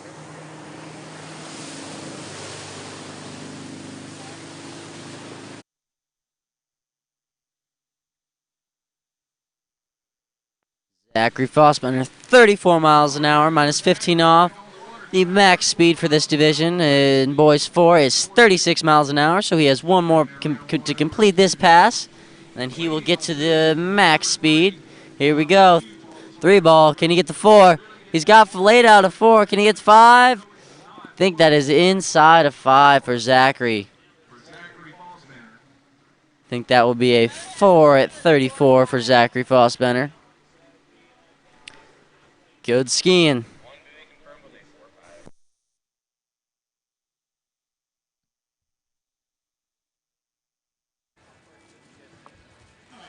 Oh, yeah. Full pork or jambalaya? Full pork.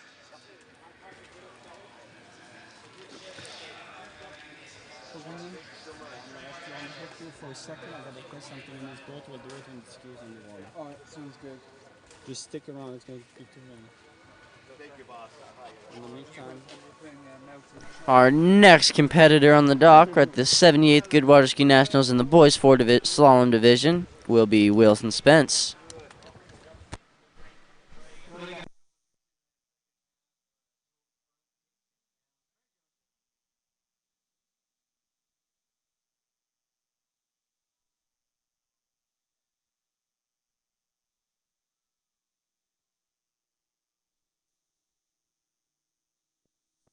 Wilson patiently waiting his turn down on the dock there. Throw his ski on and get ready.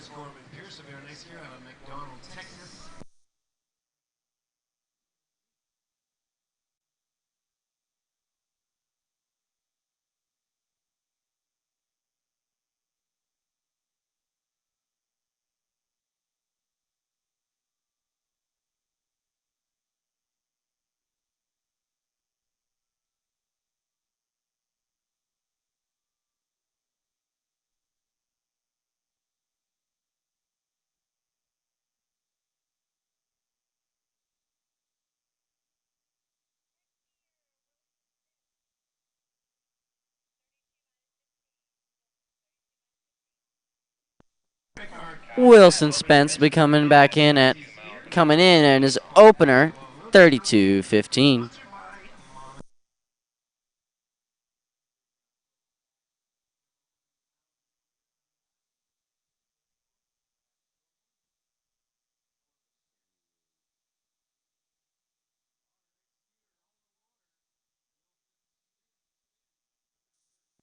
Wilson, 32 miles an hour. Nice two ball, looking good. Nice, really nice position out of the buoy. He just puts the hand back on the handle, gets his hips up, gets that stacked position out of the buoy, and just holds it out and through the wakes and out to the second wake. Looking good.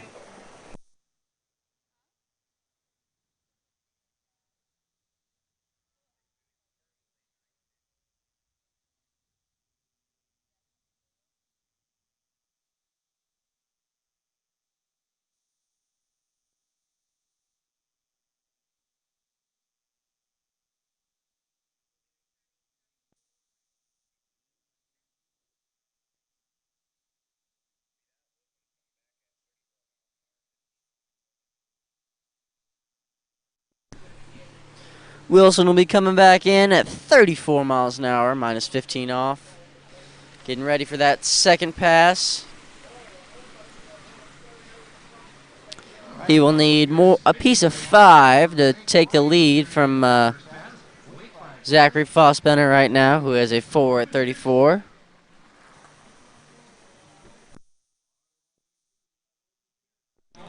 Looking good. Got a nice one ball. He's got 2. Nice tight line, skiing well.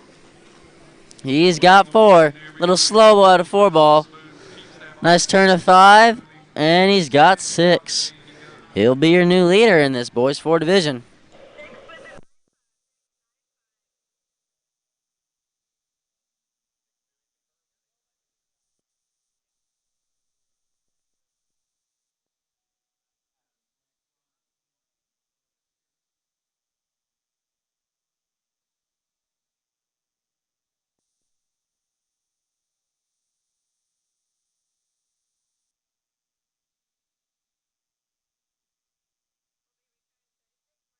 See our next skier on the dock, Ethan Brown. Ethan and I ski a lot together. He's come over to my place, and we've trained together quite a few times, and he's really progressed in both tricks and slalom. He, from compared to last year, he's definitely improved a bunch, so it's really impressive.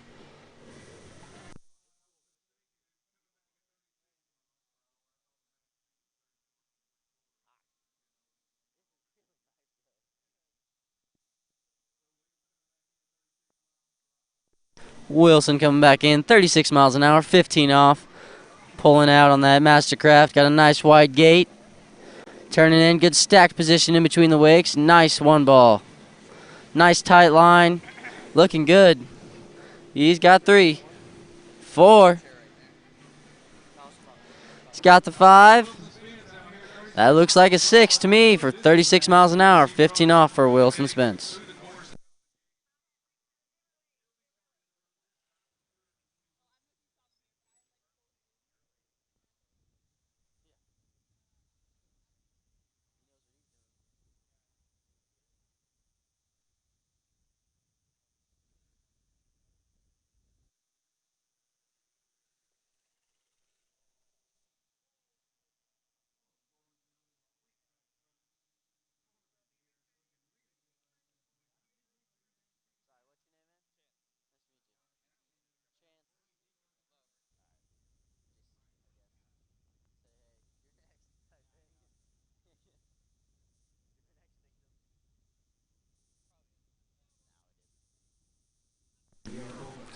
Next pass for Wilson will be 36 minus 22 off.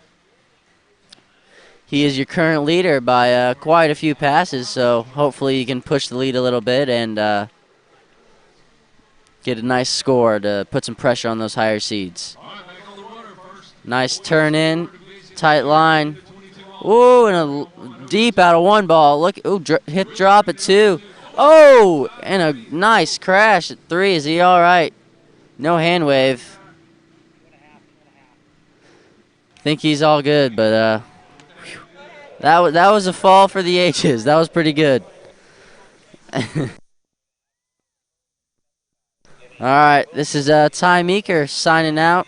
Your next announcer will be Chance Lowe. Here we go. Have a good day, guys.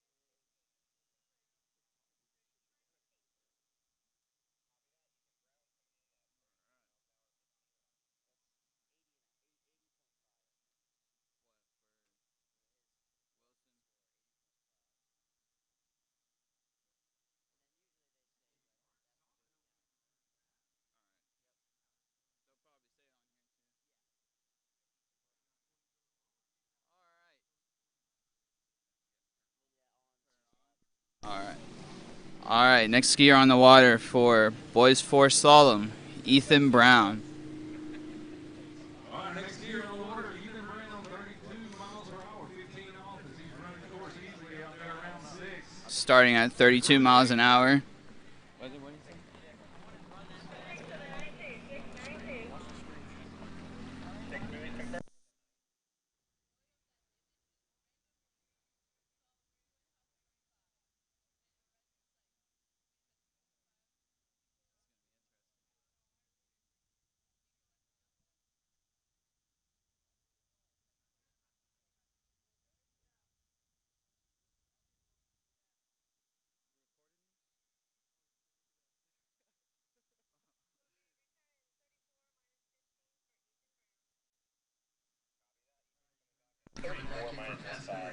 All right, we got Ethan Brown coming back, 34 miles an hour. That's number 2.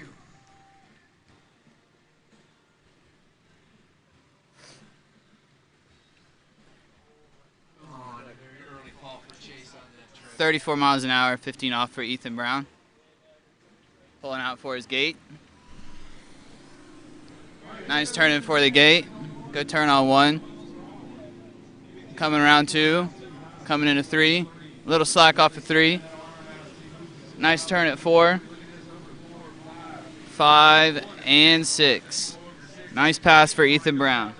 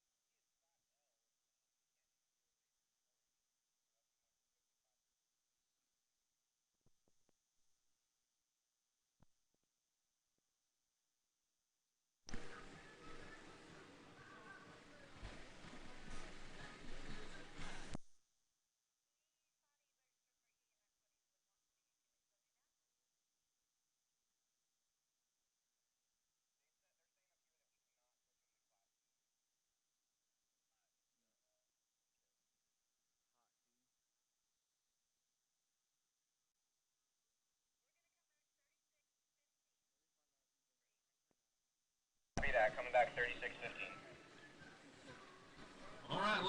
All right, we have Ethan Brown coming back, 36 miles an hour, 15 off.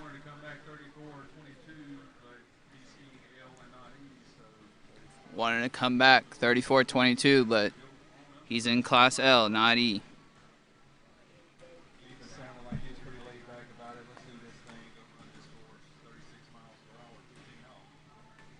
Here we go, 36 miles an hour, 15 off, Ethan Brown.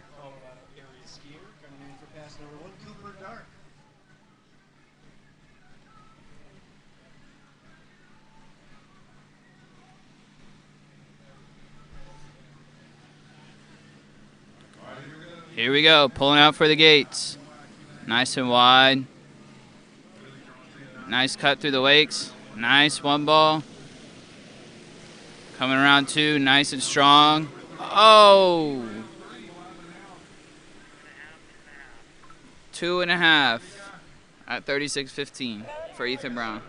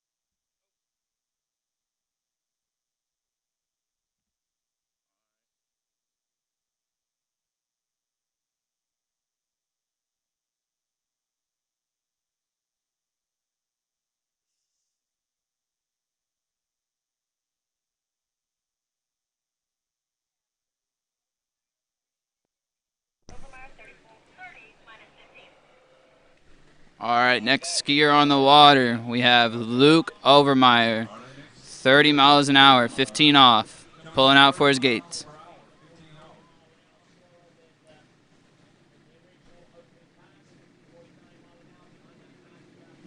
Nice turnaround one. Looking strong behind that Mastercraft.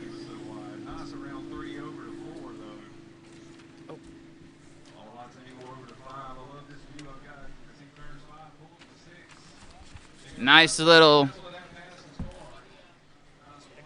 pass for Luke Overmeyer.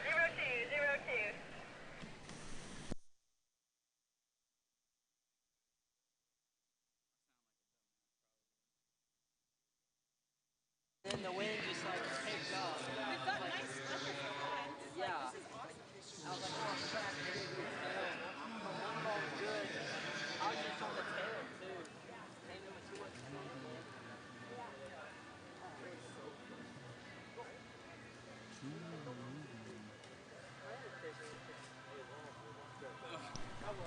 I'm not going to just yet. You like Brendan? Yeah, Brendan.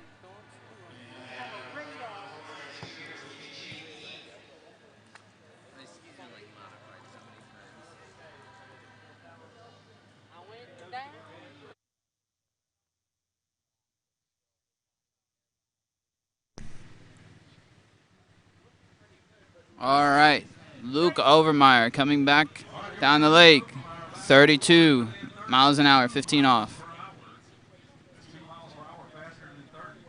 Nice turnaround one. Going over to 3.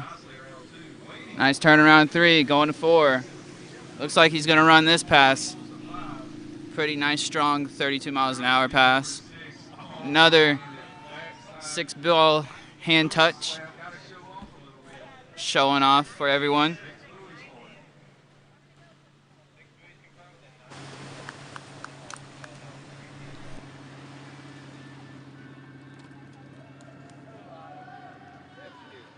They made me ski 36-15. They said it was Class L. Everywhere it says I'm a Class E. I paid for Class E. This was... Oh, Ethan. Is that not here? You weren't supposed to get 36. What? Wait, what happened? What did we have to do? Yeah, I do 34 in Slalom. I run 28. And it says everyone on here is L. Yeah, what? What? Yours? I would talk to someone about it. Okay. Well, yeah.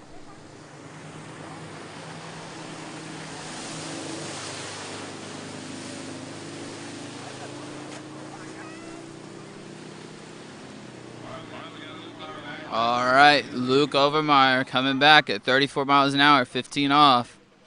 He's got to get to 2.5 at 22 to challenge the leader, Wilson Spence.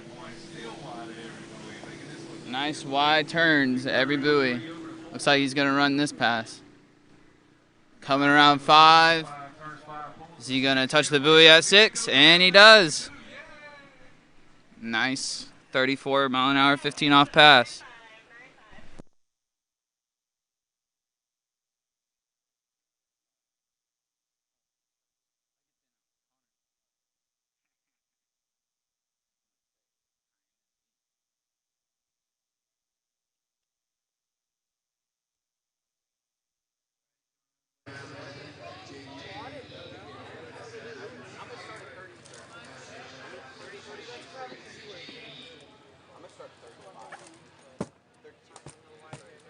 I'm gonna start at 32. Just go up and top.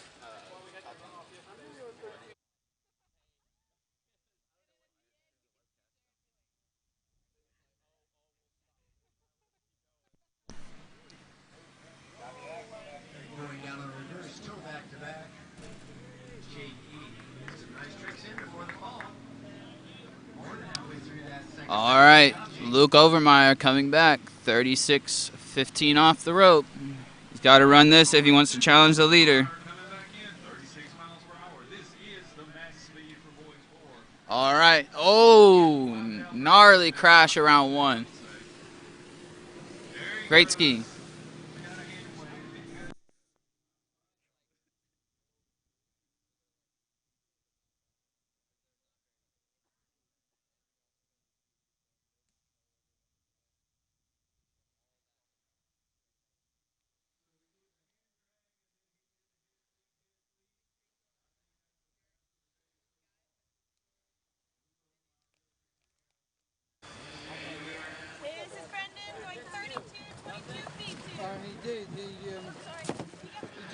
tested the camera on the other boat.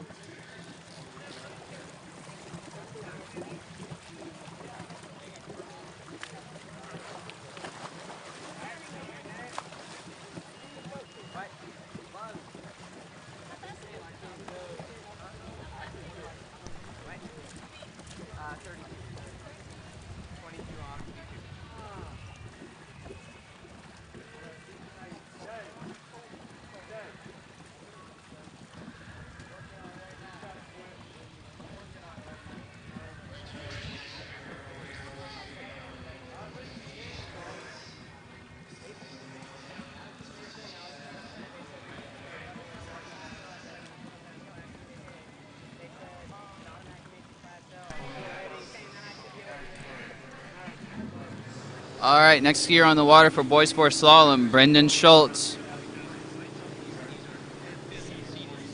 Starting at 32 miles an hour, 22 off. Pass number 1. Nice turn around 1. Nice and strong through the wakes. Round 3, going to 4.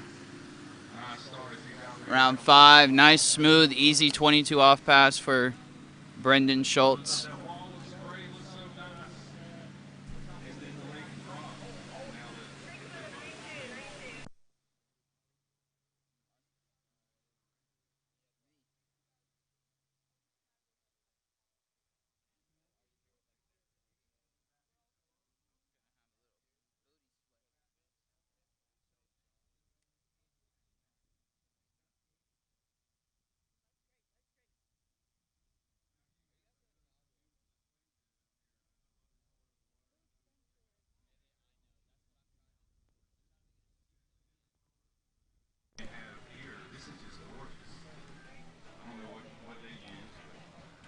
Next pass, Brendan Schultz will be coming back at 34 miles an hour, 22 off.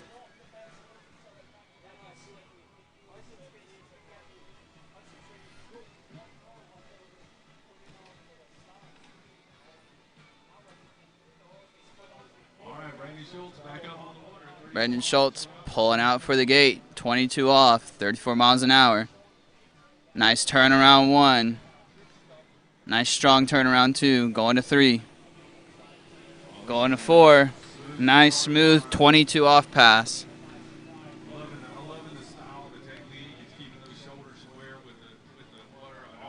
All right, next pass he'll be coming back 36 miles an hour, top speed for boys 4 slalom.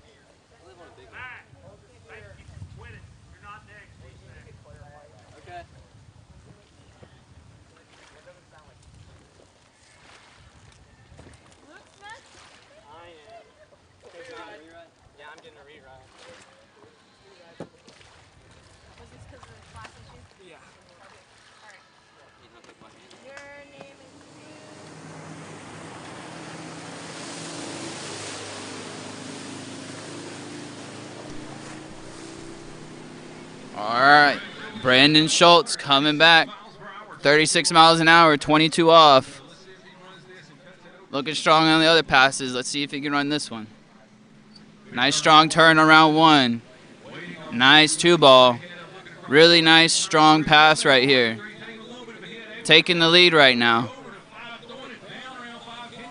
Round 6 and out the gates. Oh, wait.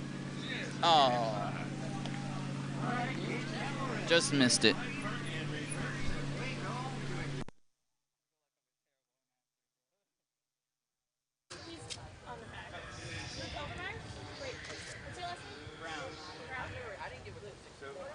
Luke's next? Where is he? I'm Ethan. Wait, why are you going? You have a rewrite. I thought they said Luke had a rewrite. Sorry. No, you're good. That's my bad. Ethan.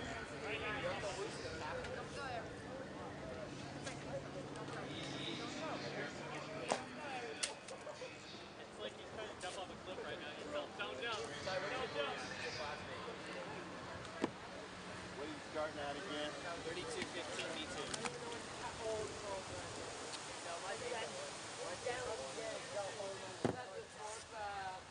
Okay, thanks. So, it's L, and they confirm that you can. So we're going to rewrite it.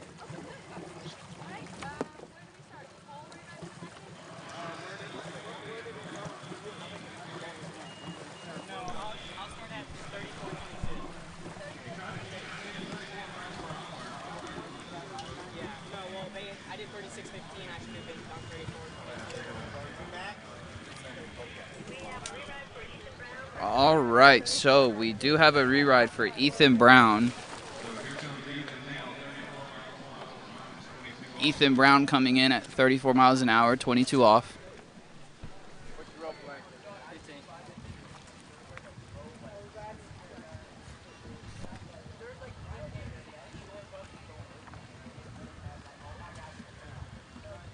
I'm ready when you are.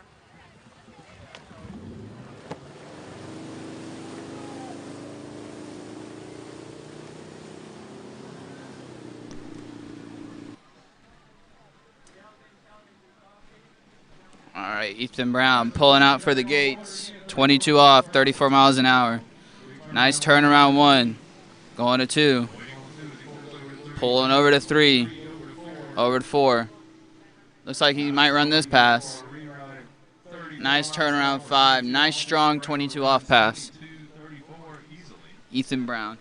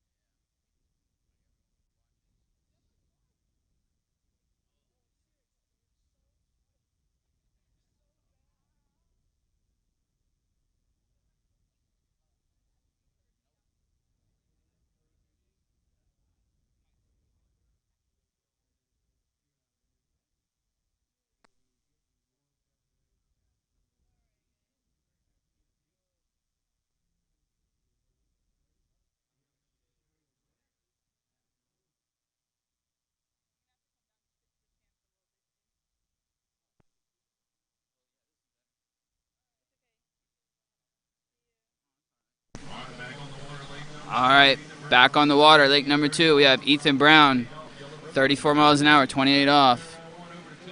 Only got one buoy at 28 off for Ethan Brown.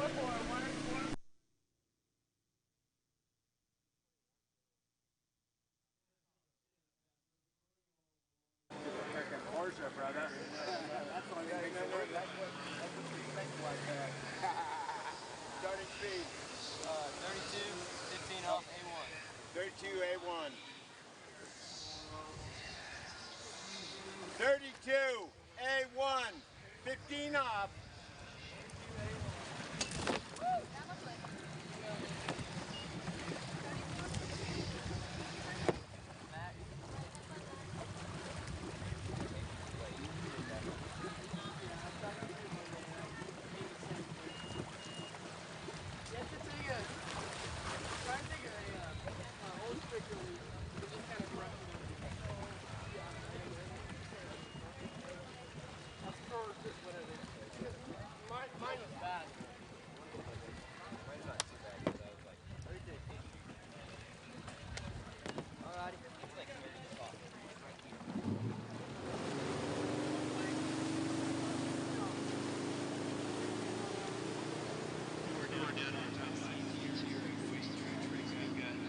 All right, next skier on the water, we have Max Johnson.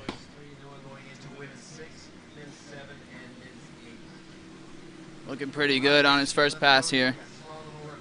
Nice and strong, tight line. Nice wide turns around the buoys. Starting at 32 miles an hour, 15 off.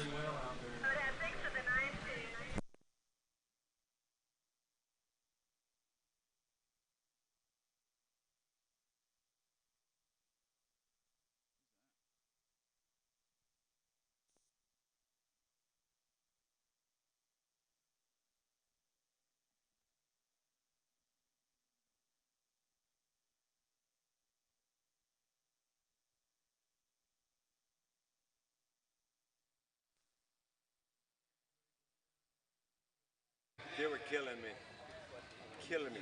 Throwing a rope way out there. The judge wanted me to hand the rope to him off of a hook. Yeah. Like a grappling hook. Are you crazy? That is crazy. Because I was throwing the rope in the boat every time. I understand.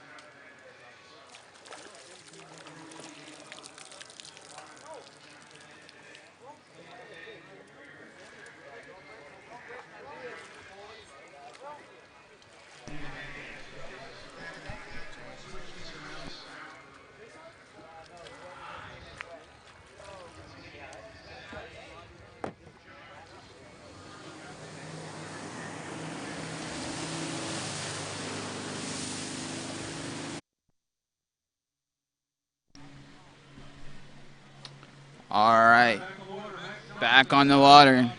Max Johnson decided to opt up.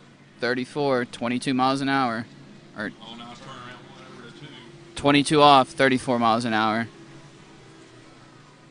Nice strong pass.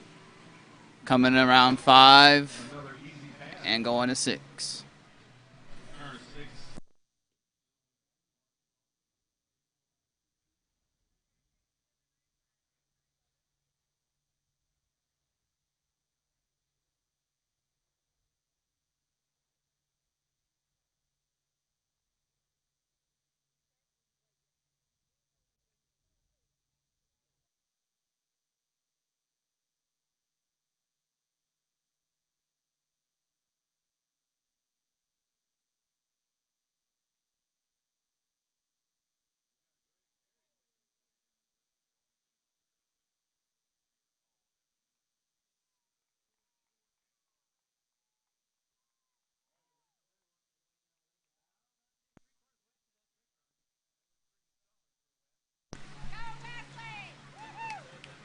Out of Mooresville, North Carolina, Wesley Blair.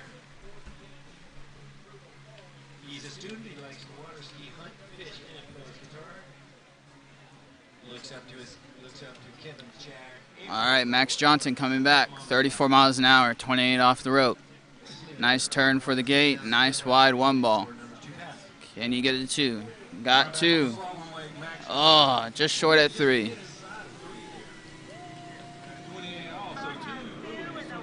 All right, final score for Max Johnson, 2 at 28 off the rope.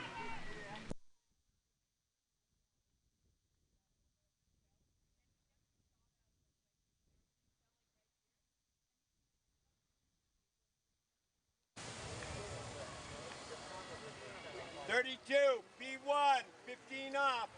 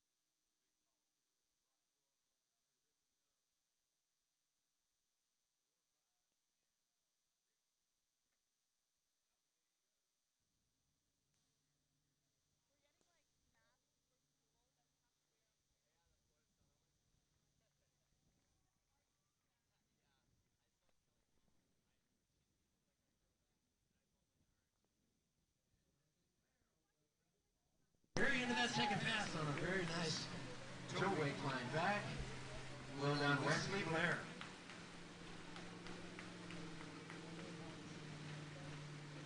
Man, it sounds like a bad luck for Luke Shelton as he zeroes his gates.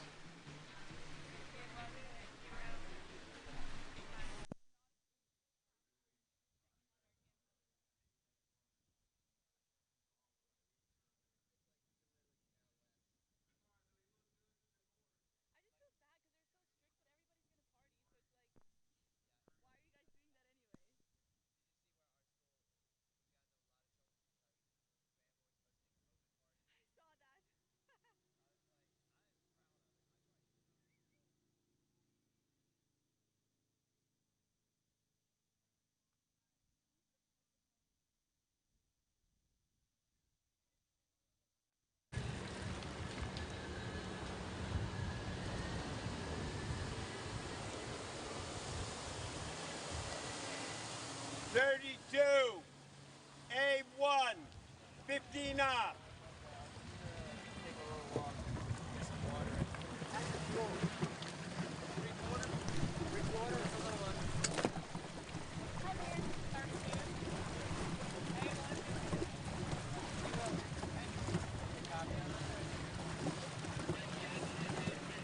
All right, next skier, boys for Slalom, we have William Scouten.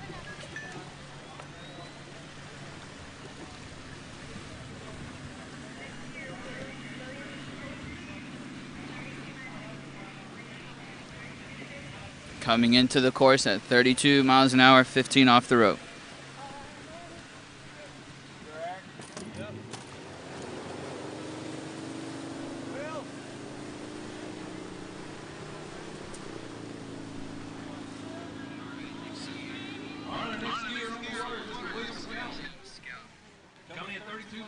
All right, William Scouten coming in for his first pass from Alabama.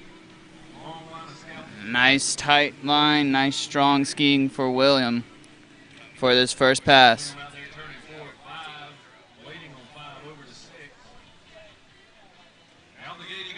All right, first pass completed for William Scouten.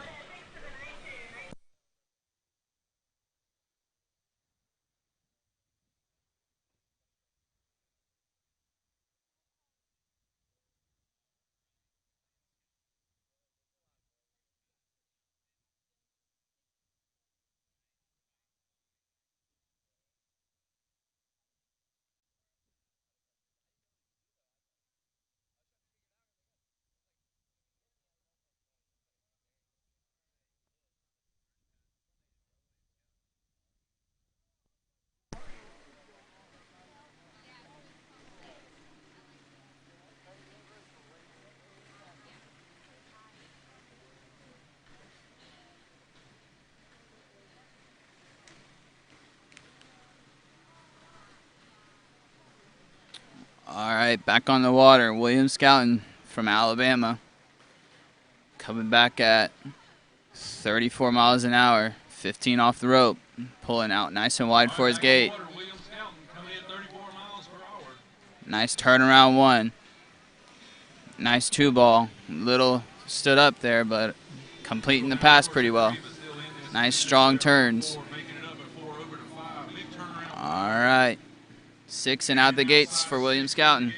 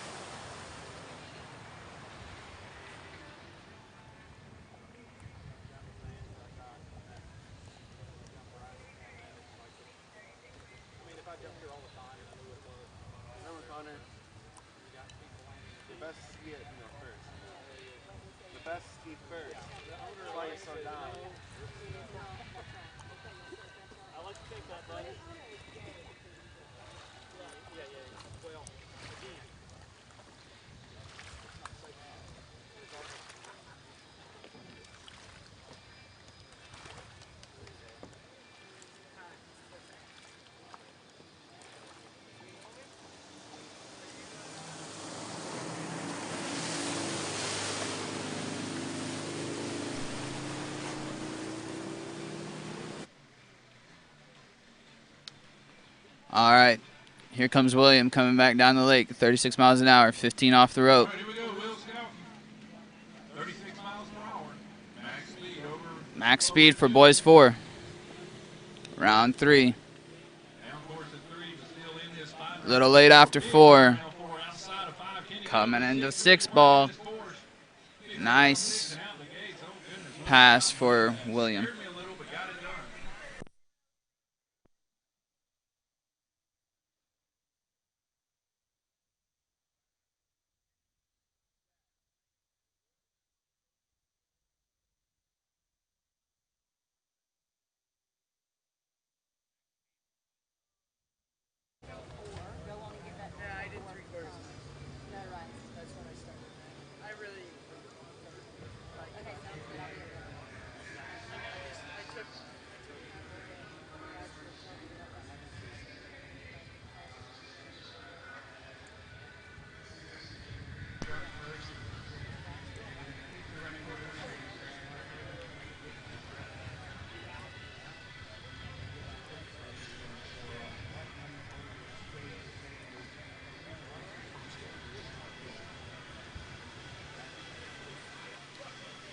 All right, Will scouting, coming back, 22 off, shortening the rope a little bit now, 36 miles an hour.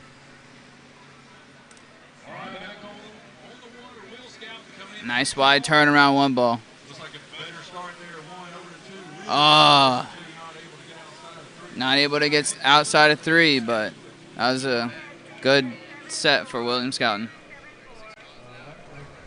30 miles an hour, B2, B2, 30 B2, 30 B2. 32 B2, 22 off.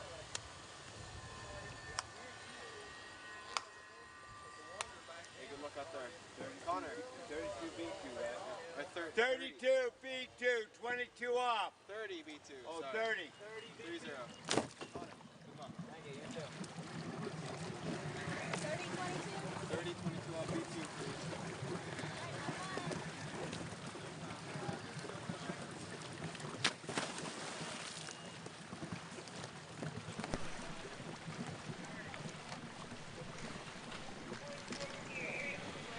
All right, on the dock now we have Eric Splitter. He has an average of 83 buoys.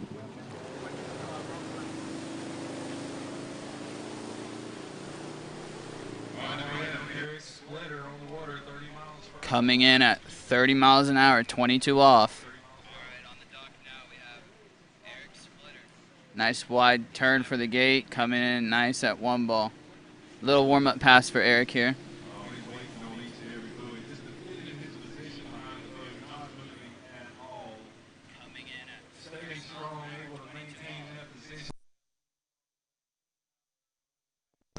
Nice first pass for Eric Splitter.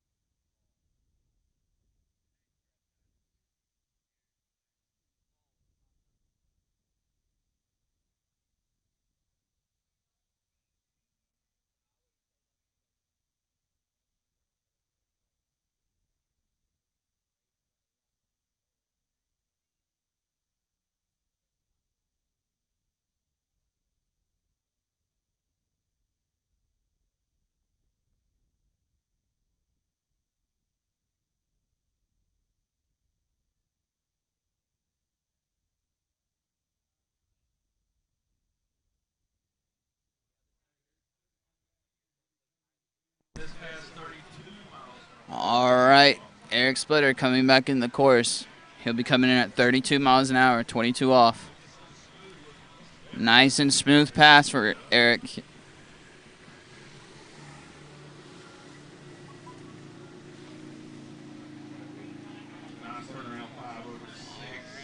All right, 6 buoys and out the gates for Eric Splitter at 22 off, 32 miles an hour.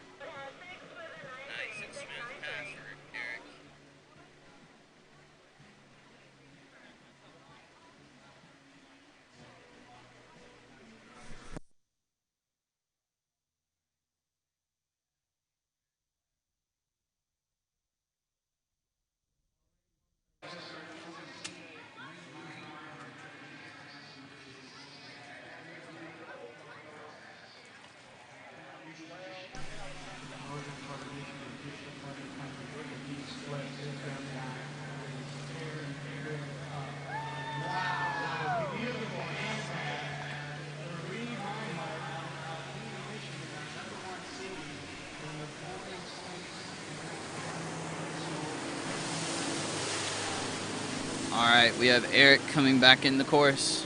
34 miles an hour, 22 off.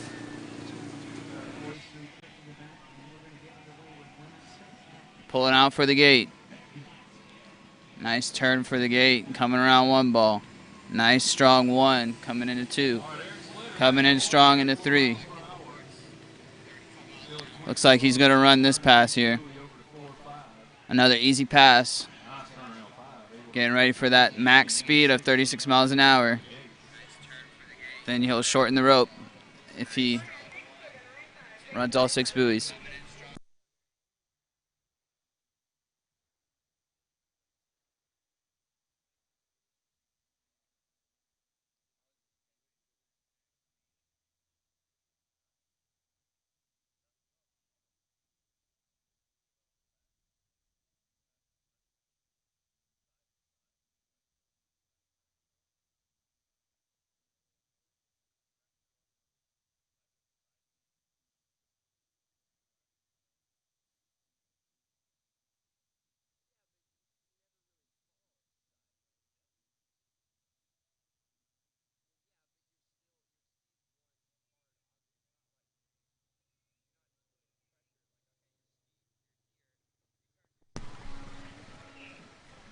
All right, Eric Splitter coming back in the course.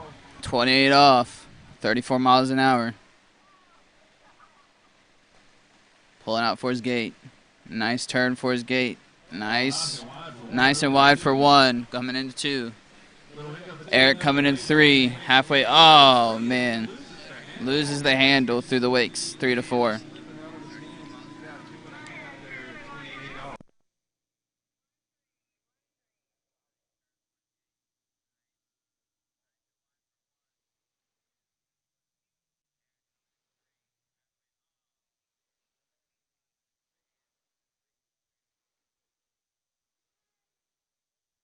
A1, 22 off.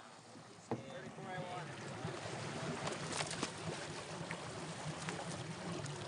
buoy at a time, Will. You got it.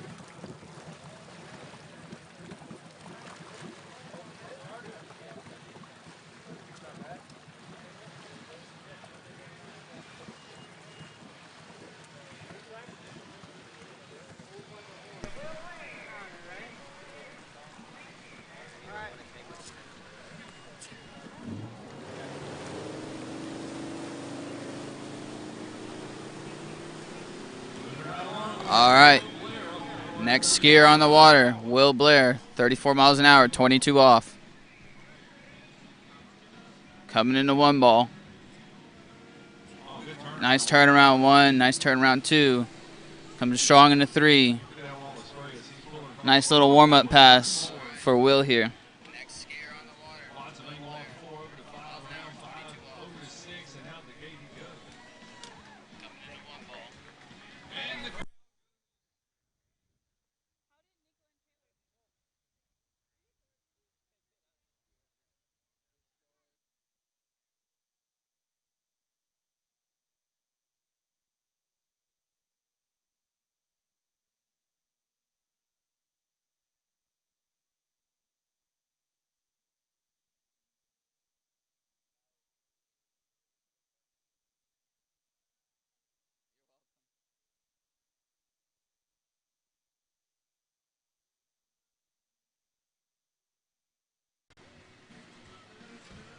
All right, here we go. We got Will Blair back on the water. 36 miles per hour, 22 off. Oh, wide at 1. Man, that looked good. Nice wide turn at 1, looking good over to 2. Made it to 3. Nice strong pass for Will Blair.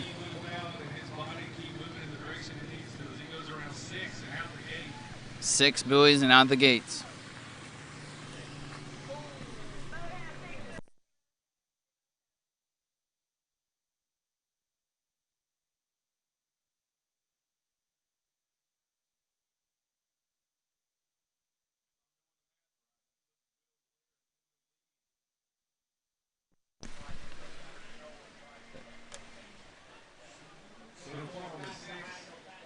All right.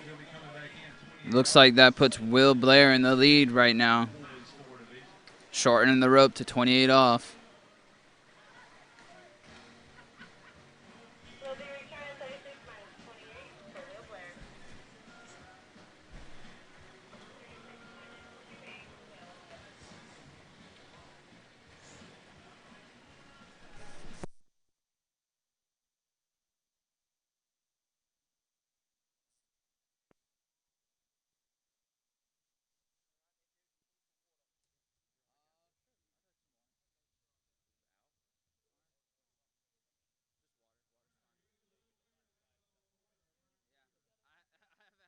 Wow.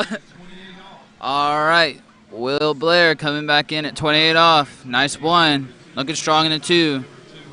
Halfway through the pass. Going in the 4 ball. A little late off of 4. Coming in a 5 and out the gates to 6.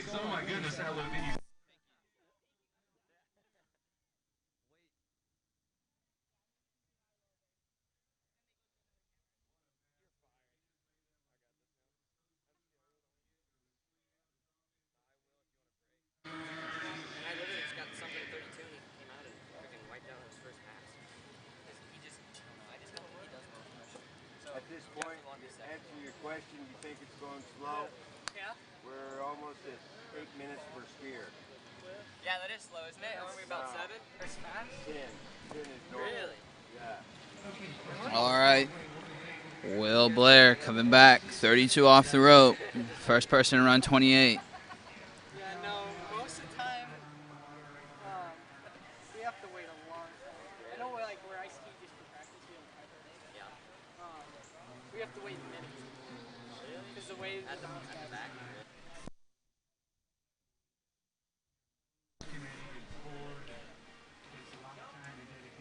All right, here we go. 36 miles an hour, 32 off. Will Blair.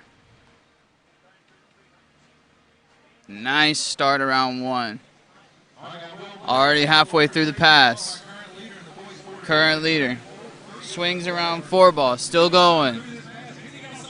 Oh, man. Just got outside 5 ball. Looks like 4.5 unofficially at 32 off. Your new leader in the boys 4 slalom division.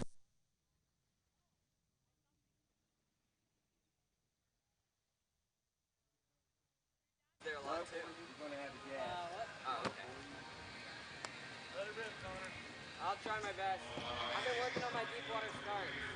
I'm pretty consistent. Work on your skeleton. And tied there, right? And your loop? Yes. I know.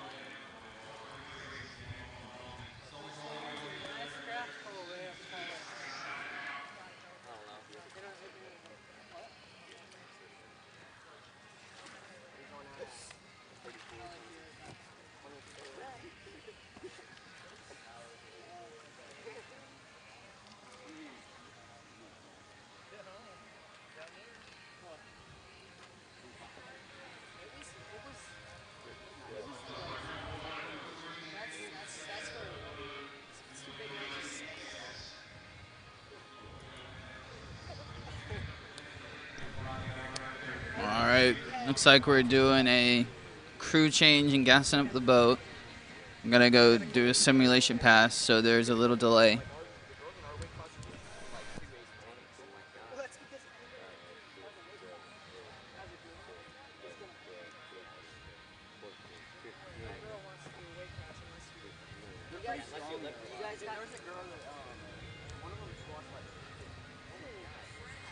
That's pretty good for a girl. That'd be scary. It's more than me. Like that. You go like 150 probably. That's like weight.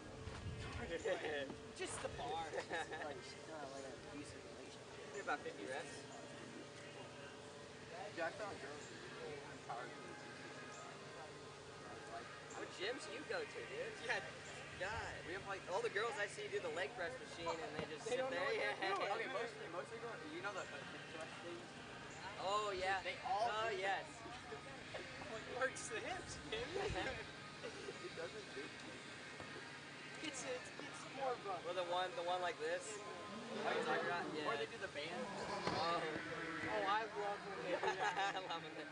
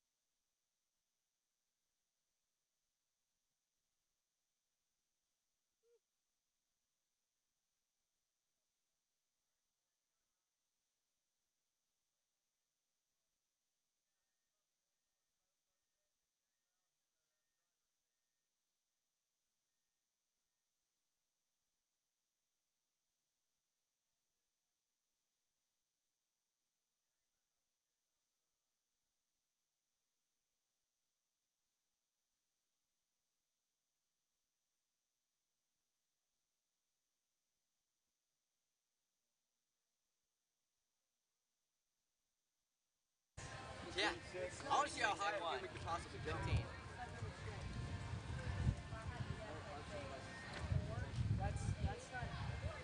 Okay, but you can't tell me that wouldn't be funny. The women? No, all of them. All of them. Just the entire 36, A1. 22 up. 15 up. I'm sorry. 15 up. I did it. 15 up. Get my deep water started, maybe some. Okay. I'm sure you can, but I'm like 4'11", so. So Lex, be well, have fun. I have no idea. I don't really care. You know what the lead is right now? Actually, no, the kid that got 5 or 2 after 30. You know what's in the? I have no idea. You know what the lead is right now? No idea. Are you videoing for the tournament? All right, next skier on the water, we have Connor Walsh starting at 36 miles an hour, 15 off.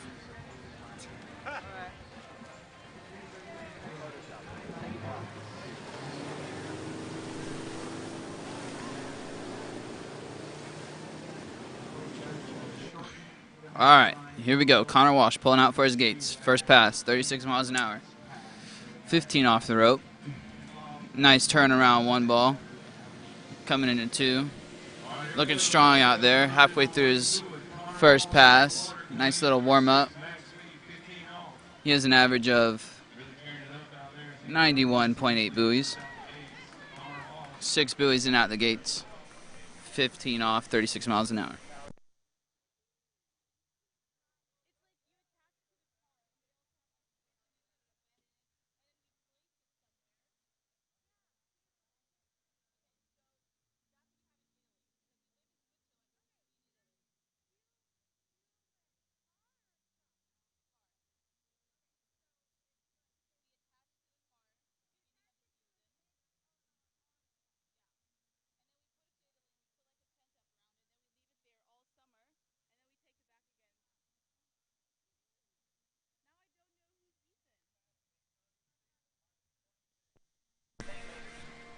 All right, next pass for Connor Walsh will be 36 miles an hour, 22 off.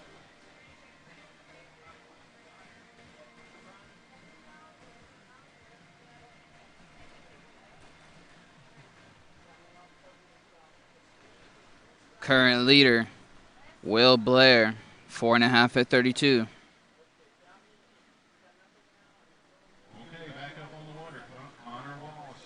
Here he goes, pulling out for his gates. Second pass.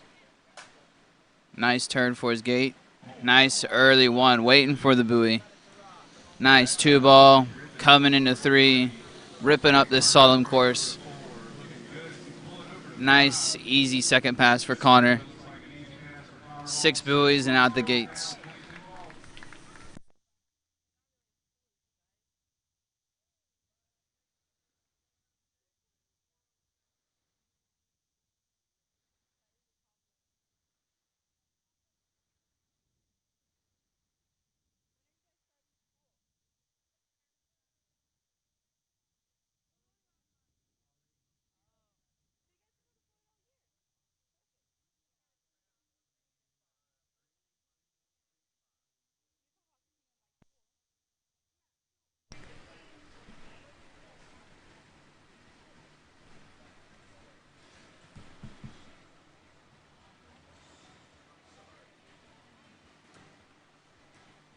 All right, for this next pass, Connor Walsh will be coming back at 28 off, 36 miles an hour.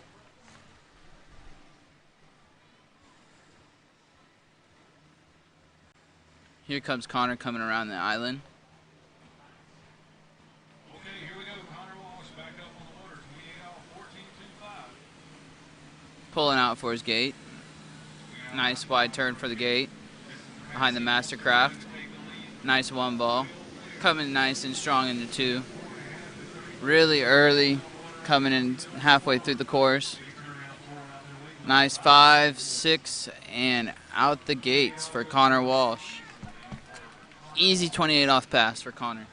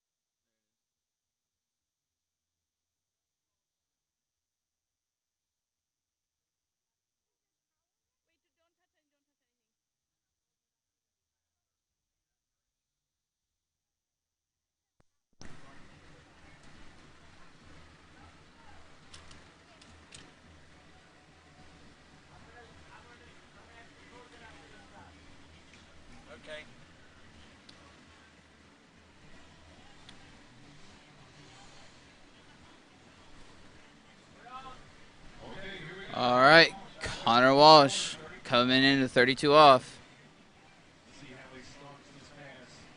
Nice turn around 1, coming strong into 2.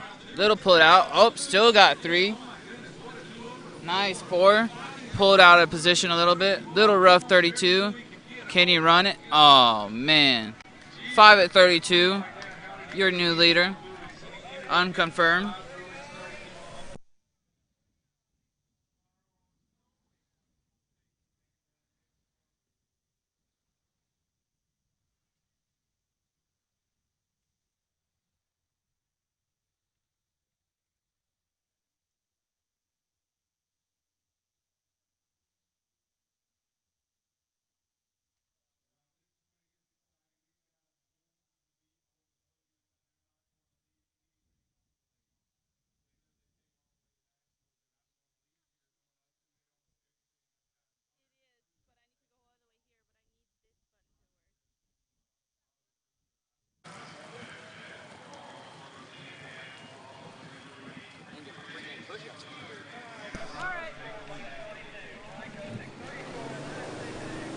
All right, next skier on the water, we have Ty Kosek coming in at 34 miles an hour, 22 off the rope.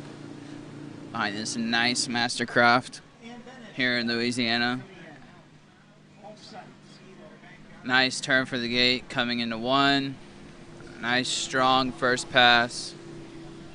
Little warm up.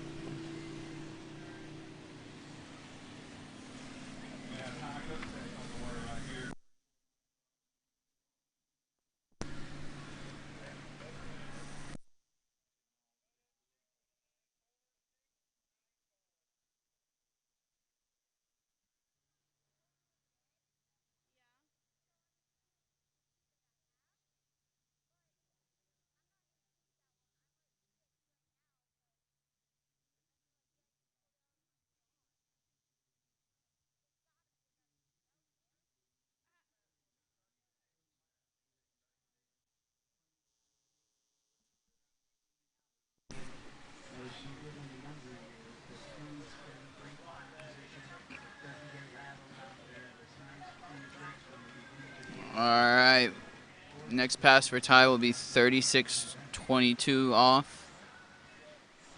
Needs to get past 5 ball to challenge Connor Walsh for the lead at 32 off, 13 meters.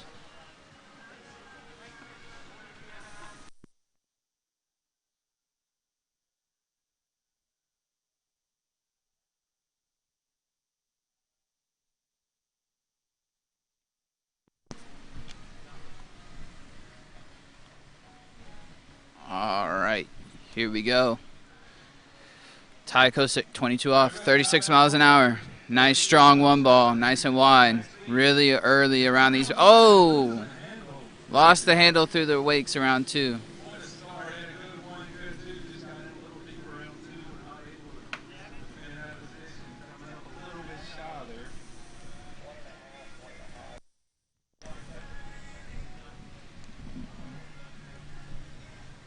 All right, Ty Kosek, 1.5 at 22 off.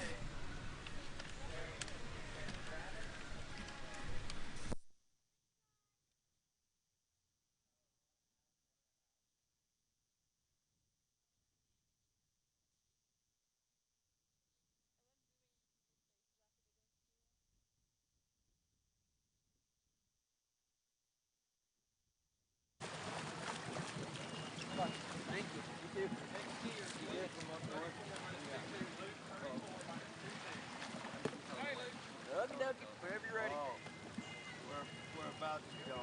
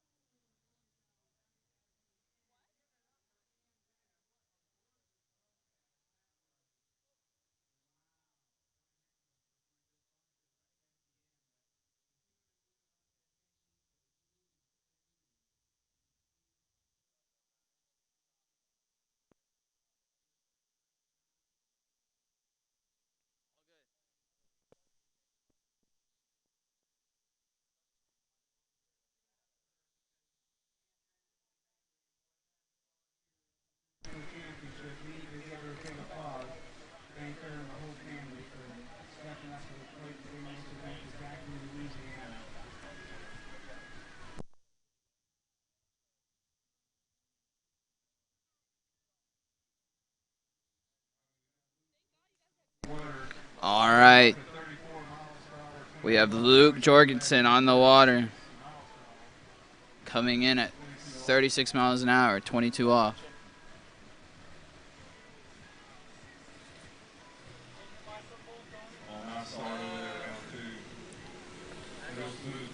Nice, smooth, easy pass for Luke here. Waiting on the buoys.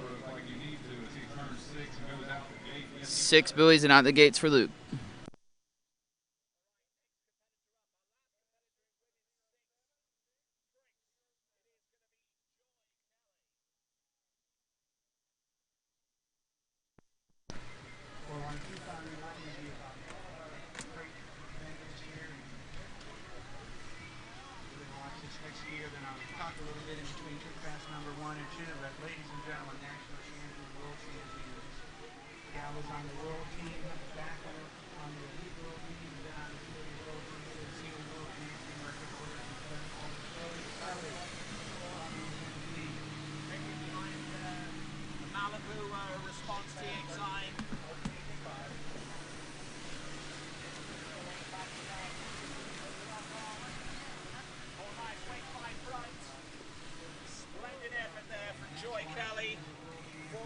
States World Team member from way back in 1989.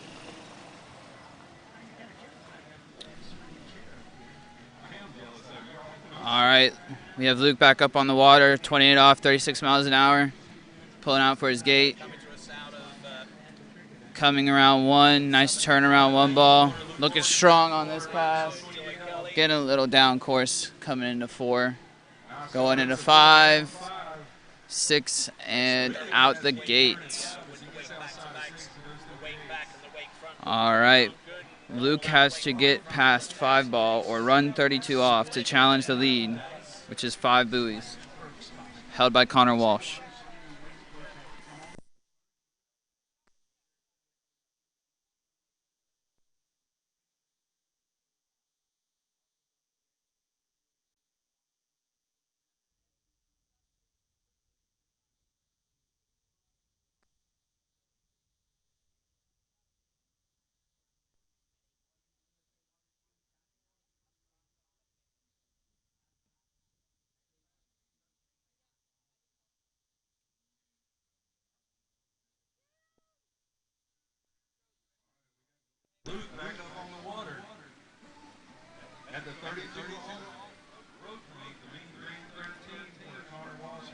All right, we have Luke coming back in, 32 off.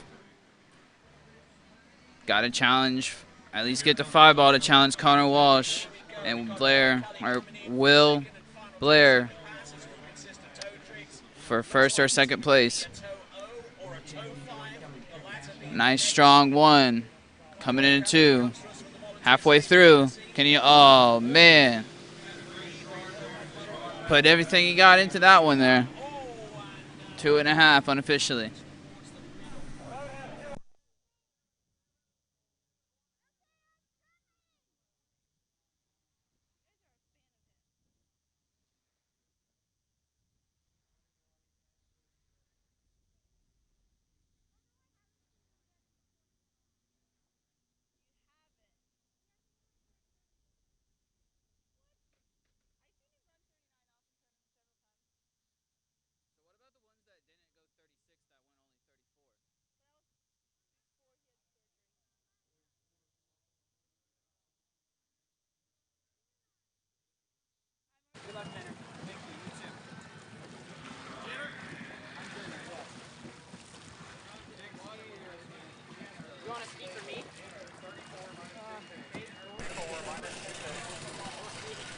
All right, next skier on the water, Jenner Stable, coming in the course, 34 miles an hour.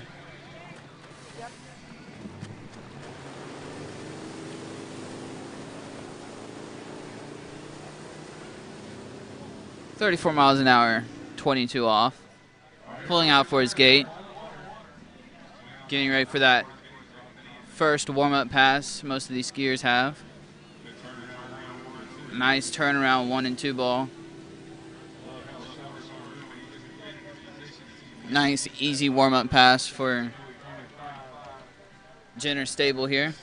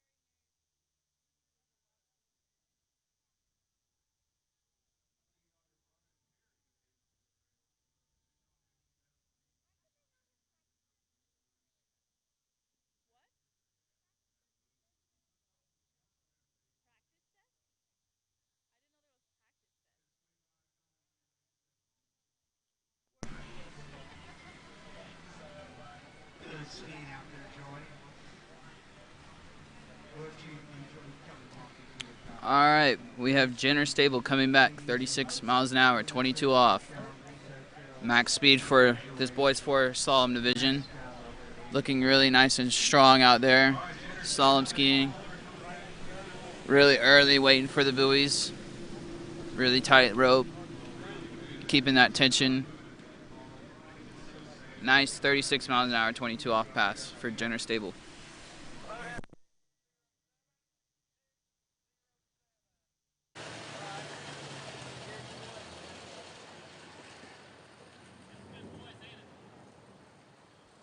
Depends who you're talking to.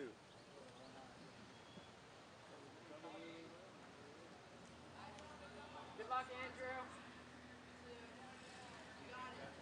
Thank you.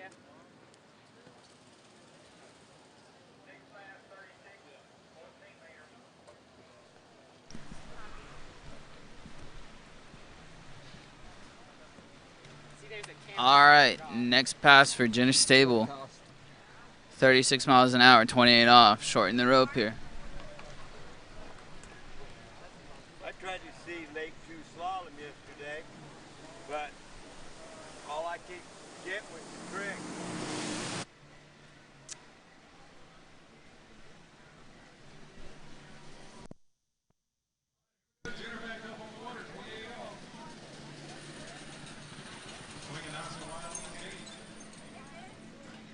Nice turn coming around 1 for Jenner here. Strong first half of the course. Coming around 4, coming in a 5 ball. Got to run this to challenge the leaders. Nice 28 off pass for Mr. Stable.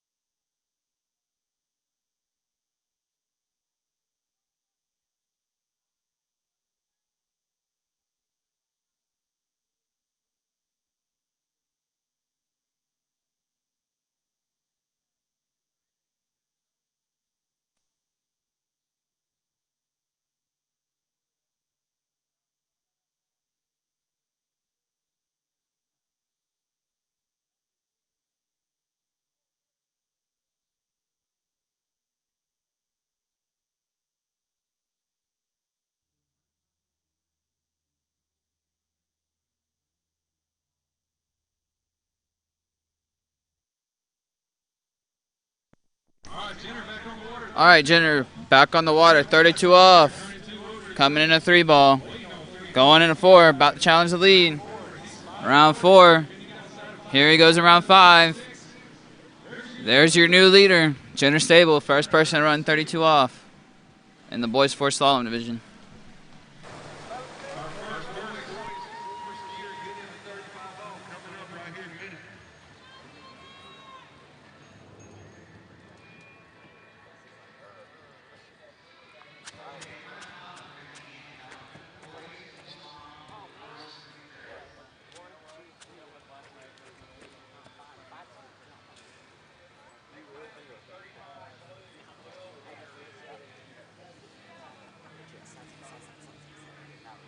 excited are you? Pretty excited. Pretty excited. How do you sign excited? How do I sign?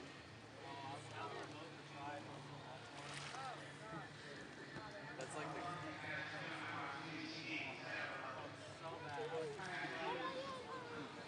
On the movement cameras, I would just roll. I would go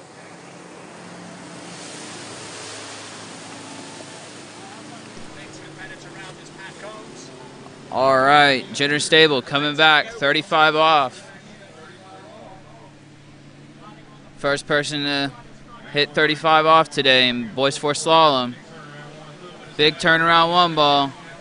Oh, 2 at 35. Your new leader, Jenner Stable. Connor Walsh in second place, 5 and 32, and Will Blair at 4.5 at 32.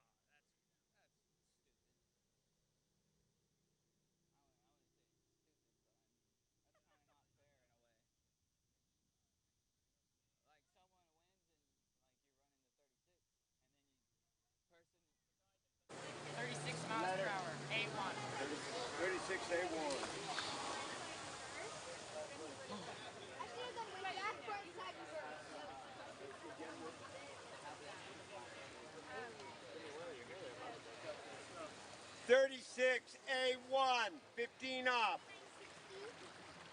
36-15. A1. How's your day, man? Great.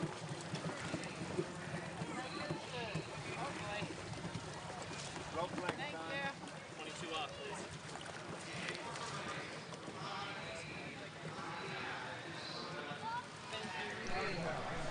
Wesley? Yeah. Whenever you're ready.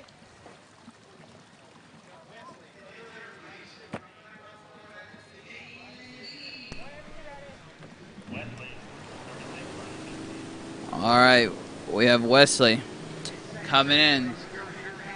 36 miles an hour, 15 off the rope. Behind that nice blue Mastercraft. Should be a little warm-up pass for Wesley here.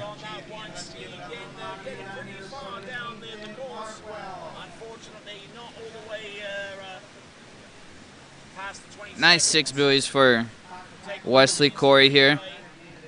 He's got an average of 96. So we should be seeing some short line skiing here.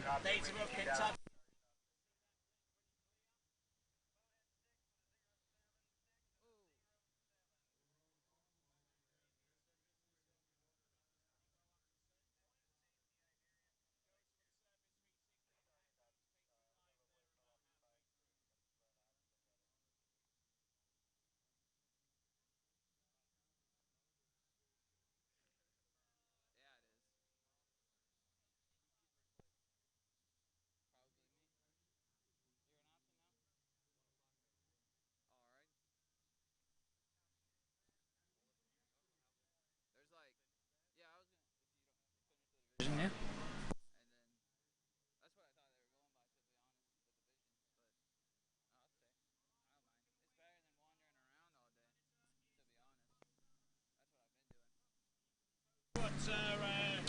Firmly in place. Oh, and Doug Kaiser letting that to Toby. All right, we have Wesley coming back into the course behind that nice blue Mastercraft. That's Doug Kaiser. Coming in. 22 off the rope, 36 miles an hour. Nice turnaround 3 ball. 6 buoys and out the gates for Wesley.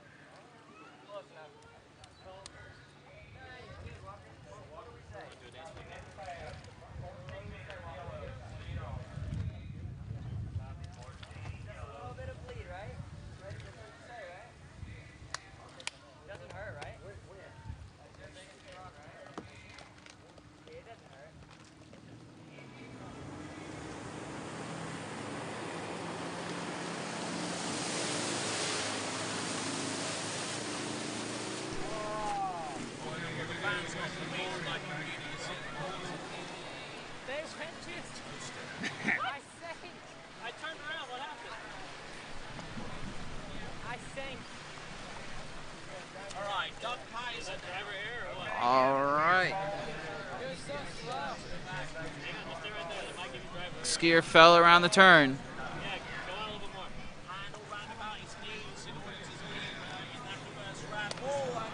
So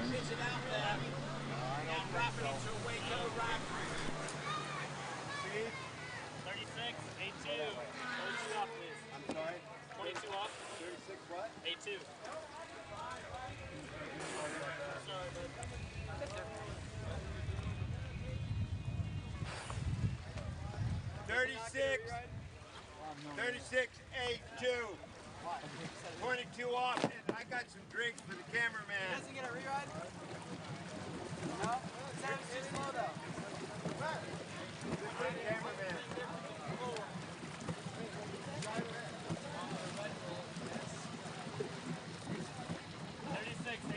22 off, please.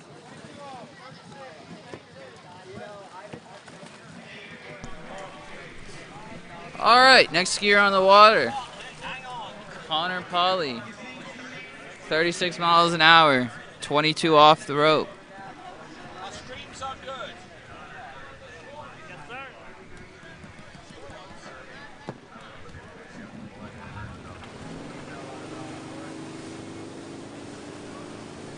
He's your 4th seed in your boys 4 slalom division. It's getting down to the wire here. This is where you got to put everything you got. Looking pretty good out there. Nice and strong turns. Should be a little warm-up pass for Connor. A little down course when he got into 4-ball, but nice, easy 22 off pass for Connor Polly.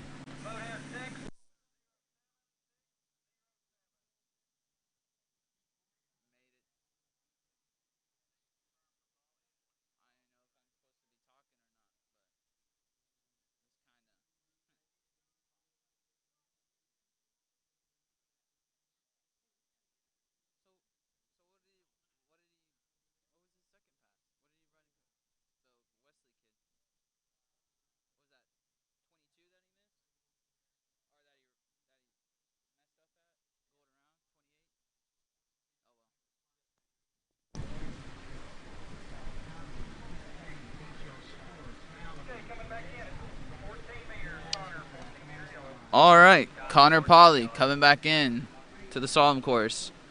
28 off, 14 meters. 14.25 meters. Behind that nice blue Mastercraft here at the 2020 Goode Water Ski Nationals. Nice strong turnaround 1. Coming into 2. Oh, a little pulled off course there. Still in it though. A little shaky. Oh! Couldn't pull through.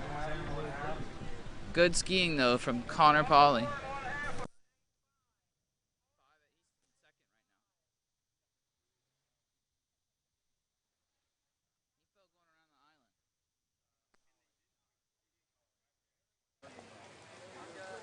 $34.82. 22 off.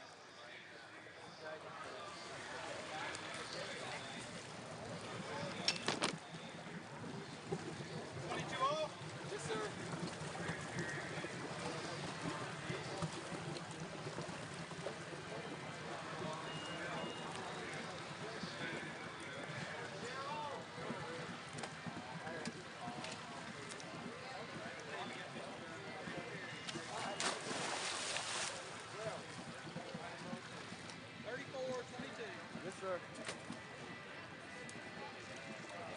Ready when you are. Andrew, what rope length, sir? 22 off. Okay. Ready when you are. Thank you.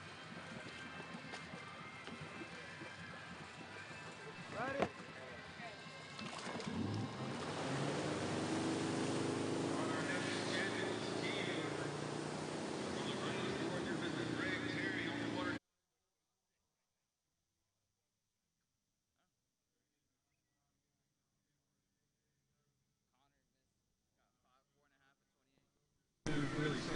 All right, next skier on the water for boys 4 slalom is Greg Terry.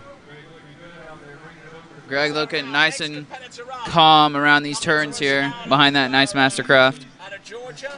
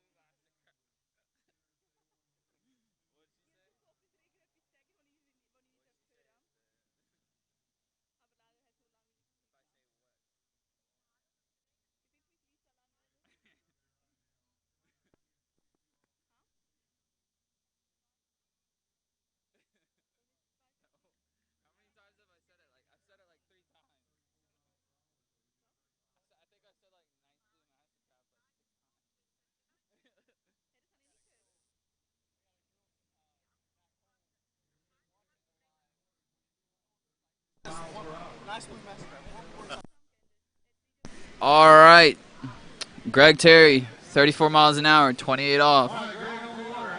Looking strong out there. A little slack off a 4-ball, but nice 6 buoys and out the gates.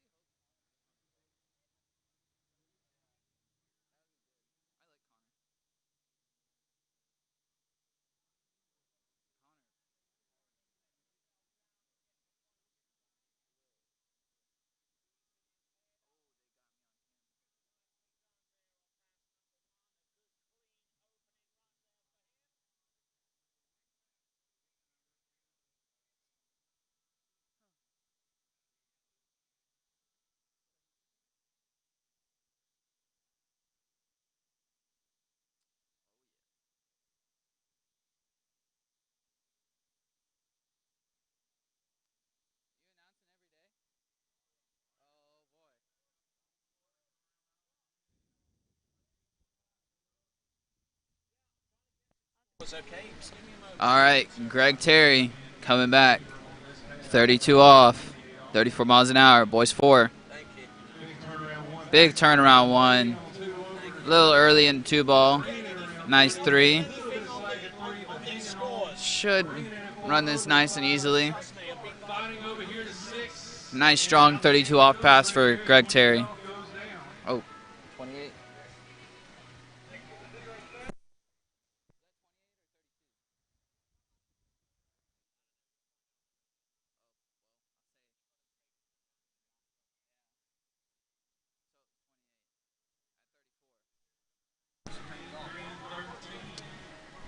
My mistake, that was 28 off.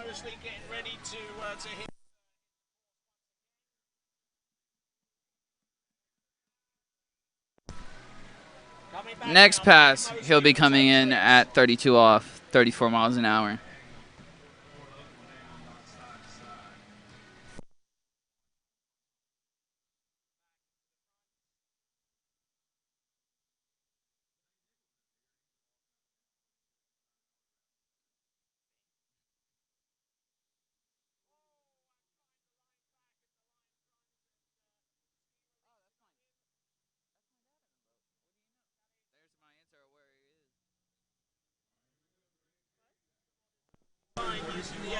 All right, Greg Terry coming back in, 32 off, 34 miles an hour.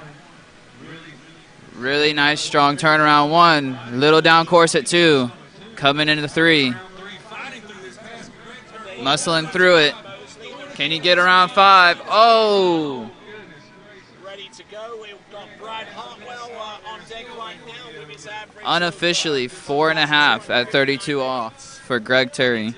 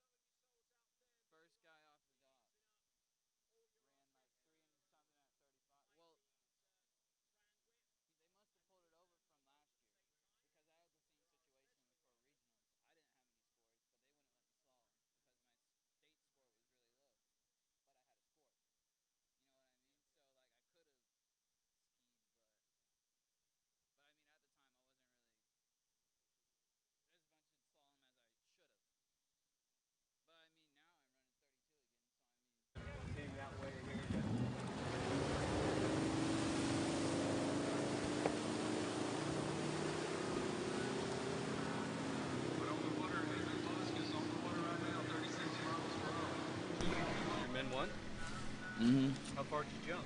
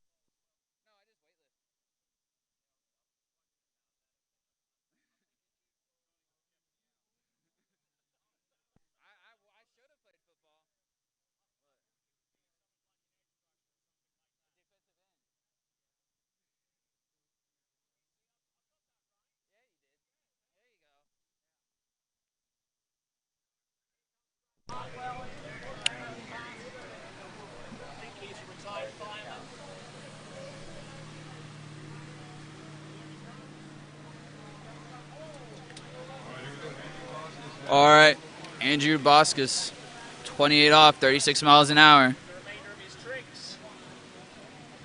Nice, strong turns around 1, 2, and 3.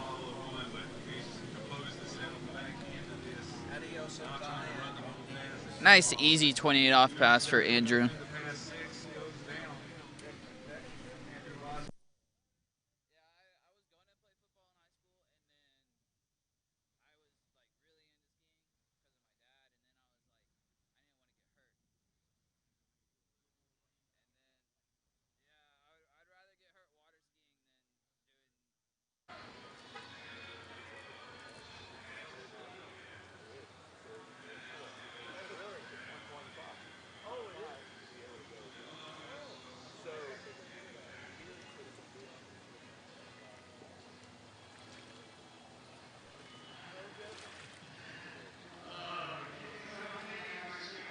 So the difference between these B4 and B5 is the age? Is that what it is?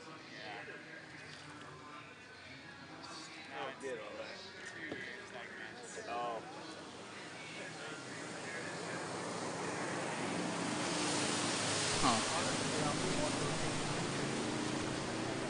All right. Andrew Boskus coming back in at 32 off, 36 miles an hour. We got to run deep into this pass to challenge the leaders. Nice, strong 1 and 2 ball. Coming in a 5. Nice and easy 32 off pass for Andrew here.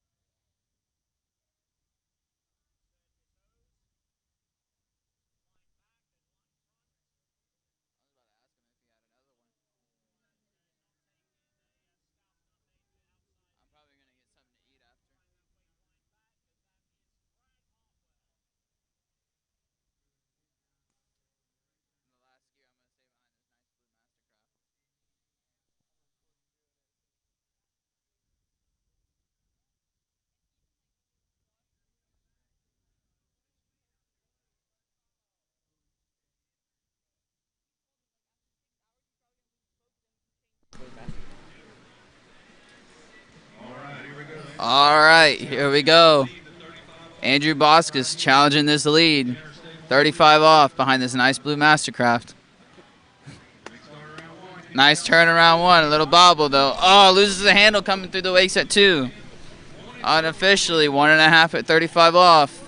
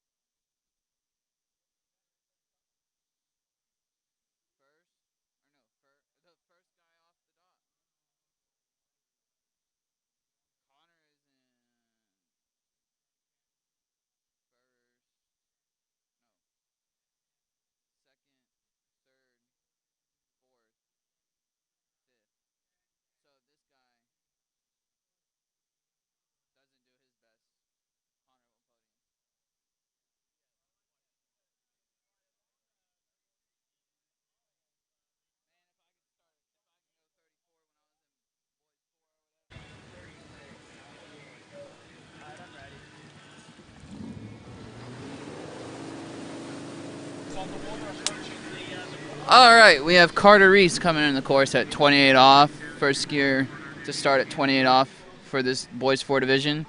28 off, 36 miles an hour.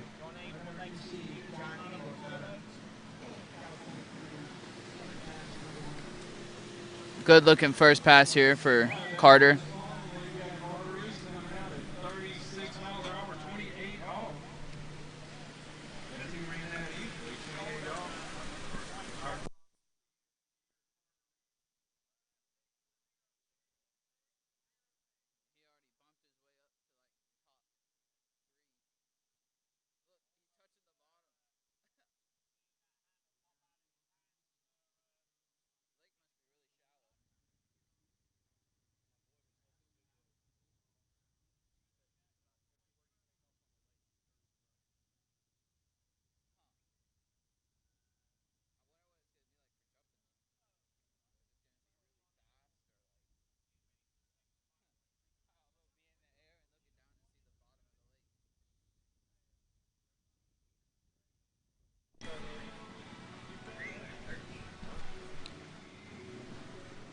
All right, we have Carter Reese about to come in for a second pass.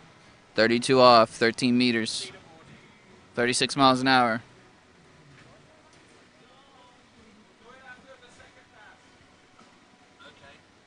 All right, here we go. Challenging for the lead. There's only 4 scores, and this guy takes in there forever and age.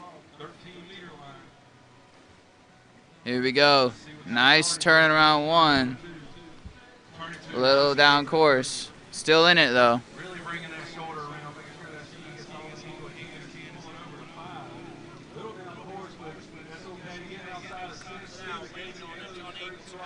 6. Really nice 32 off pass for Carter Reese. About to challenge the leaders at 35 off. It's your top seed in the boys 4 division.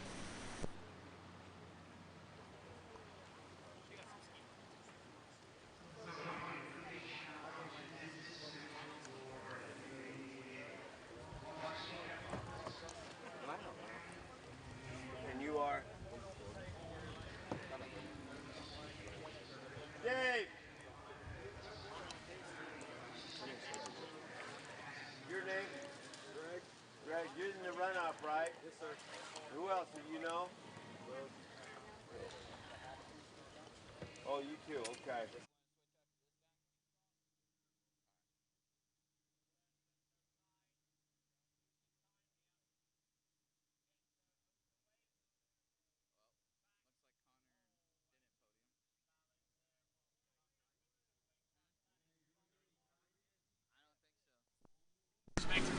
All right, Carter Reese, 36 miles an hour, 35 off the rope, 12 meters. Pulling out for his gate, nice and wide. Got to get a good start here if he wants to get deep into 35, challenge the lead. All right, round 2, looks like we got a new leader. Round 4, he's still in it. Here we go, running 35 off. 6 buoys, 35 off, Carter Reese. First skier in boys 4 to run 35 today.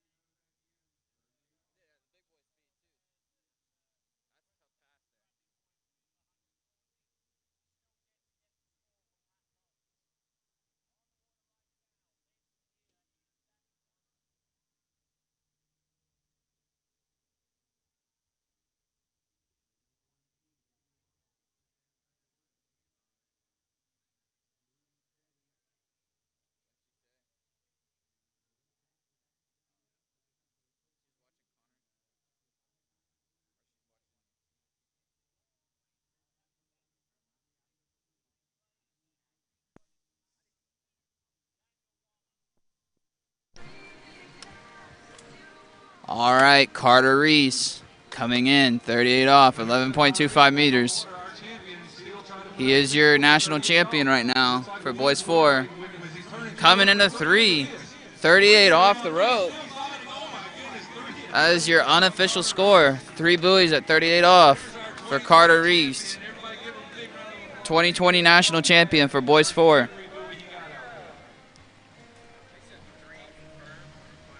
A tie for fifth. Oh.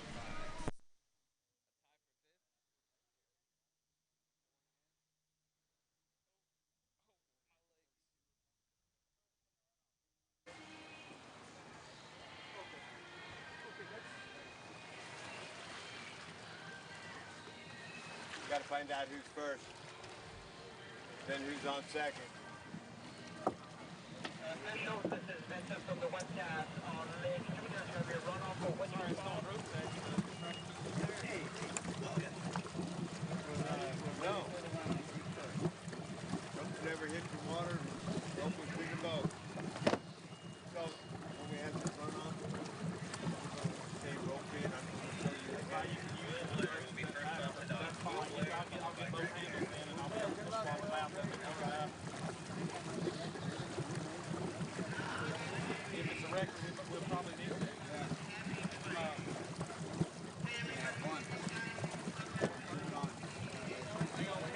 They may need to measure that whole rope on these.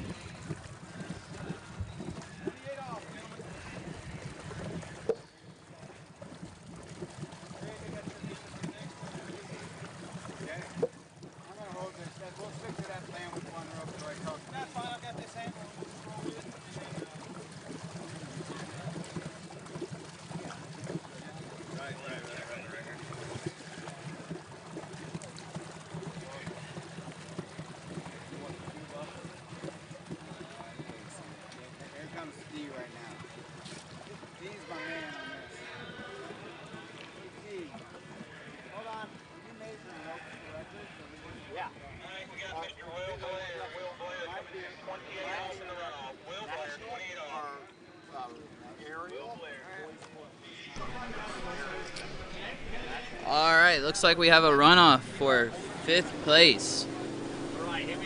Will Blair on the water. Looks like he's coming out at 28 off. 28 off, 36 miles an hour. Right off the dock, cold. Already skied. Looking pretty smooth. 4 to 5. And 5 to 6 out the gates. 28 off, cold off the dock.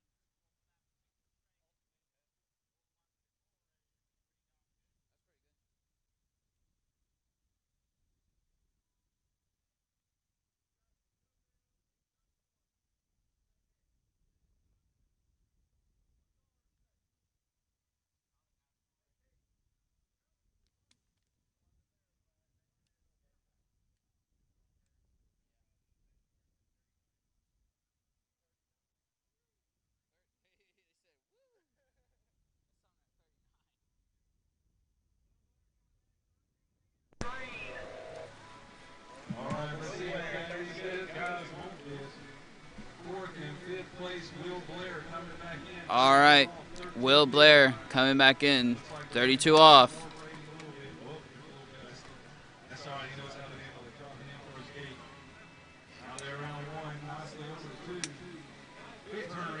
Nice turn around 2, coming around 3. Looking pretty good out here for his 32 off pass. He's running 32. 6 buoys and out the gates.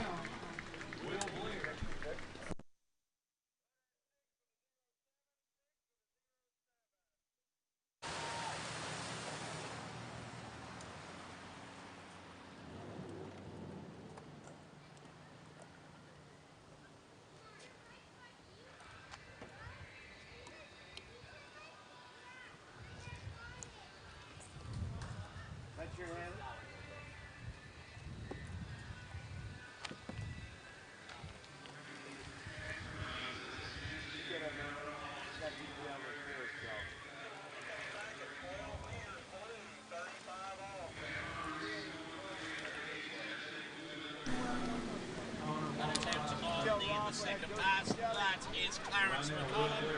We've got 6 skiers in men's. All right, we've got Will Blair coming back, 35 off. Here he comes around the island. To the big bad jump event. Pulling out wide for that gate. Got to get a good one ball. If he wants to get. Oh!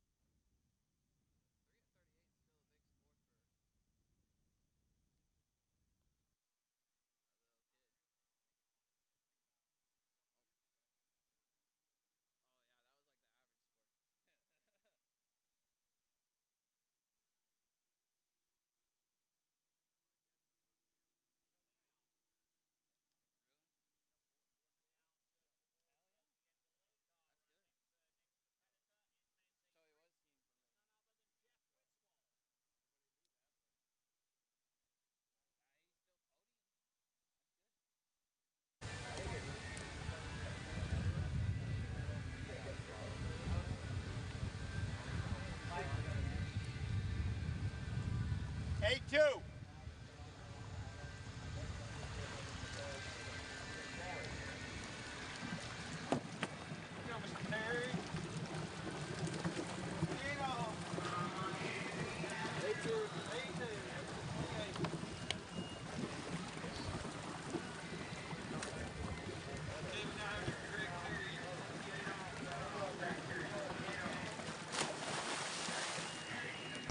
All right, we got Greg Terry coming off the dock. 36 miles an hour, 28 off the rope, 14 meters.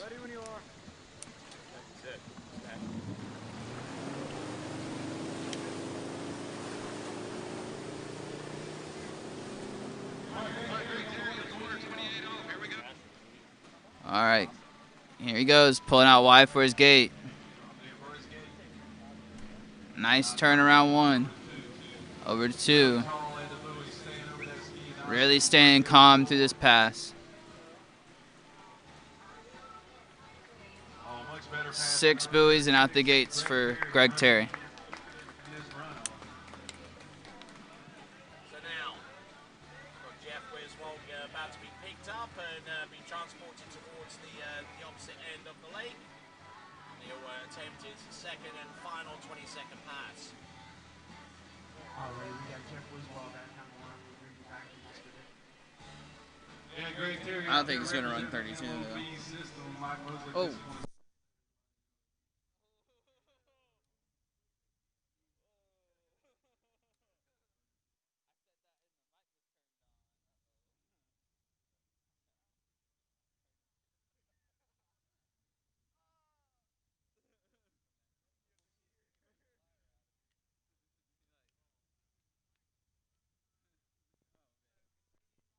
Folks, and for those of you watching either webcast, Chance Lowe is right there holding it down for the Lake 2 Slalom event. Oh yeah. Why don't you do yourselves a favor, whichever webcast that you're really running right now, if you're going through the YouTube page, All right. subscribe to USA.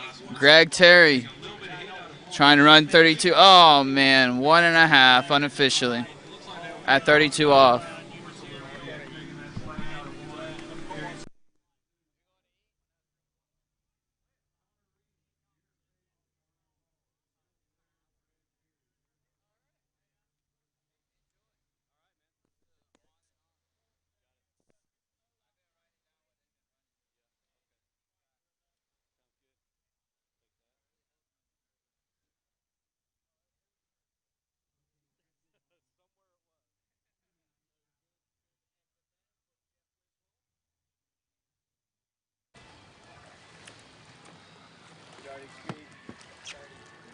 better. No, we're good up here. Unless you got something else. We're in the same boat. All right, I was told you're done doing it. All right, You're done doing it? I'm getting We're at 5'8". 5'8". Yeah, what's up? Okay. You have a just drop it right there, boss. Thank you. Yeah, there is a truck. Okay. Yeah, I'm told that the officials are going to put their stuff in. Is this handle been checked? Dave, they're saying they're done. They're not videoing anymore.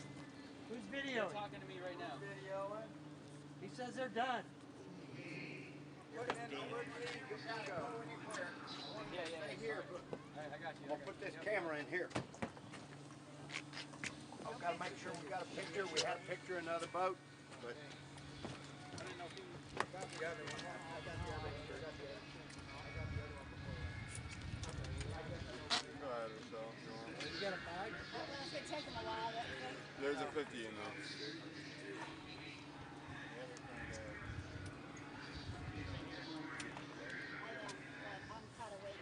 Sure, Pat will work. Yeah, twist the top, twist that. Pick it up, twist it.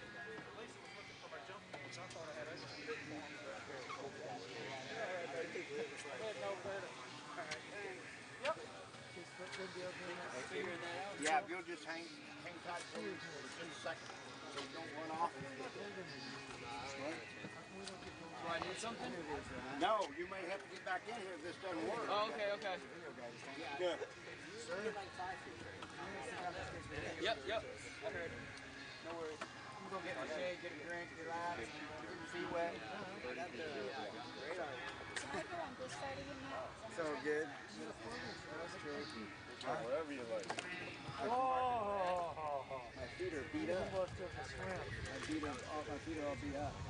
So I'm going They're going to barefoot. be worse now because you've got to soften them up. That water is so warm. I've been skiing on the Energy R1 for a little over a year now. Before the R1, I was on the original Energy, and I was skiing great on that ski. I really had no problems with it, but whenever they released the R1 with the wider forebody up front, it made the ski so much easier to stay balanced and have equal turns on both sides. So from my very first set on the NRG R1, I could just feel that this ski's just really balanced through the wakes and through the turns, and I found that I could just turn my onside turn better. I think that's because the tail of the ski just allows a little bit more water to flow through it, so it just rides through the tail of the onside turn better. That's definitely the big thing that I felt was different, and that's why I was really happy to be able to get on that ski straight away.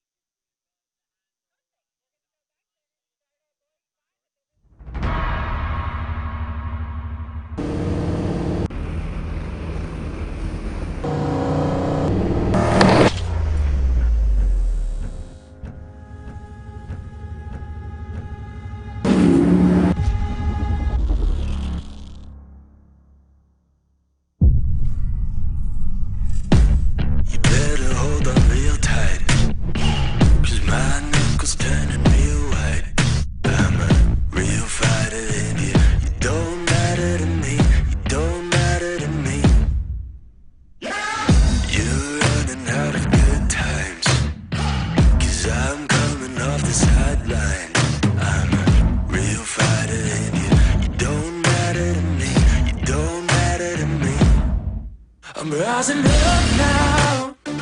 I won't back down. Taking my shot now.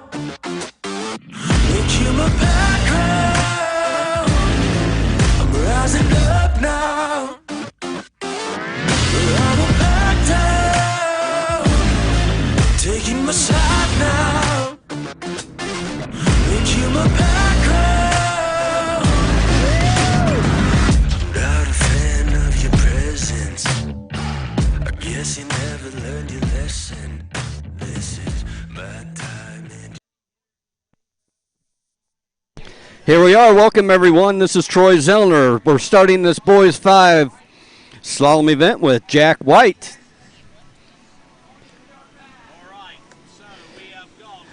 Jack coming around one ball heading to 2. He's at 15 off.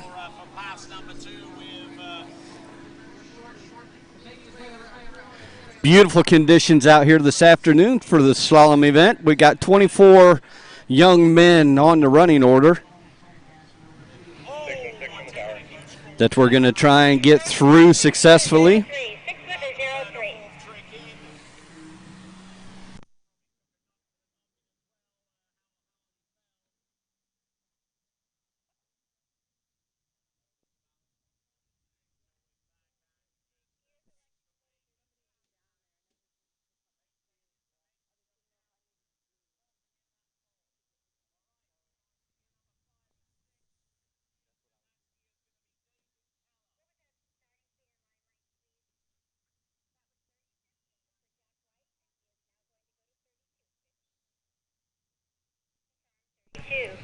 So getting caught up here with Jack White, our first boys 5 slalom skier. He came out at 15 off, 30 miles per hour, got 6 at that officially, increasing the boat speed up to 32, staying at that 15 off. As we got this Mastercraft heading towards the entrance gates, Jack sliding his way through, getting around one ball nicely. Oh, deep around 2. Unable to come out of that. Unofficially, it's going to look like 1.5 for him.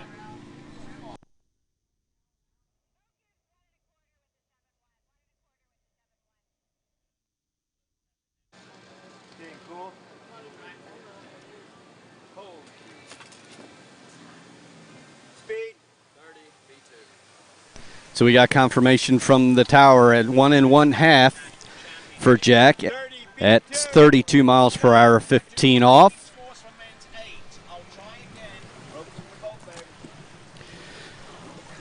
We're running slalom here on Lake 2. On Lake 1, they've got a couple trick skiers left, and then they're going to be swinging right into the jump event. That'll be the first jump event being announced by Tony Lightfoot of the national tournament. Going to happen here pretty soon.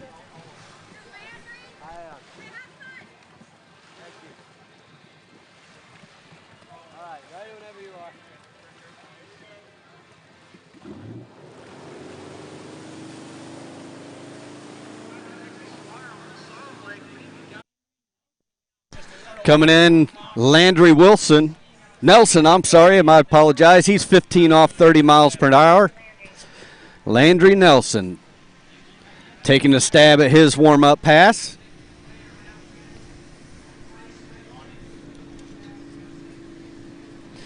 He's looking comfortable out there. Oh, he kind of stood up there around 4, just as I thought he had it made. Not quite sure what happened to him there.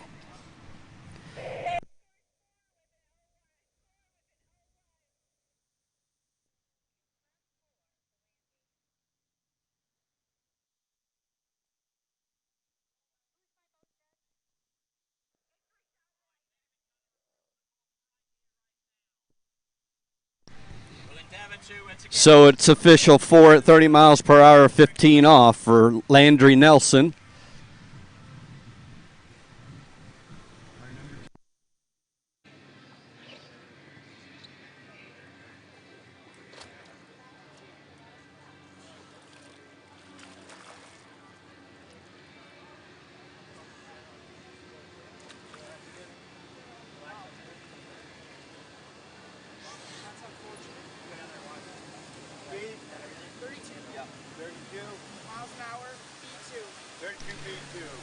So broadcast being sponsored by Splash Eye, Ski It Again, and also the 5 USA Water Ski regions.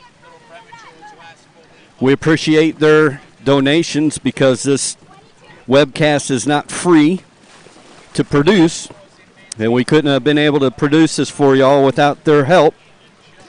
So if you could accommodate them and patronize them.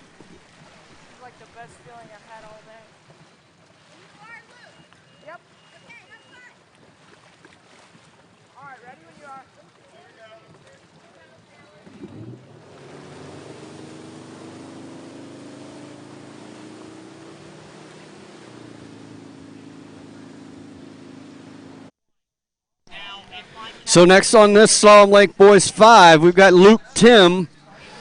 Luke Tim starting at 22 off at the 32 miles per hour. He likes that shorter line than the 15 off. And it worked for him on pass number 1. Good warm-up pass there for Luke Tim.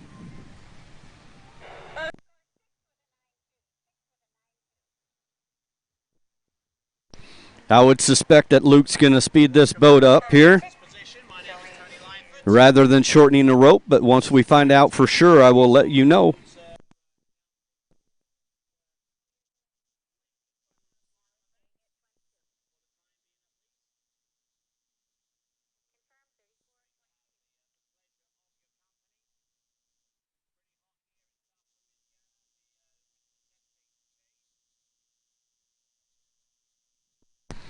So yeah, Luke Tim taking the option of increasing the boat speed. He's going to be going up to 34 for his second pass here, still at 22 off. I'd call it a slight cross tailwind here, nothing too much to be concerned about.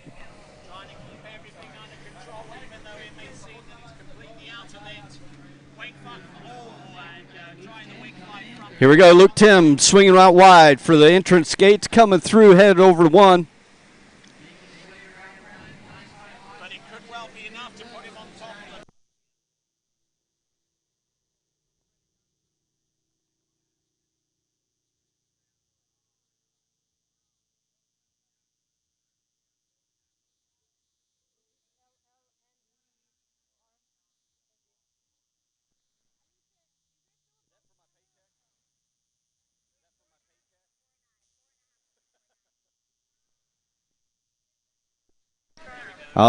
Luke going down there around 5 ball. We're getting confirmed 4.5 here for him.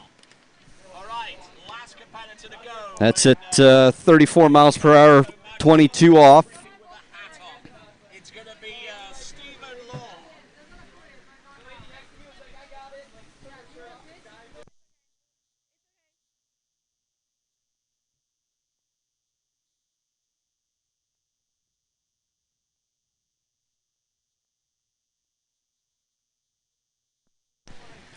Things are rolling here smoothly at Tri-Lakes in Zachary, Louisiana. A big shout out to the Tri-Lakes family and supporters that were able to get this event put together as quickly as they could.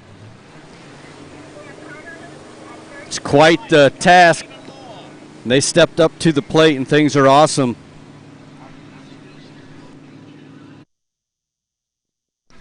Carter Hooton, next skier on the water. Boys 5 slalom, 15 off.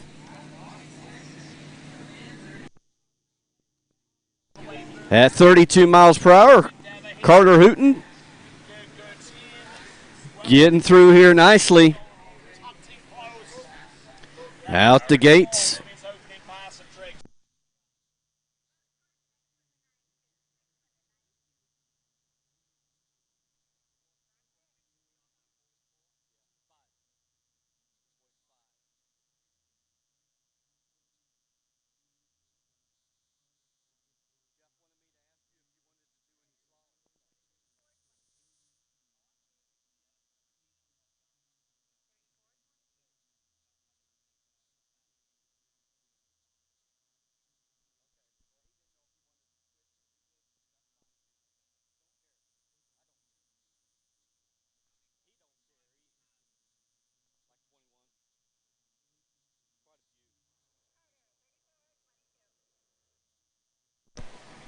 Okay, Carter Hooton coming in, 34-22. Pass number 2.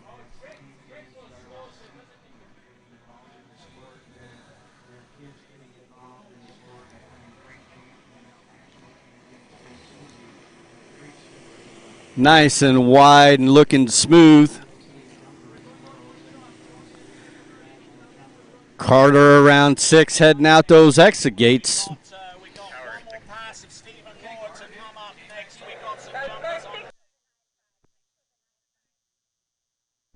So now we'll see what Carter decides to do here for his third pass. He can increase the boat speed, or if he could keep the same boat speed and shorten the rope, he has those options. He's deciding to stay at 36 or go up to 36 at 15 off.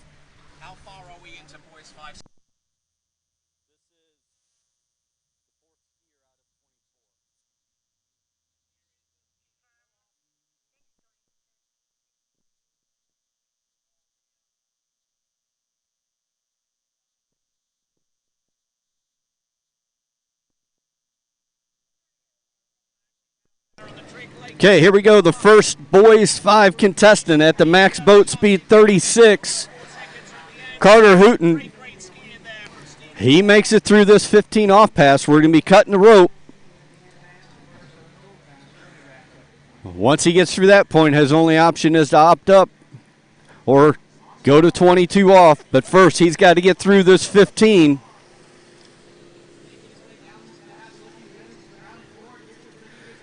He's looking pretty. Oh, no, I hate to say that. He pulled out of it, though. He's around 6.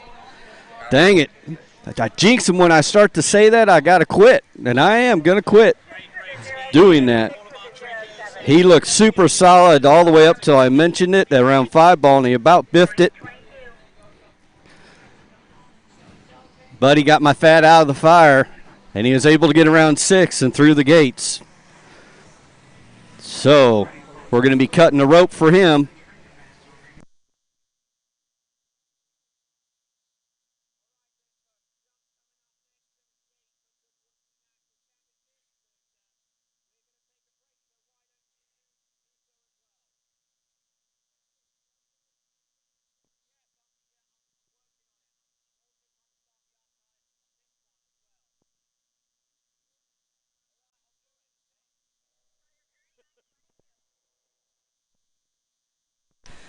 Carter Hooton coming back.